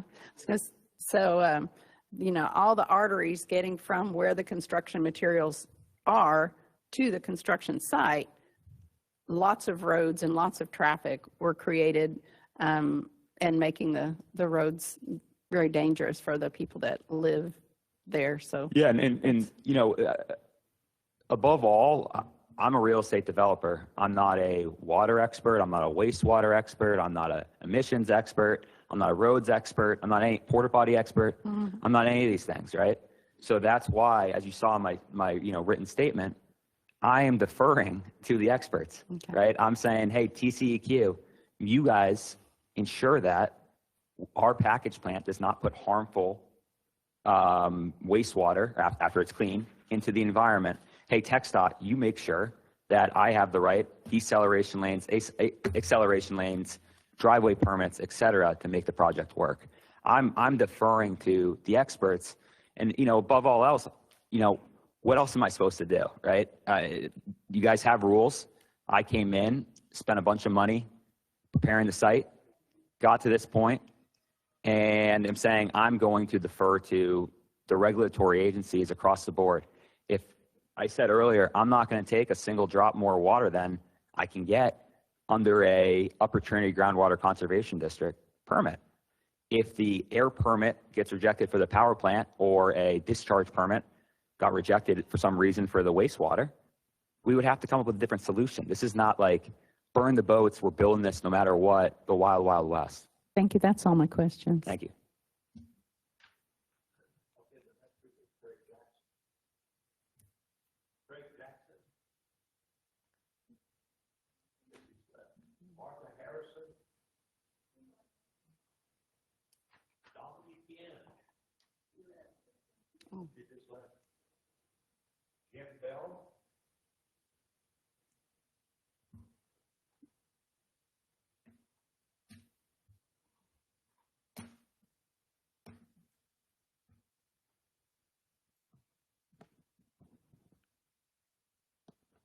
Thank you for letting me speak again.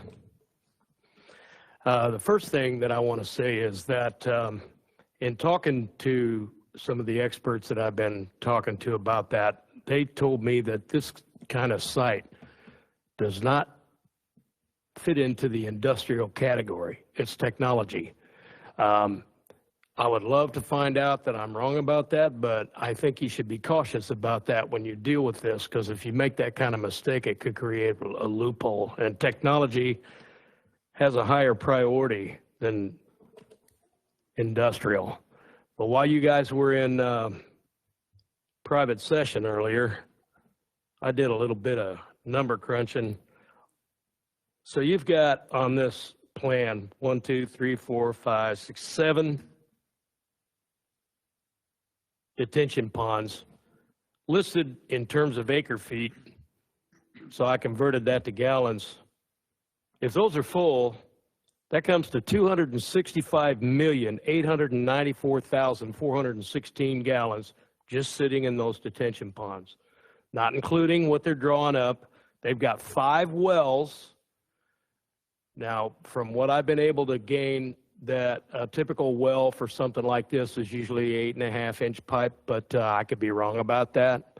But I've also been told that drawing all that water from 5 different locations in this kind of a situation can create turbulence in the aquifer, creates something called a cone. I'm not an expert on that. I'll defer to David Haley for that. But we're already in a bit of a drought here. Nobody that I've talked to with credentials and everything thinks we've got enough water to support this kind of stuff. But we've got them coming in from everywhere. There's an application on file at TCEQ right now for one power plant, but there's 81 acres in 3 different positions on this site plan for power plants. And there's a great bit of unused land to the north. No telling what that's going to be. I've also been cautioned to think that, whatever's being proposed right now, they're talking about phase 1. They've got 3 power plants outlined here without permits being applied for. Clearly, they're thinking about phases 2 and 3. But quite frankly, addressing the elephant in the room, how packed this was, how packed the Granbury City Council was, it's very clear that the citizens, they don't want this. They don't want this at all. In fact, I would be willing to wager that they don't believe what they're being told when someone says, well, we're not going to go beyond what they tell us we can do. I mean, that's like a handshake deal that's not worth the paper it's not printed on. So quite frankly, I would like to see this concept plan rejected, and I would like it to just go away because we don't want it here.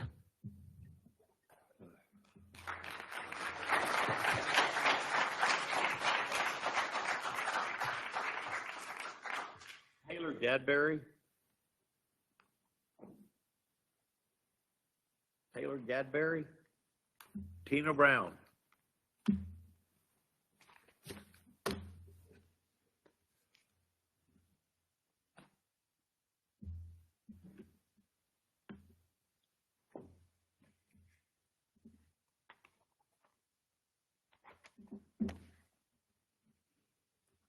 Okay, thank you.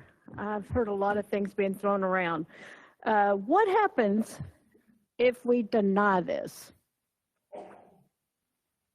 Can we deny it? Ernie or I'm Clint? asking anybody who wants to answer. I mean, I keep. Can you, Clint, could you please go to the mic? According to the 232 laws they passed in 2019, there is no definite denial. You can deny it, but then we got a list of conditions we deny it. And according to that law, if he addresses those conditions, it's automatically approved. In what time frame?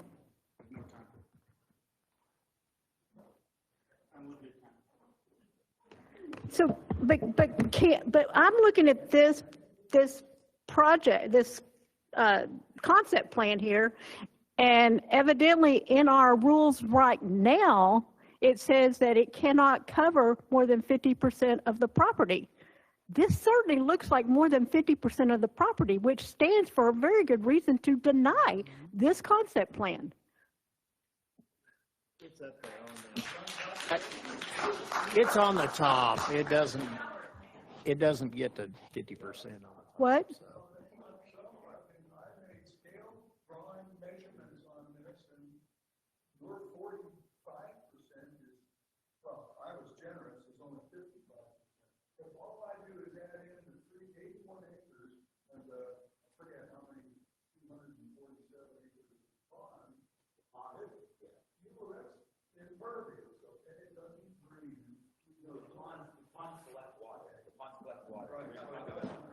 Public hearing. I'd like to make a statement about the ponds.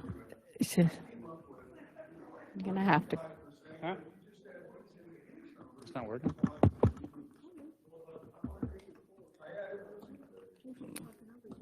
Clint? Those are labeled detention ponds, not retention ponds. Those are for stormwater collection to slow the water down so you don't increase the runoff to somebody else. Doesn't mean they're going to stay wet. It doesn't mean, they do not say retention detention, which means they're going to hold water. If they held water, yes, that would be impervious surface.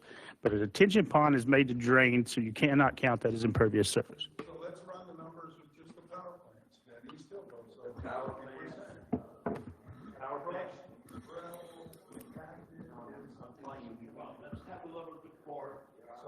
I mean, just when I look at this and I see the buildings and I see the rest of the property, the buildings seem to take up more than 50% of the property. Christine, can you scroll? And if this is just a concept plan that doesn't matter, it does matter because it's not correct. You see what I'm saying? I mean, I just don't understand how we can approve something that's against our regulations. I don't see why we Christine, can't can you scroll deny up it at to this show time. that chart at the top, please? Yeah, just a little bit. Okay, what?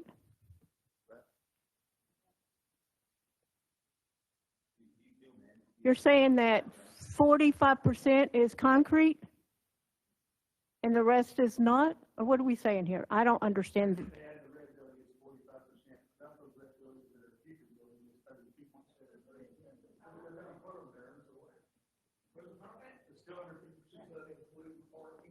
Okay, well, this concept plan doesn't show that. I mean, but in the picture it doesn't show that.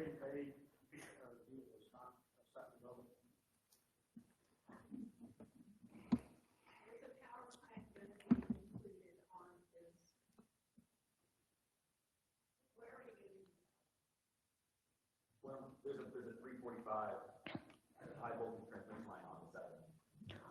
So if we approve with contingencies, what are those contingencies going to look like? What can we do that with, how can we do that and still enter into what the? Additional approval that they do all this stuff, right, Clint? I think that's where we're going with this. The attorney has advised us that this is the maximum that we can get out of subchapter K is the conditions that we're going to put on it. If we deny them, we lose the ability to put those conditions on it. It's already been the application's already been made, so it's under the current regulations here.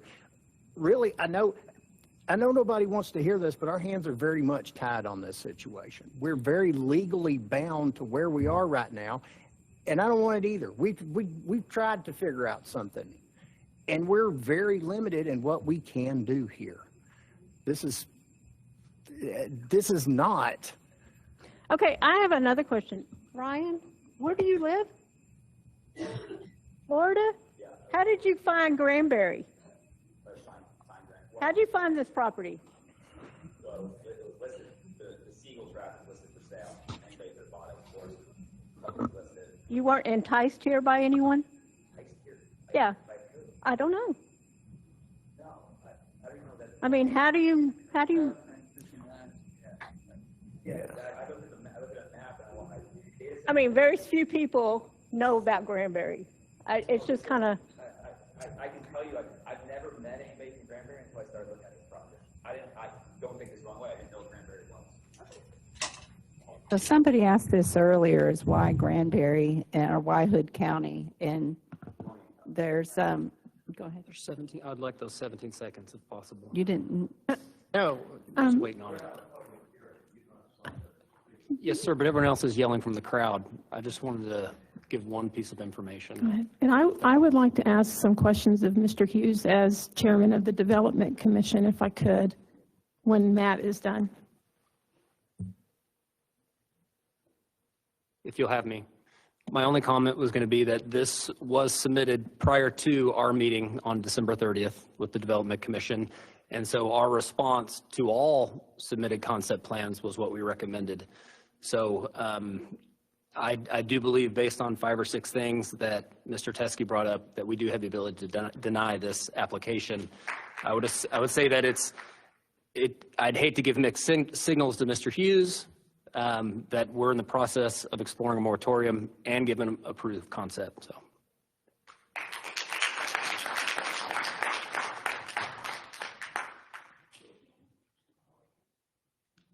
Did you have questions? So you haven't closed on the property, is that correct? That's correct. I'm under contract to acquire all 2,100 acres. Because I'm wondering what is the triggering event that's going to finalize that sale? Because my impression from you is that you are seriously dug in on this property. Like, you're assuming that the Trinity groundwater, the amount that you're going to get is going to be approved, that you're going to fall within their limits. And then I hear you saying you're going to go back to Somerville. And I hear you saying, it seems like what you're saying is no matter what, we're going to do whatever we can to have this space. I mean, is that going to be profitable for you? Or, I mean, what? Yeah, no, I'm not sure I understand the question. I'm a real estate developer. I'm pursuing this site. Of course, I want this development to happen. So you're only concerned about that part of it. I mean, like I said, you're assuming that the water amount that you're going to need is going to be approved. I know. By Trinity. So as is it Doug, I think? Yeah.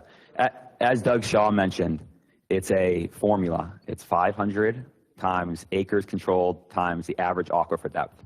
The average aquifer depth is determined via it's via a GAM model, which is groundwater availability model. So you can see pretty definitively what the actual aquifer depth is. So there's no real ambiguity around how much water I could pull. What you're saying is, I'm assuming I can get all of that. I'm not assuming I can get all of that. If I don't get all of that, the project goes on. That's what I mean. You seem to like, no matter what, you're doing this project. If they can't meet your water requirements, then you're going to find it elsewhere. Is that correct? Or we use less water. Well, how is it that you could run a data center on less water? I mean, at some point, the vast majority, in our base case, the vast majority of the use is the power plant. The power plant water usage is to get maximum efficiency. If you don't get all the water, i.e. you hit the cap in the Opportunity Groundwater Conservation District cap, and you can't pull more water legally, the plant isn't as efficient, but it can still operate. It's an air-cooled condenser system, is what the power plant is. So if your question is, why do I seem so confident that it's going to go ahead, that's because pending all approvals of regulatory agencies, of course, it will go ahead, right? I have the money to buy it. I want to build a data center there. We don't need, even if it was a fraction of the water that we could actually pull from the site, like the wells were, hypothetically didn't get the right,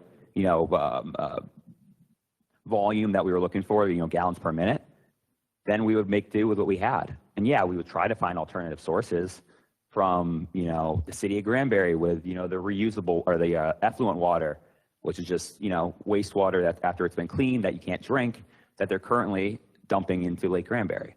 So we're going to look for alternatives because it improves the financial metrics of the development.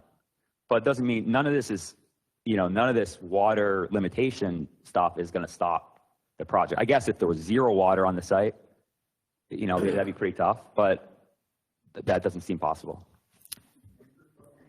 So so what I hear, I think I hear you saying is, even if it's not going to be as profitable as you hope, this project would still go forward. That's a pretty vague, it depends on the level of profitability. If I would lose money on the development, no, it wouldn't go forward. And if you can run on less water, then why not just run on less water? Well, this is America, right? I'm allowed to go out and make money. If I can make more money on the site by operating at peak efficiency and I stay within the regulations, why should I not do that? And so I guess there's no point at which this project would become unprofitable for you. No, there is. We could do there could be, there's, for instance, one point where it could be unprofitable, potentially unprofitable in a big way, is if the county were to try to retroactively impose a moratorium on the site and the hyperscalers that I'm in conversations with got spooked and decide not to sign a lease. That would make it very unprofitable because you take away the tenant. But again, there's a cost to that as well, to everybody and to the taxpayers. Okay, thank you. There was an article last January that said it was a 5 megawatt. That was a year ago. Things changed. Okay. I'm happy to share with you the power request that I submitted to Encore. Okay, and then the other question is why is the power plant not on your concept? Why do you not have that? I mean, you've talked about it. You talked about how much that's where the majority of the water will be used, but yet it's not on your concept plan. I was told that the concept plan is a very high level mapping for land use purposes, which is why if you read the fine print on here, I included the entire acreage, all 81 acres, as if it was impervious surface in my impervious surface calculation. So instead of putting out proprietary CCGT layouts that I'm not allowed to share because they're my partners, I said, here's where we're going to put a power plant potentially. And here's where, if we were going to do another power plant, here's where we would put that.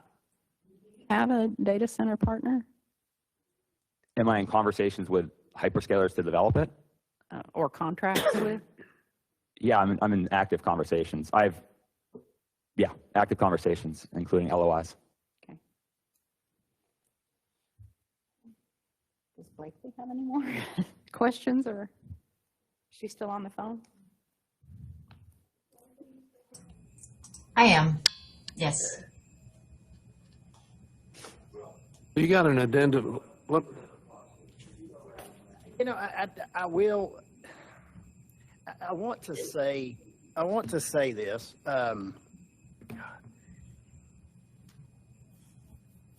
These things are a struggle, people, I promise you. There is nobody sitting up here going, oh, this is just an easy slam dunk. I went last Monday to a data center in the Metroplex. We got out of the parking lot, had a conversation in the parking lot. It was a good-looking building. It wasn't 2 million square feet or whatever, but we walked through the system. Walking through it, we asked very pointed questions about some of the cooling that was going on there. The water that they're using. They said the only water that thing uses is what they use to flush the toilets and wash their hands in that facility. Now, this is just data. But he said, and we said, but do you have to flush the system out periodically and replace all that water? He said, no. They clean that water to a point where they have to adjust the pH, they'll have to add some acid to it, and they'll have to put some glycol in it. And I even asked him questions about the glycol. And he said, this is a version of glycol that you can drink. I don't know as though I want to go that far, but, you know, as far as the environmental impact with glycol, which is antifreeze, that, you know, and they say this stuff is all contained. The only time they would ever have to replace the water in this thing is if a pipe broke or something like that. They've got carbon pipes, which I didn't even know that was a thing, and then the radiator systems that they use, and to the long wavelength sound in a moment.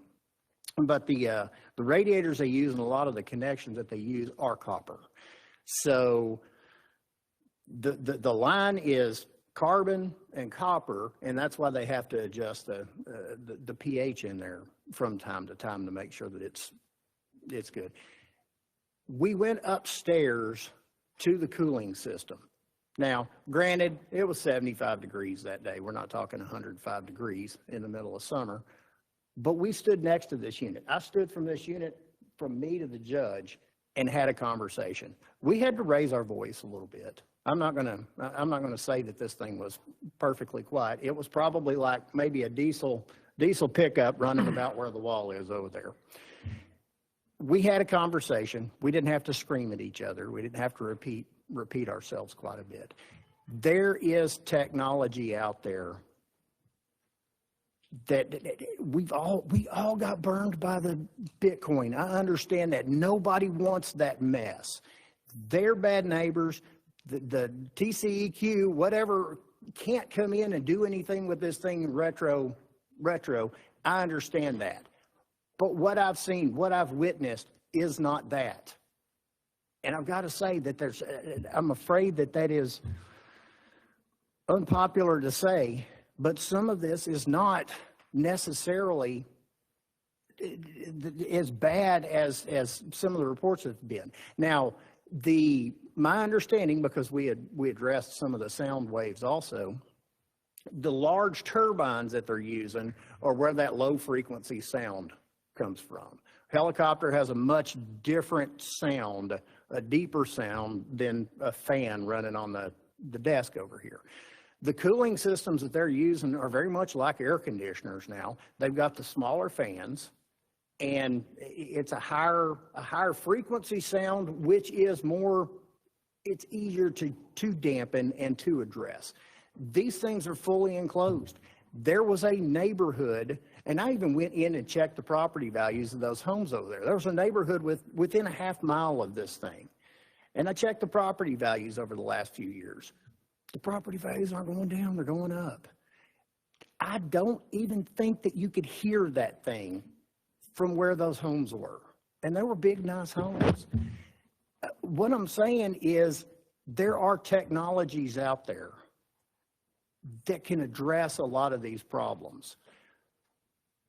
One thing, and we do very much have a carrot here. We do very much have something that we can come in and say, hey, we need to negotiate what we're getting. We need to protect the people of this community. And the way that we do that, Lord knows, but we can't say no. Blakely, can we say no? I mean, do we have any? There's a consequence to everything, right? And our regulations are unclear as to what the process for denial is, and what the appeals process is, what the next steps would be. And so I think Clint's right. It falls back to the state statute, and the state statute would allow them to address those issues. And then there's an assumption that it's approved at that point, and we end up in court on that issue potentially. But with a conditional approval, we can put some teeth in this thing. With the conditional approval, we can say these things are outlined in subchapter K, and we can ask for these additional protections that right now it's a little bit vague as to how we get there. And if we just say no, we can't put these additional restrictions in place. Hey, Commissioner, could I ask a question? It's Mr. Hughes.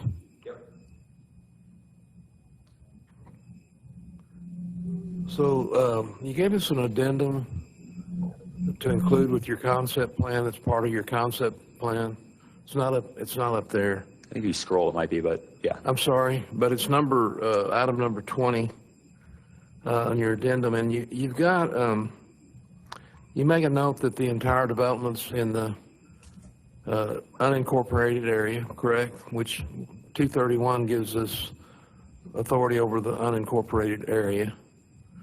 And you've got, and then you say there's two types of development districts, road corridor district and a rural district. And rural districts defined as everything that's not a road corridor. And then you got on here that no portion of the site is in a water control quality district, right? Yep. So what does that mean? What is the reasoning that you make sure you say that no portion of the site is in a water control quality district? You asked what districts the site was in. There's It three. says no portion of the site is in a water quality district. So you make that contention in your documents. What does that mean? Do you believe? I don't understand the question. Do you believe that part of the site is in a water quality district? I'm asking you the question.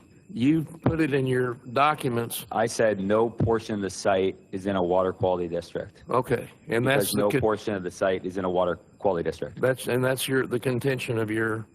It's not. I mean, I guess it's my contention, but if you look at the map, it's not. You can pull up a water quality district map just like you have the road corridor district maps. It's actually in the same map. It's where the district or different districts are, development districts are, and you can look at the map. This site is not in a water quality district. This site, I can't speak for the other data center developments, which are two of them, but this site is not. And that's because if it was in a water quality district, it may mean something different to you as developing it, right? There's different development standards per the development regulations in water quality districts versus road corridor districts and rural districts. Yeah. So I guess this is what I've been kind of struggling with this whole day, sitting here listening to this. According to 231.221, this is a legislative finding findings of fact from the legislature. Number one, it says all of Hood County is located within the watershed that drains into Lake Granbury and the Brazos River. And I think if you cross that over with the water quality district, you're going to see that the water quality district is tied to going into the Brazos River or the lake. And the Biloxi.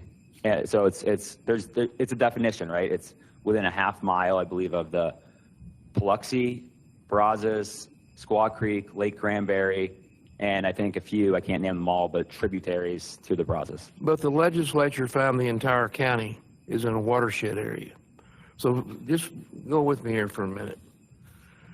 231, which is subsection K we talked about, it also has a choice of law provision that says conflict with other laws.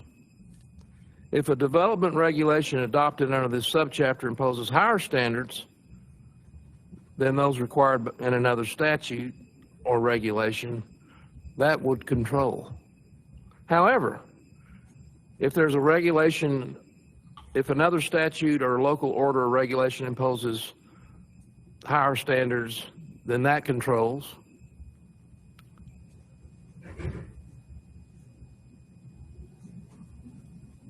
But where I'm headed with this is that the state has required or has designated the entire county as a watershed area. And and it's also overrides any other laws or regulations according to the statute, number 2. Number 3, we've got standards that says standard number 4.2F, which is in our regulations, but it comports with theirs because I'm trying to merge them together. It says development subject to the concept plan will not adversely affect the physical environment and in particular the water quality of the county's water resources. We don't know where we're at with that yet. I think that has not answered that question. And so if you look at the choice of law, 231 controls, and you look at some of the other flaws that I've seen in this concept plan that have been pointed out by other citizens today, and I've also heard, by the way, something about, well, if we deny this today, that there's a 30-day clock that starts. I disagree with that because the 30-day clock has to do with 221, not 231. So there's a lot of unanswered questions here for me to be able to vote to approve a concept plan, even conditionally. So I'm just putting that on the record. So you can go ahead. Can I reply to that? Sure. I would say the vast majority of those questions that you're looking for answers on those are all legal questions. I disagree with your legal interpretation of it. Different lawyers can have different legal interpretations of the same document, right? We know that development permit regulations for Hood County are incredibly contradictory in multiple spots. So I can't say definitively if your interpretation of it is right. I'd have to, ask a lawyer, but if that's your interpretation, then that's your interpretation. Well, maybe it's something we should consider asking an attorney general opinion on. Well, okay, yeah, you're welcome to do that, obviously.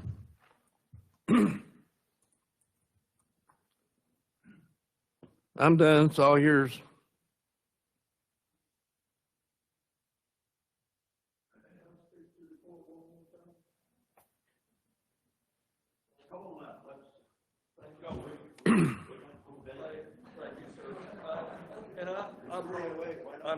I know. First of all, I applaud you guys because I can tell everybody really wants to do the right thing on this. Just getting back to that picture up there, which is what you're voting on and we're just getting back to that. That's not a concept plan. That's really not. There's not enough information to do anything with on that. As far as everything being a watershed up here, I agree with that completely. I don't know if that's going to come out legally correct or not. But, you know, the power plants and everything else needs to be shown. And I think if you added also office space and parking and other things which are impervious surfaces, you're probably going to go over that 50% on it. Those are impervious. When you go roll limestone in and you provide parking for buildings and other things, and that's also going to be on this site, that is not there. There's so many things that are on this site. So that all needs to be addressed before you can't really vote on this. It's like going into a car dealer and buying a car and you only get to look at the front end of the car. You don't even know what the rear end looks like. It's just crazy.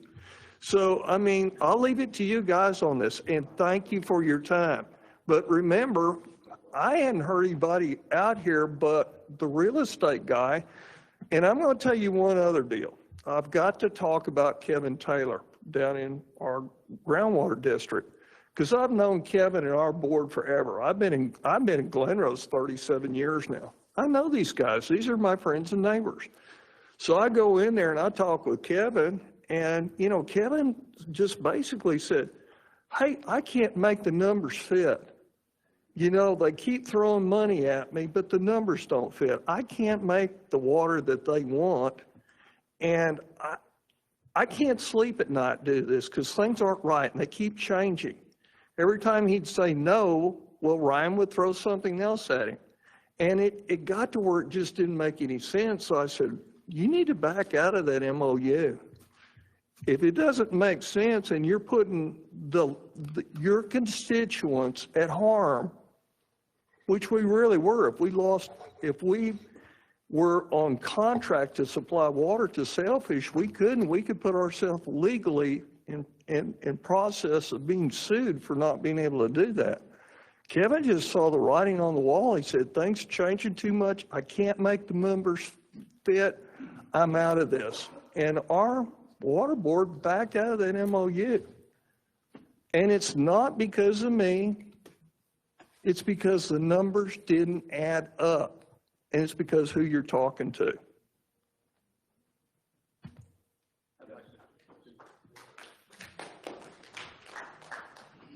Thank you for that opportunity. Commissioner Andrews, you're right about the data centers, that closed loop system. They're not going to use a lot of water. You were probably there when the backup generators weren't being tested and run, so there will be noise from the backup generators that have to be run periodically. But the big issue with noise is the power plants. And there's a lot of different ways to do the power plants. You have nothing to lock in exactly what type of power plant they're going to do on this concept plan. So some are a lot louder than others, some use a lot more water than others. Having a major piece of the concept plan missing is important to have. Now, this concept plan, so-called concept plan, is really just a program. If you were looking at a concept plan for our residents, you would know what the topography difference is between buildings. What's presented here, you need to see a design that is reflective of what can be built on a site that's got about 150 feet of grade change on it. You need to see that. You need to see the elements that's required for the well water processing systems that are going to be on the site. Those are glaringly missing.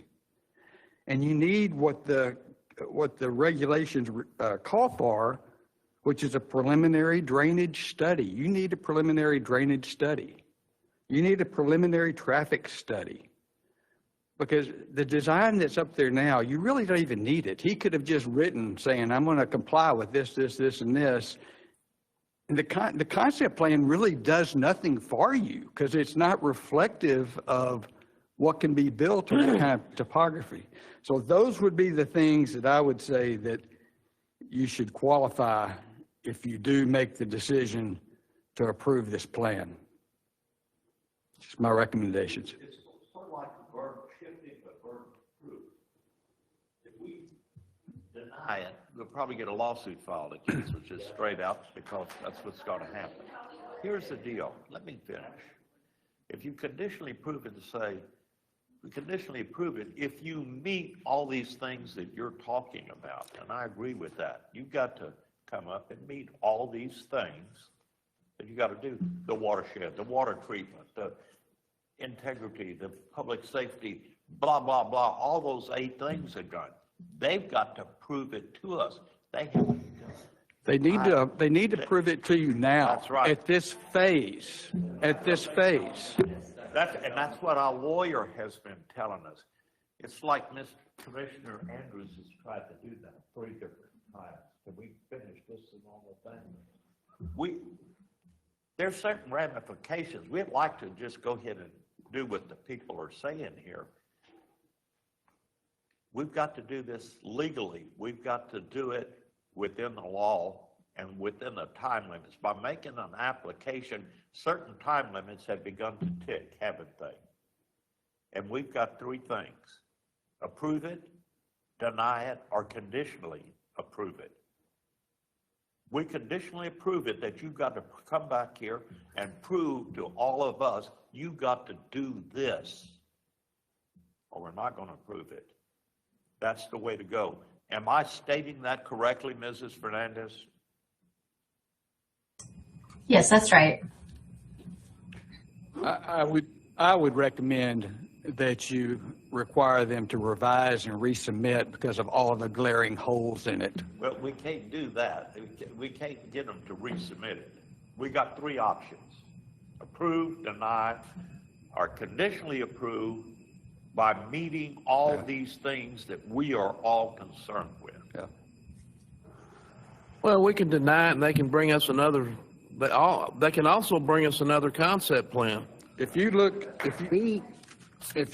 at the concept plan that was submitted, and I'm not promoting Project Spectrum, but if you look at the concept plan that they submitted on that was a professionally done concept plan that gives you the teeth to move into the next phase. The less teeth you put into this concept plan, the less power you're going to have on the next phase of the document, of the document process.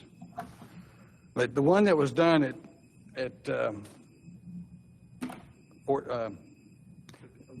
not Pacifico, but the one over by Squaw Creek, that was hundreds of pages of concept plan.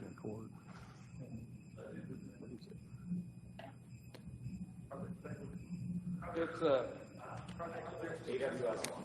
Project Spectrum. So what, Commissioner Eagle, what did you say a few minutes ago? You said you could, I want to answer to that question. You said we could ask for another concept plan. Is that an option? Well, Ms. Fernandez? If we deny the concept plan, we've got to give them specific reasons for the denial, and they respond to those reasons. And then if their response is satisfactory, that's, that deems their plan approved. We are likely not going to agree on that, right? Whether their response is satisfactory. Our hope in doing a conditional approval is that we would be able to have more oversight on what their response is and more participation on what their response is, because some of our criteria are quite broad, right? Impacting adjacent properties. There's lots of ways you can impact adjacent properties. What we know for sure is we're protecting the watershed. We're thinking of, at least at the minimal level, flooding and runoff, right? So understanding what their impact would be on adjacent properties with regard to flooding and runoff is going to require a comprehensive drainage plan. To do that, we're going to need to know what all the buildings on site are and what their scope would be. So we are seeking to gain all of the information that's required. And if the information is not provided, or if it's not satisfactory, then the approval would not stand. Then the project is effectively denied. It's your recommendation that the best course of action to protect, or to protect the watershed. The water is to go through these, conditionally approve it, so. With all of these and list what we're telling them they're going to have to produce. That's right. Okay. Based, and specifically based on the criteria outlined in the regulations that you previously approved.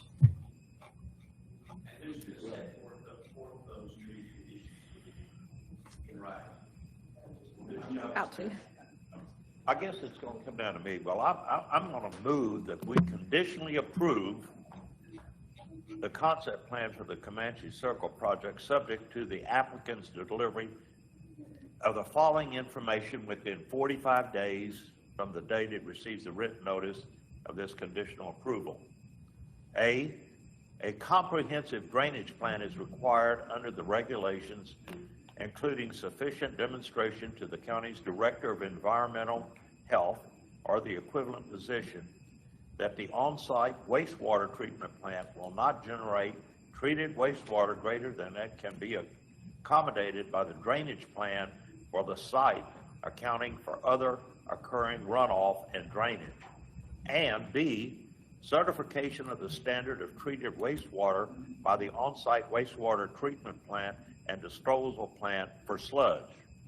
Additionally, the conditional approval of the concept plan is also subject to the applicant's ability to evidence the following to the county's satisfaction prior to the submission of a site plan application.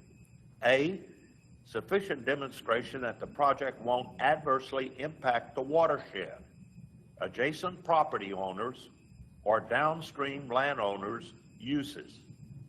B, sufficient demonstration of the ability to protect the rural character of the rural district from the project.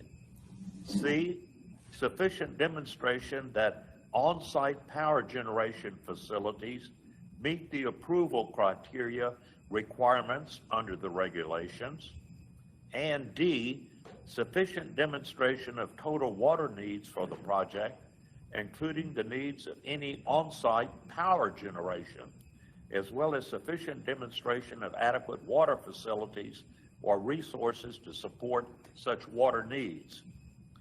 Finally, the county shall seek additional information from the applicant to evidence that the project will not adversely affect the physical environment, and in particular, the water quality of the county's water resources, and that the project will not adversely affect adjacent land uses.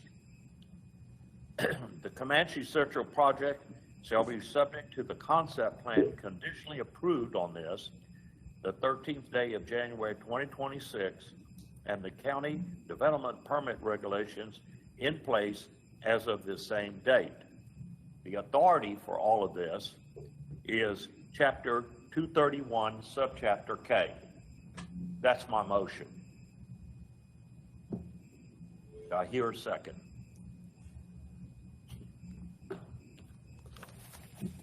Second. Second by Commissioner Andrews. Any further discussion? I want to reiterate with the public that this is the best course of action to ensure the protection of your properties and the water usage in the county. So this is the best course of action to take.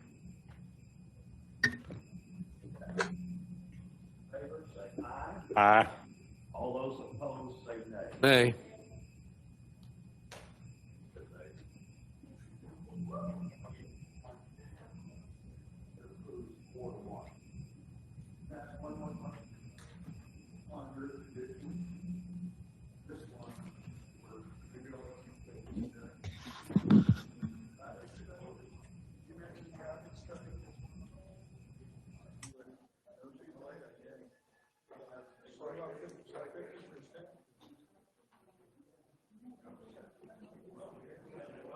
We got more, we got to pay the bills, and we got another special meeting. Set tight. I'm sorry? Y'all did through the mail today. We're still in the commissioner's court here. No. Thank you. Okay. Auditor. Stephanie Brown.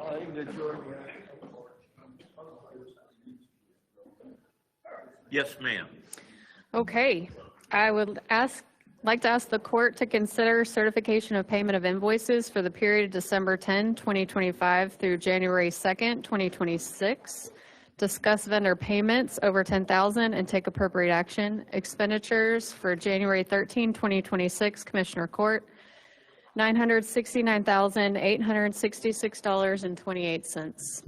I hear a motion to pay the bills. I move that we pay the bills for the period of December 10th, 2025 through January 2nd, 2026 in the amount of $969,866.28. Second.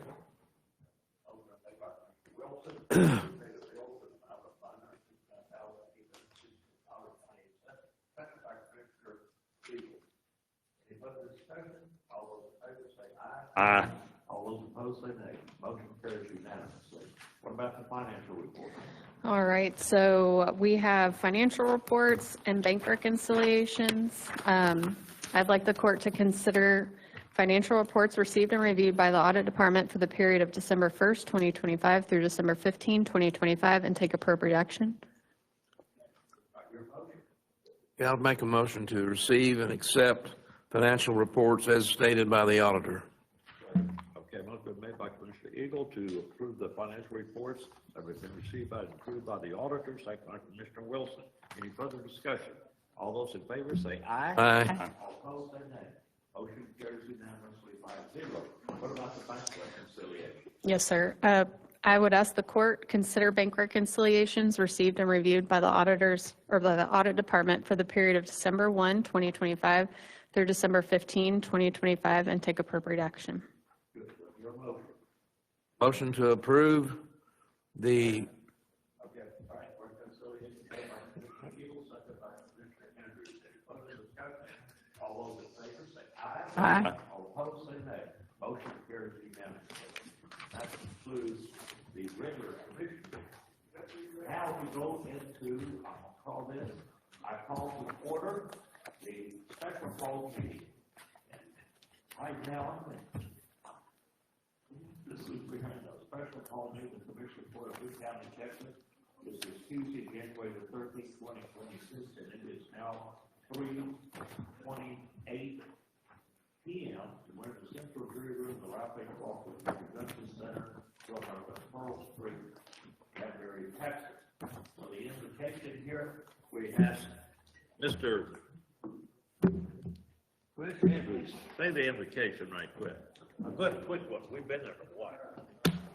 Heavenly Father, Lord, we thank you for this time that we've got to come together. Father, we ask now that you're with us as we finish up this last bit of business here, Father. Come to us, grant us your grace, your mercy, and your wisdom for the decisions that we have to make. Thank you, and in Jesus' name we pray. Amen. We join me in the pledge of allegiance. Pledge allegiance to the flag of the United States of America and to the republic for which it stands, one nation, under God, indivisible, with liberty and justice for all. Honor the Texas flag.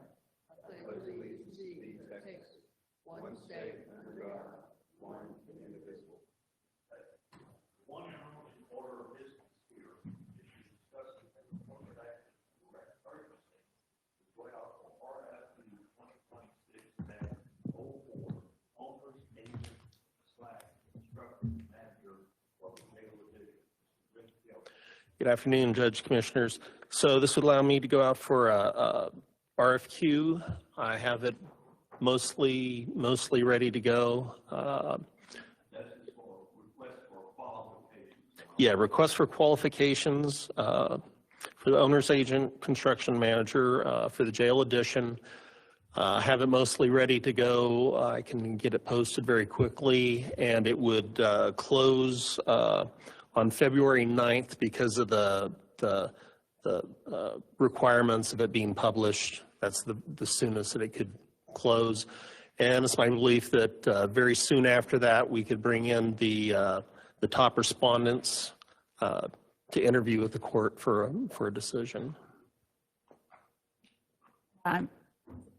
Anybody, any discussion? Okay, I move that we direct the purchasing to go out for RFQ 2026-04, owner's agent construction manager for the jail addition. Okay, motion been made by Commissioner Samuelson to direct purchasing to go out for RFQ 2026-04, owner's agent purchasing construction manager for the jail addition, second by Commissioner Wilson. Any further discussion? All those in favor say aye. Aye. All opposed say nay. Motion carries unanimously. Thank you, Judge. Thank you. Well,